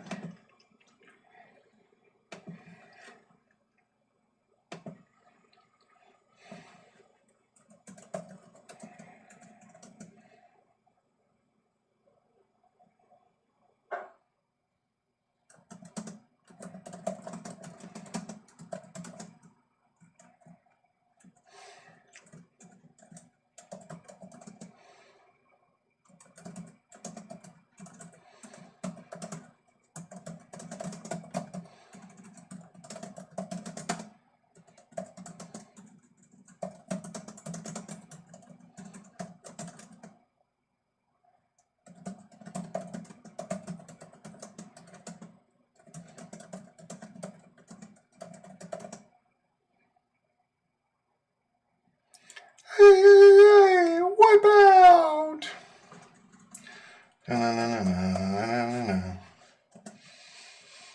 See, I can sing this song too. Badly.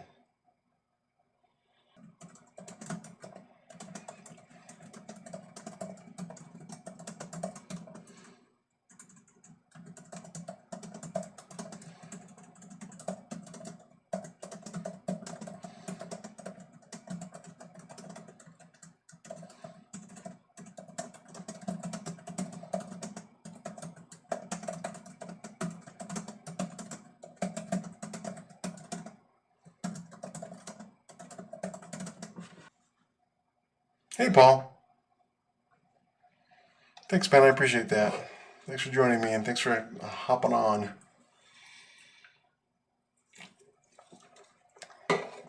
Tell you, I was right. 2 a.m. was the absolute hardest. I mean, I thought I was going to pass out. I was like losing my balance, and it's hard to keep my eyes open. But then I stood up and put my computer up. Put my computer up here. So as you can see, and so I'm standing. The last 4 hours or so.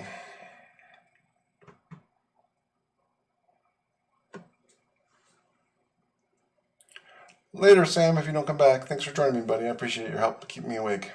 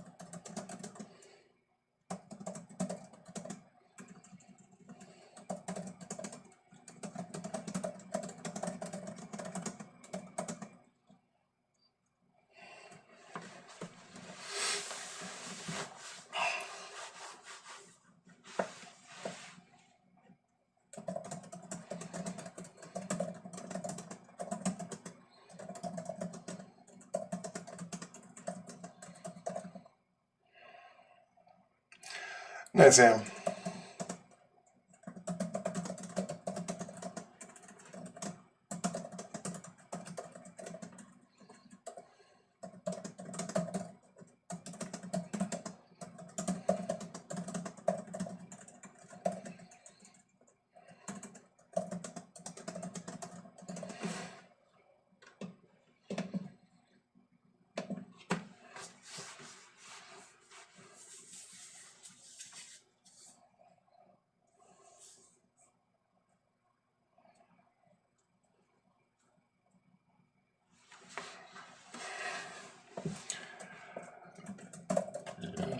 Excuse me.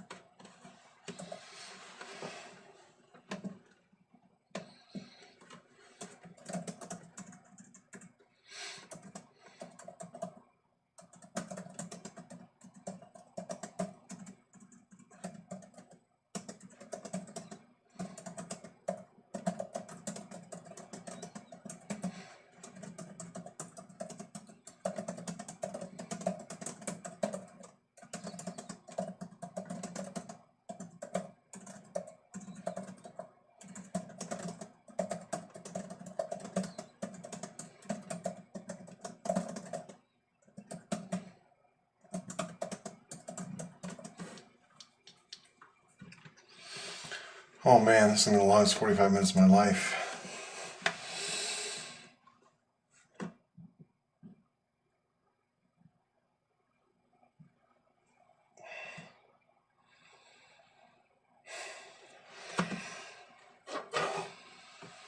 Thanks, Brennan.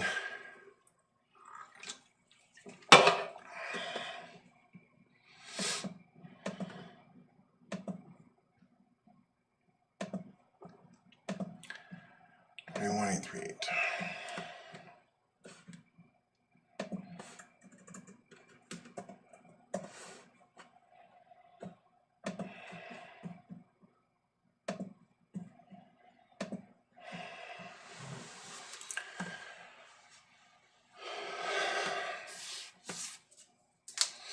Thanks, guys.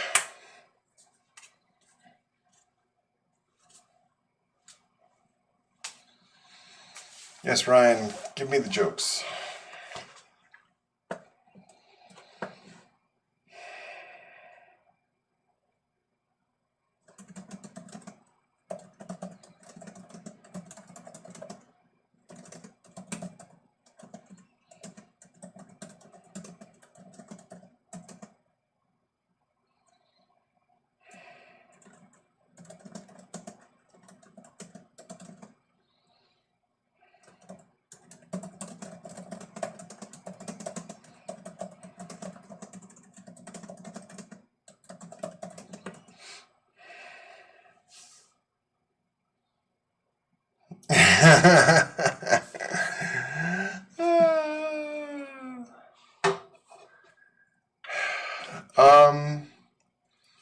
I'm gonna try. I can't usually sleep for more than 6 hours anyway, so we'll see what happens.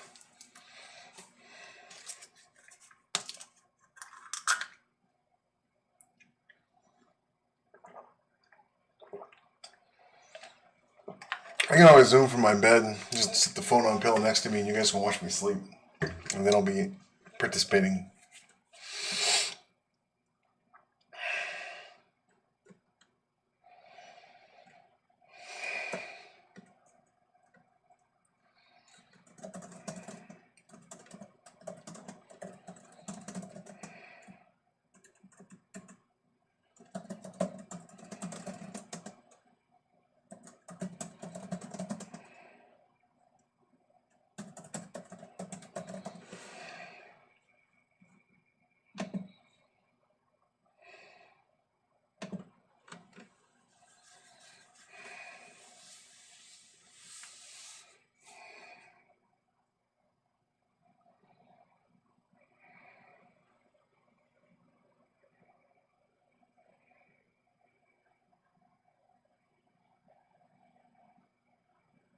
Yeah, that sounds great, John. You should do that.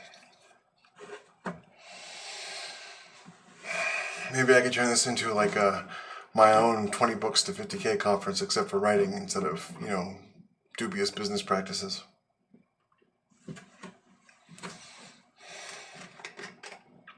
Hey, Sodium Reactor. Welcome back. I am still here and alive.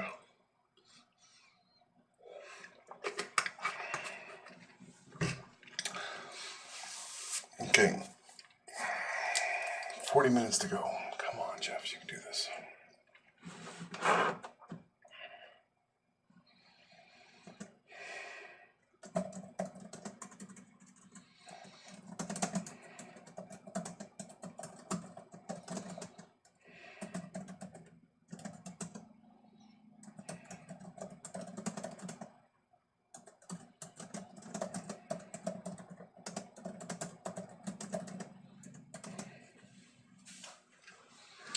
Yeah, well, nothing from the official conference, but there's a lot of people there who, yeah, I would say they share dubious business practices.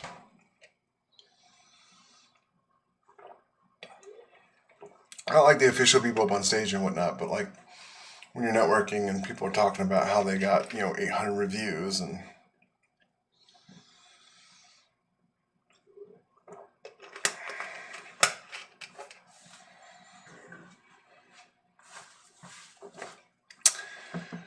All right, Rick, drink some coffee.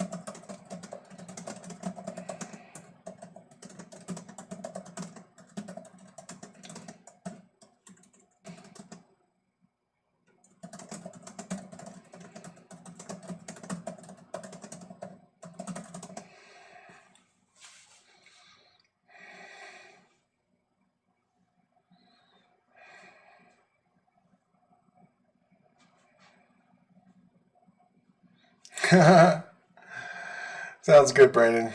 Or you could just write with me.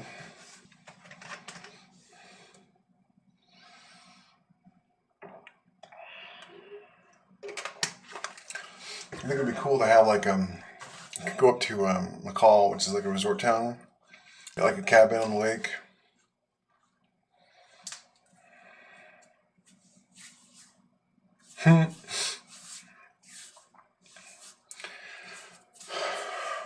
Redcoats represent.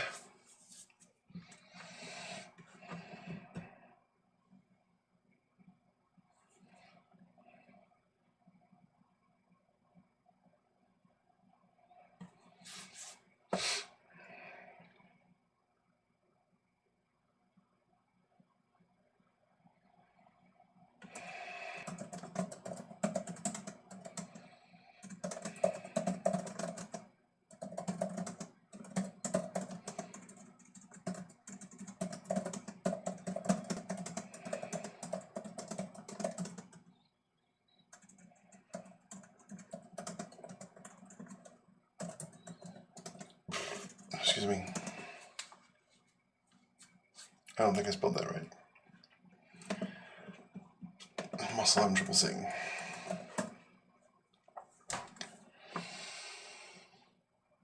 No, I meant query, right? No. What do I mean? Somebody help me out here. I mean quarry, but not quarry. Quarry?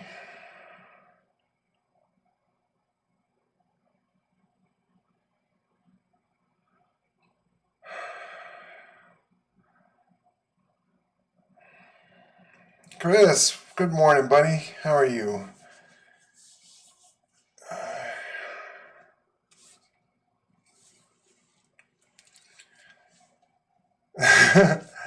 Well, I haven't quite beat your record. I had some internet problems that I had to resolve twice with the stupid hotel, and I got tired.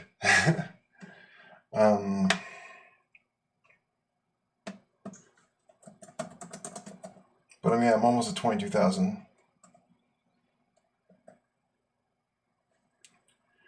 do you mean query?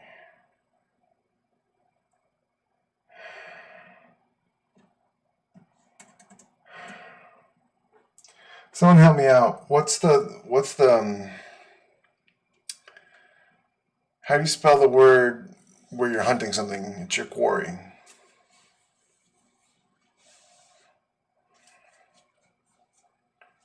Okay, thank you.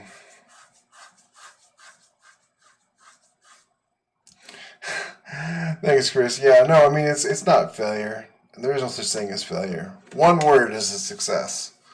22,000 words is a smashing success. I don't believe in failure. The only way to fail is to quit.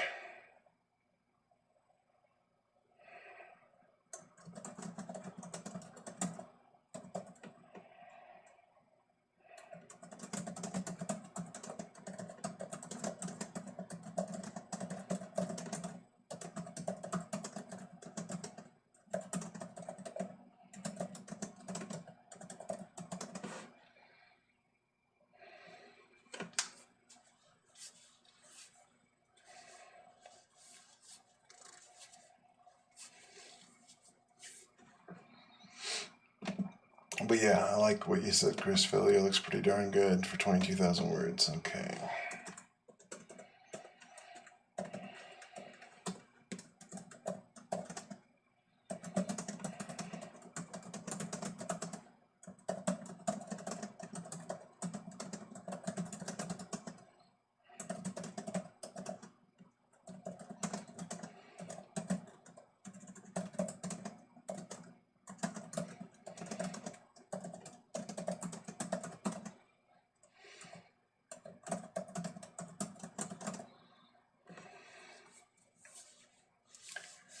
Oh, dude, I wish so too.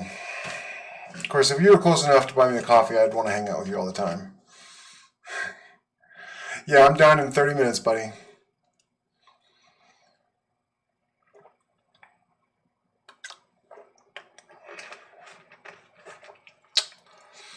In 34 minutes, it will be 24 hours.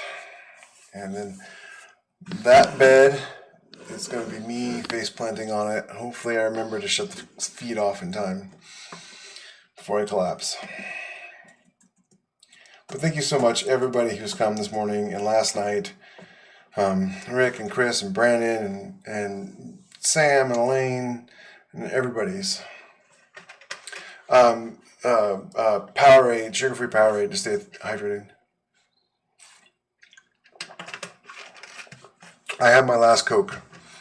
I had one Coke for every hour that I was writing. Let's see if you guys can see this. It's kind of cool.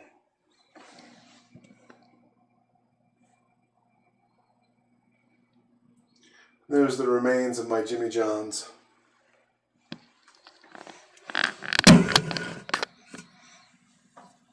Unwhich, of course, because I'm not eating bread or carbs as much. Well, you can't.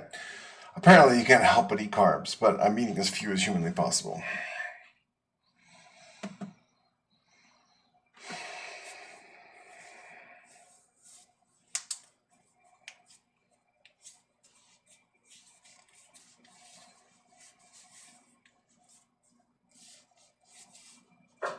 Barn.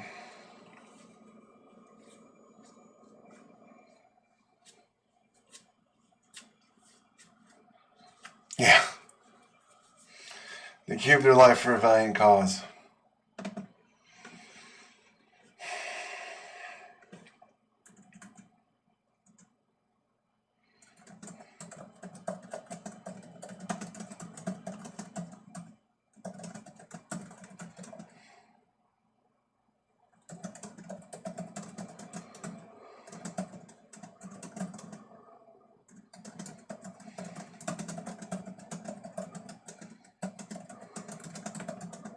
Oh, I did it again. Slipped in the third person.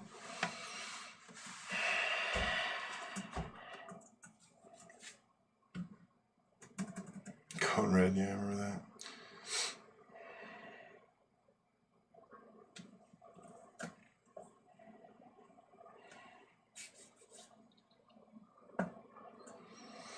They're having a shortage, John. It's so hard to find right now. This is like 3 weeks of me shopping to make sure I had enough Coke Zero for tonight. Because they're not keeping it. It's just, they're not making much of it or something.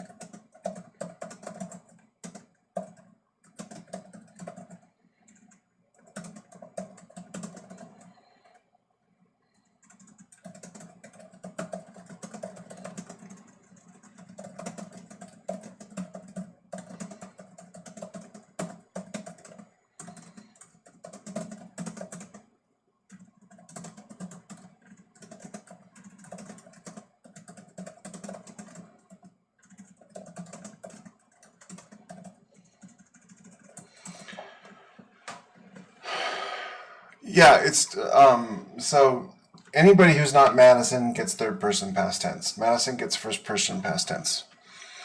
But every once in a while I will start writing Madison again and I'll forget and I'll slip into third person. Because I like to do multiple POVs even if the book is majoritively in first person.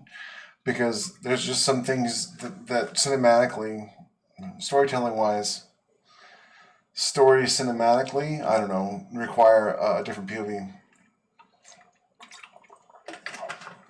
But in my humble opinion, you should never have more than one first-person POV in a book.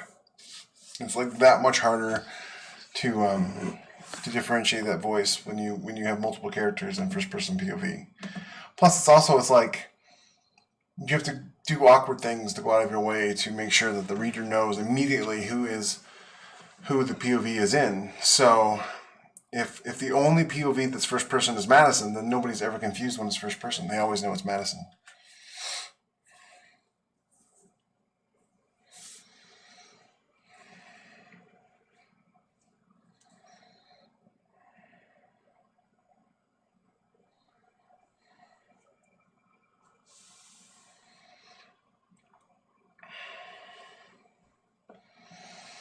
"28 minutes.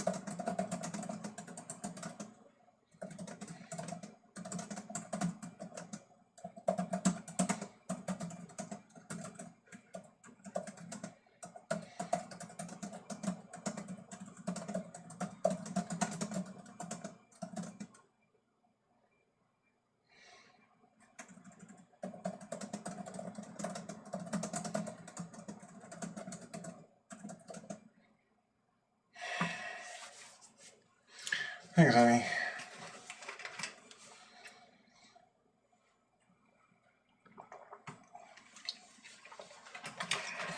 Go me. Watch, I'm gonna wake up all of a sudden, and then I'm gonna not be able to go to sleep. And I can't believe this is almost over.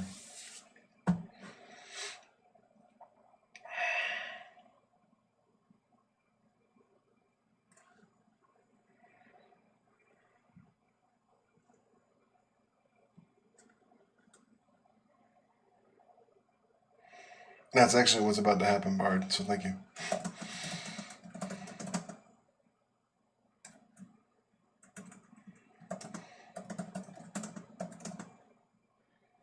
Thanks, Jaden. Thanks for coming back, buddy.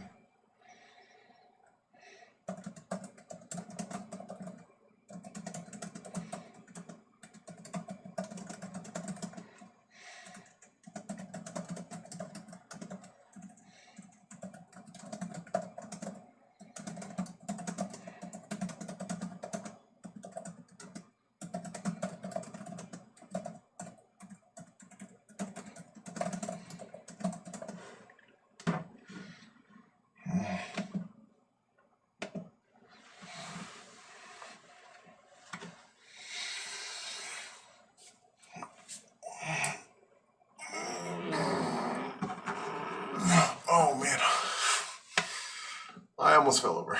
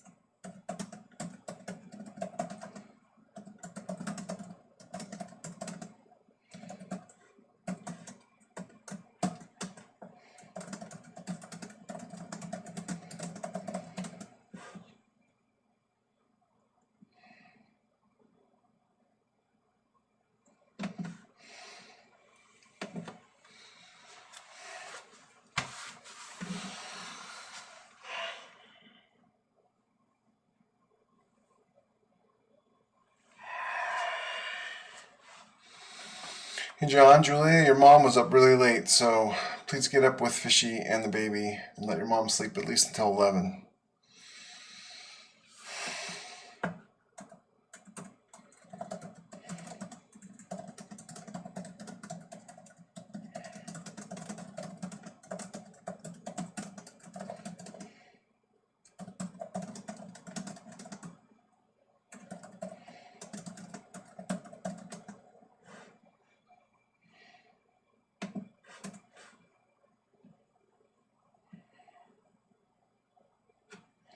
Yeah, that's my girl.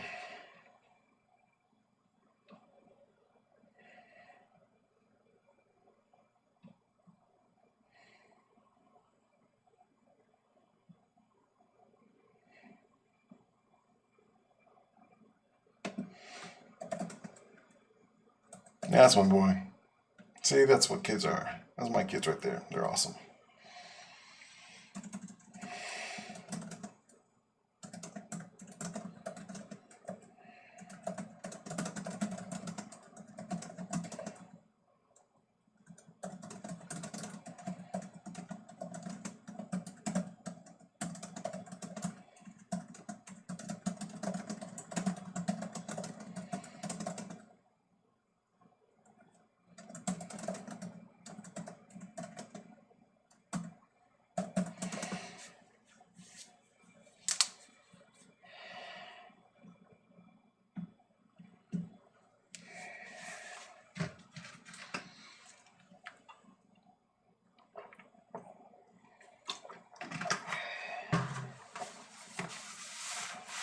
One of my favorite chapters of any book was, I can't remember the name of the book he wrote it, the book it was, but it was J.A. Cipriano wrote a chapter where this guy was in hell and he was trying to help all the demons fight off some other demon that was trying to take over hell or whatever, and he was training to beat it up, and he managed to beat up the strongest demon in hell. And he was like ready, and so like the demon who was training was like, well, what are you gonna do now? And he's like, well, I'm gonna go kick his butt. And then the next chapter was one page, it was one line, and it said, and then I kicked his butt. And I love that chapter so much. It's like my favorite chapter. Jason's such a good writer. Heck of a nice guy too.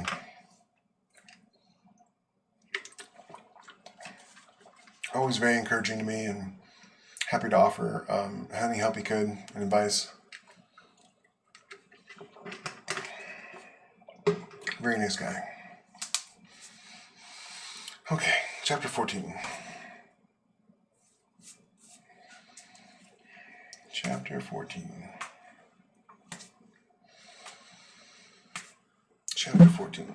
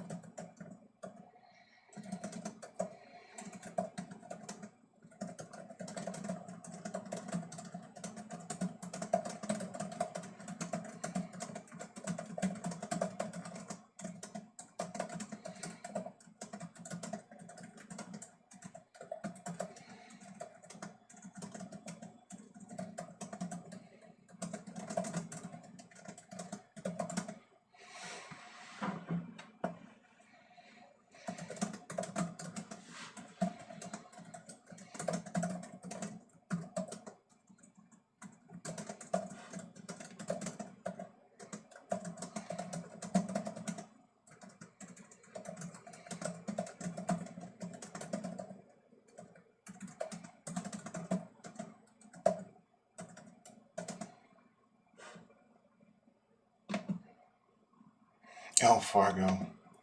Pretty sure that's how I spell Fuego.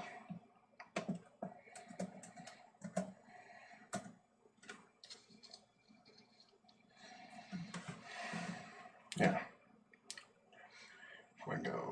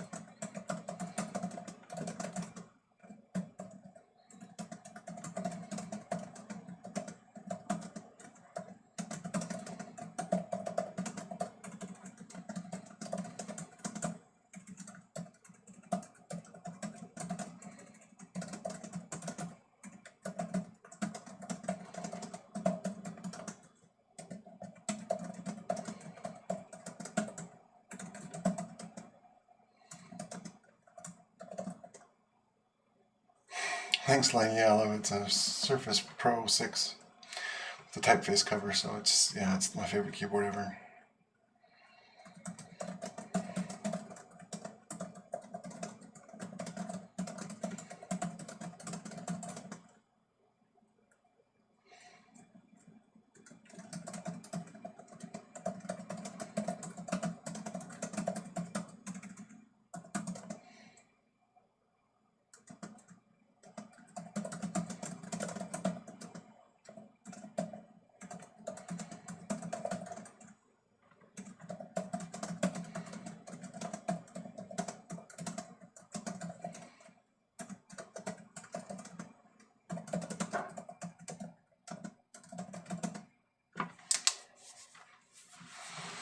Yeah, me too.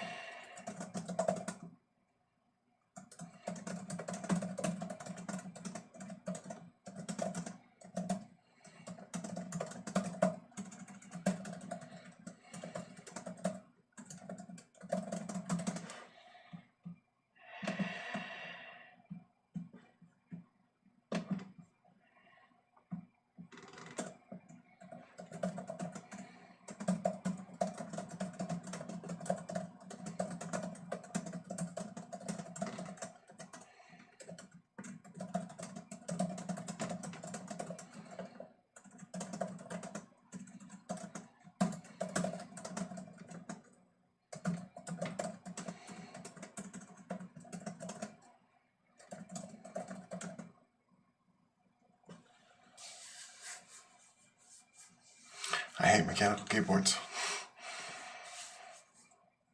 You can buy a Commodore 64 converted to be a keyboard.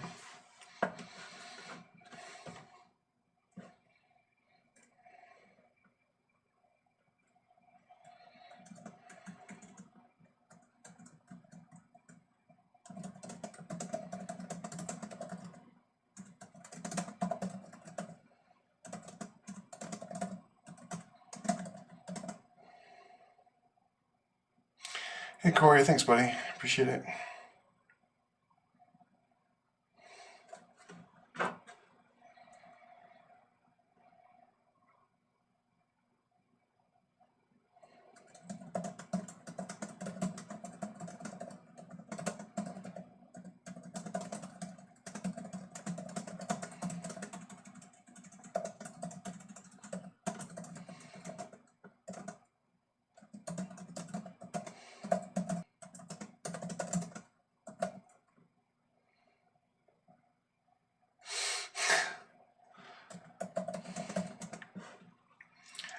Thanks, Julia.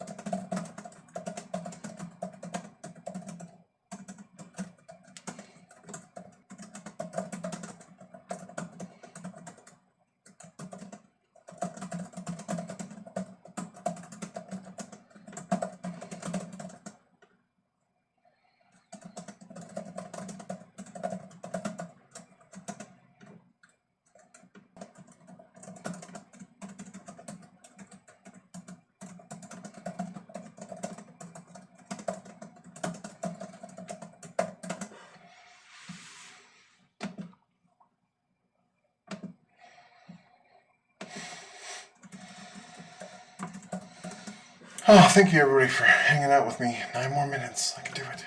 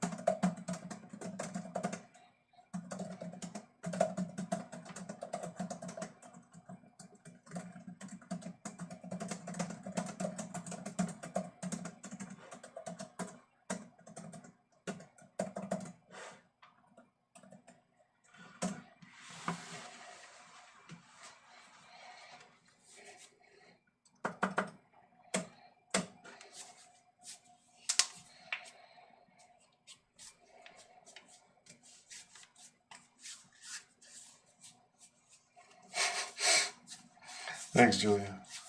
That's supposed to be brutal. She blames herself for his death, which is why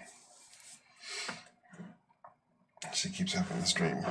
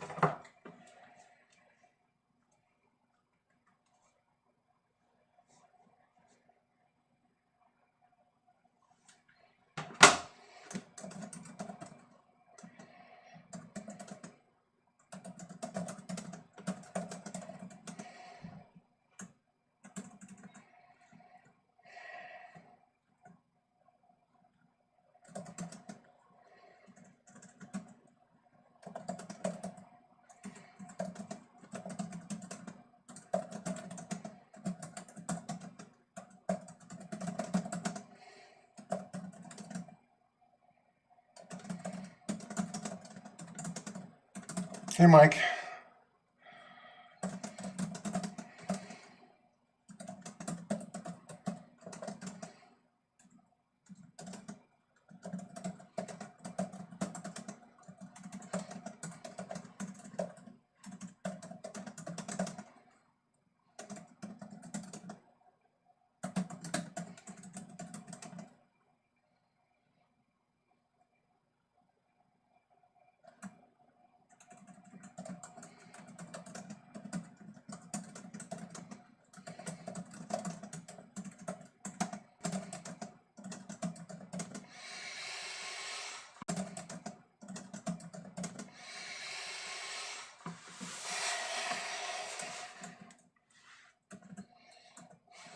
Game over, man. Game over.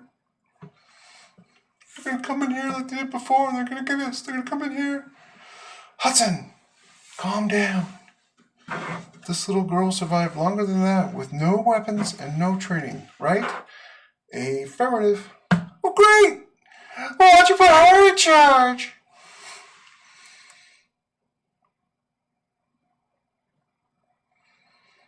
Nice, Mike.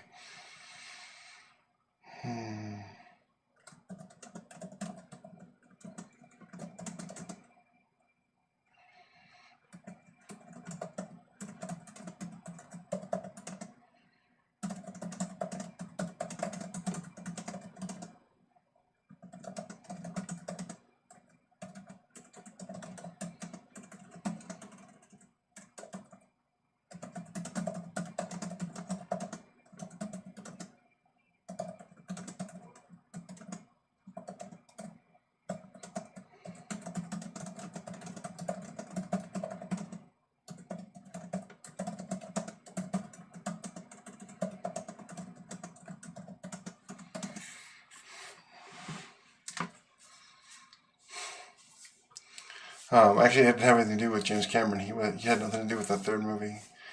They were going to do a sequel to Aliens with the Colonial Marines, but James Cameron wanted to do Terminator 2, and so they brought in a guy who just didn't want to have anything to do with the previous movies and just remade the first movie.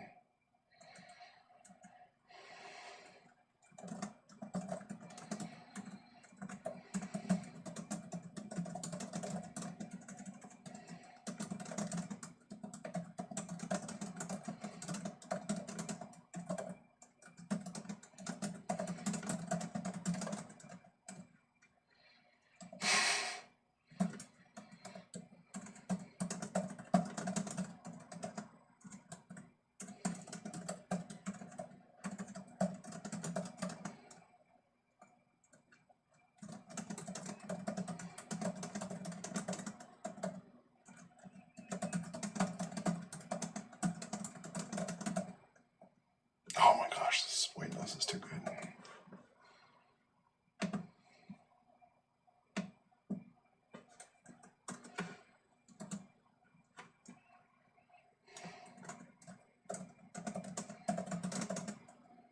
Not by my clock, Mike. I've got 2 minutes by my clock.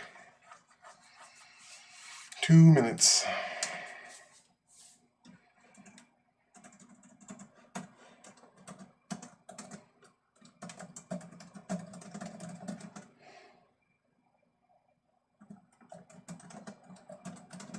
I got 2 minutes, guys. Look.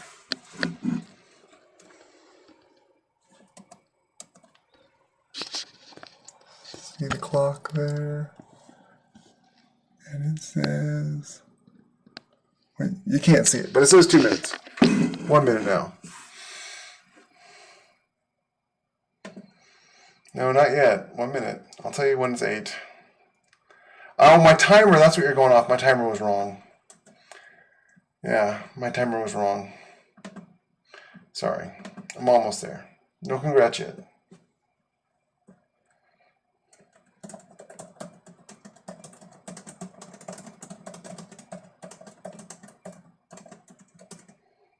Almost there.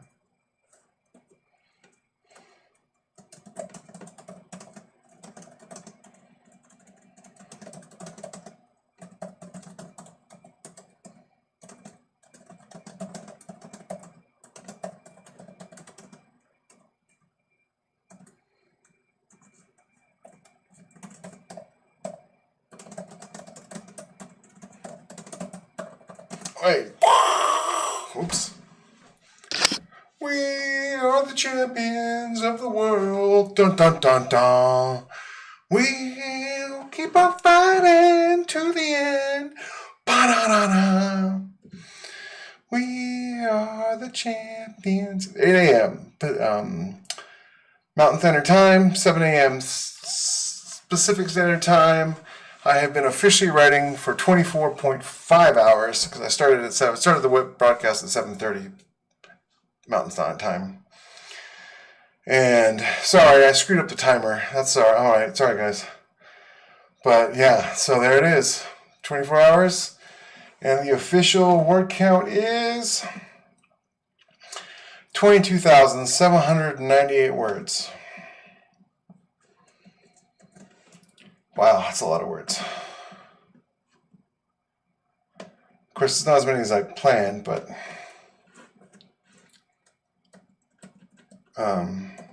good enough, right? I mean, any crash you walk away from, Rachel, right? Am I right? Am I right? Or is that any landing you walk away from?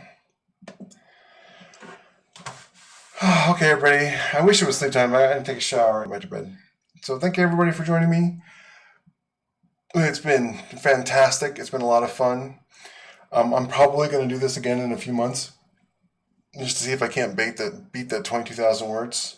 And I'll probably do it on Wraith Book 6, which will be the last book in the Wraith series.